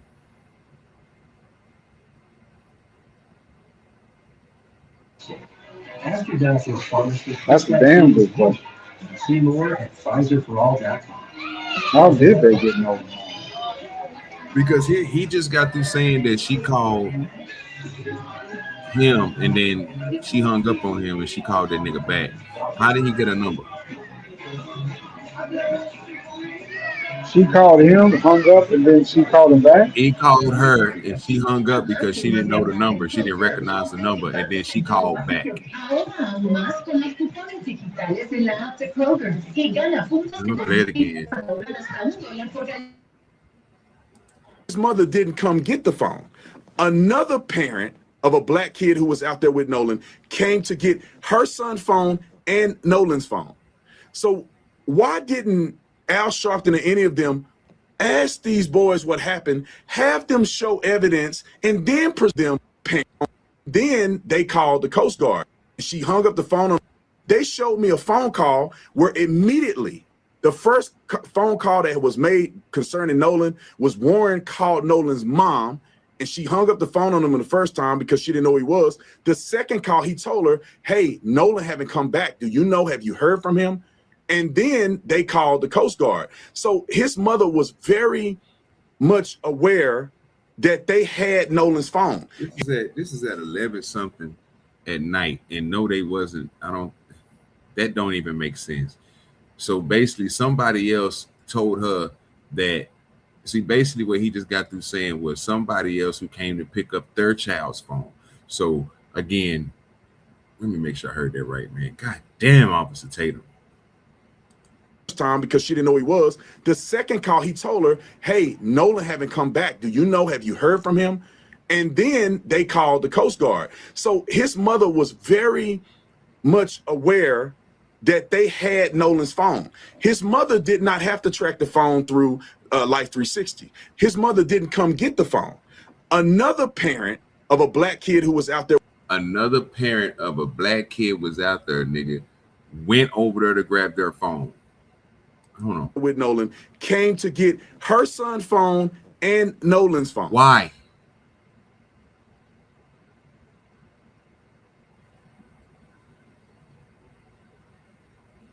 That don't make sense. That they had Nolan's phone. His mother did not have to track the phone through Life 360. His mother didn't come get the phone. Another parent of a black kid who was out there with Nolan came to get her son's phone and Nolan's phone.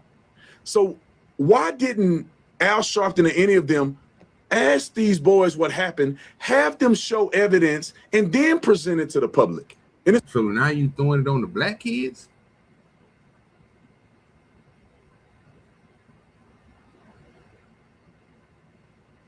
I'm lost.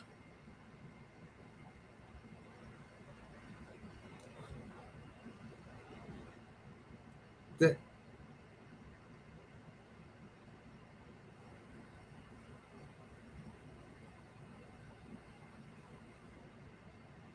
what?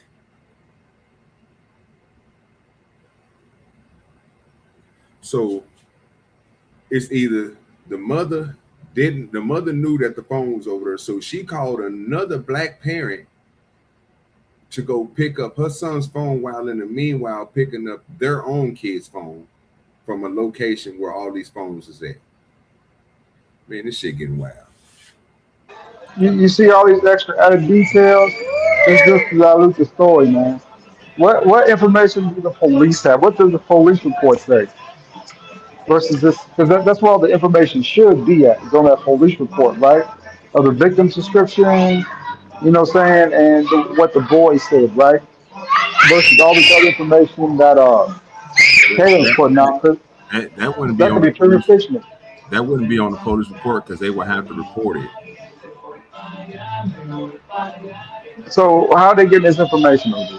How are they getting this information? I don't know, but it can't be from a police report. How can a police report get that information? That information is coming from Nolan Wells' mother, and then the other information is coming from the boys, and he's choosing information from the boys. He didn't get this from no police. The police report is supposed to have been done on the people that were supposed to have been on the boat.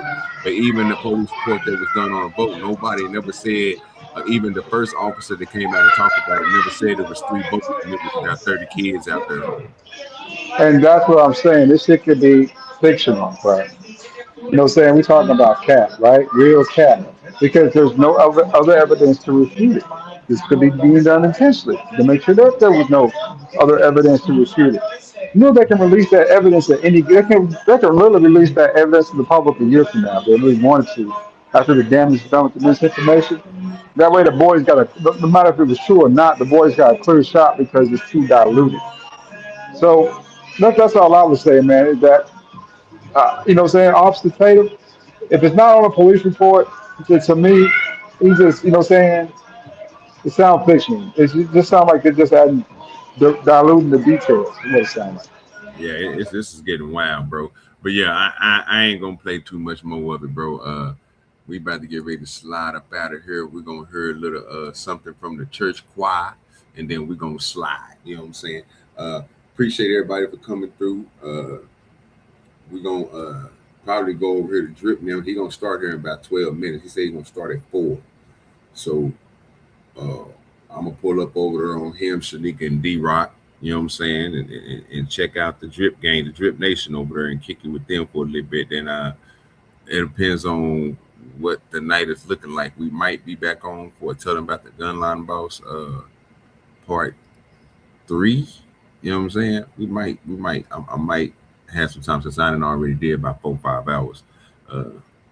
We'll see if I can find some stuff to talk about. Then I'll come back on. But if not, shit, you already know me. We'll see y'all Monday.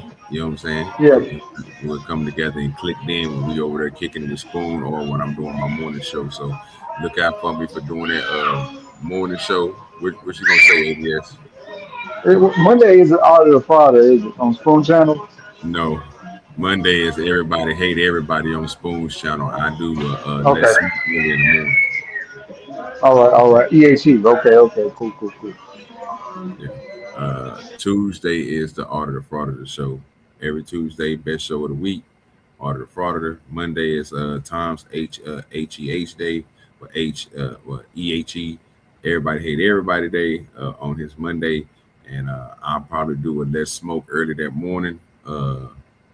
Try to get up around about 7 or 8 so I can have that one started before everybody else go on. So Monday, be looking for a double show as always. Yeah, like I said, we might be on later on tonight. Depends on if I can find some good stuff to watch. If I can't find nothing good to watch, we will not be on later on tonight. And let me do this real quick. We're gonna let the church go and give us some good soothing music, get up out of here on it, and we'll be gone. So let me take that up off the screen real quick. Let me add this down here. Let me add it up here, and we'll play this. Give. Plus your edges is a mystery.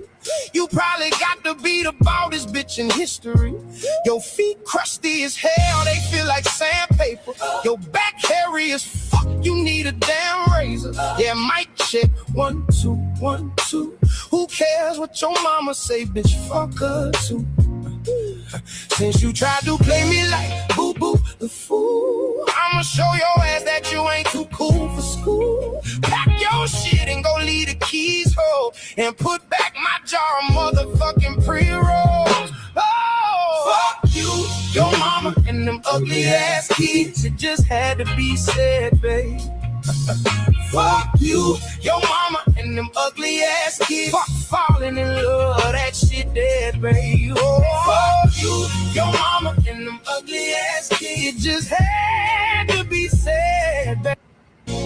First of all, bitch, your breath smell like monkey pampers. Every time you yawn, I'm not a happy camper. Plus your edges is a mystery. You probably got to be the baldest bitch in history. Your feet crusty as hell, they feel like sandpaper. Your back hairy as fuck, you need a damn razor. Yeah, mic check, 1, 2, 1, 2. Who cares what your mama say, bitch, fuck her too. Since you tried to play me like boo-boo the fool, I'ma show your ass that you ain't too cool for school. Pack your shit and go leave the keys home and put back my jar of motherfucking pre-rolls. Oh, fuck you, your mama, and them ugly ass kids. It just had to be said, babe. Fuck you, your mama, and them ugly ass kids. Fuck falling in love, that shit dead, babe. Oh, fuck you, your mama, and them ugly ass kids. Just had to be said, babe.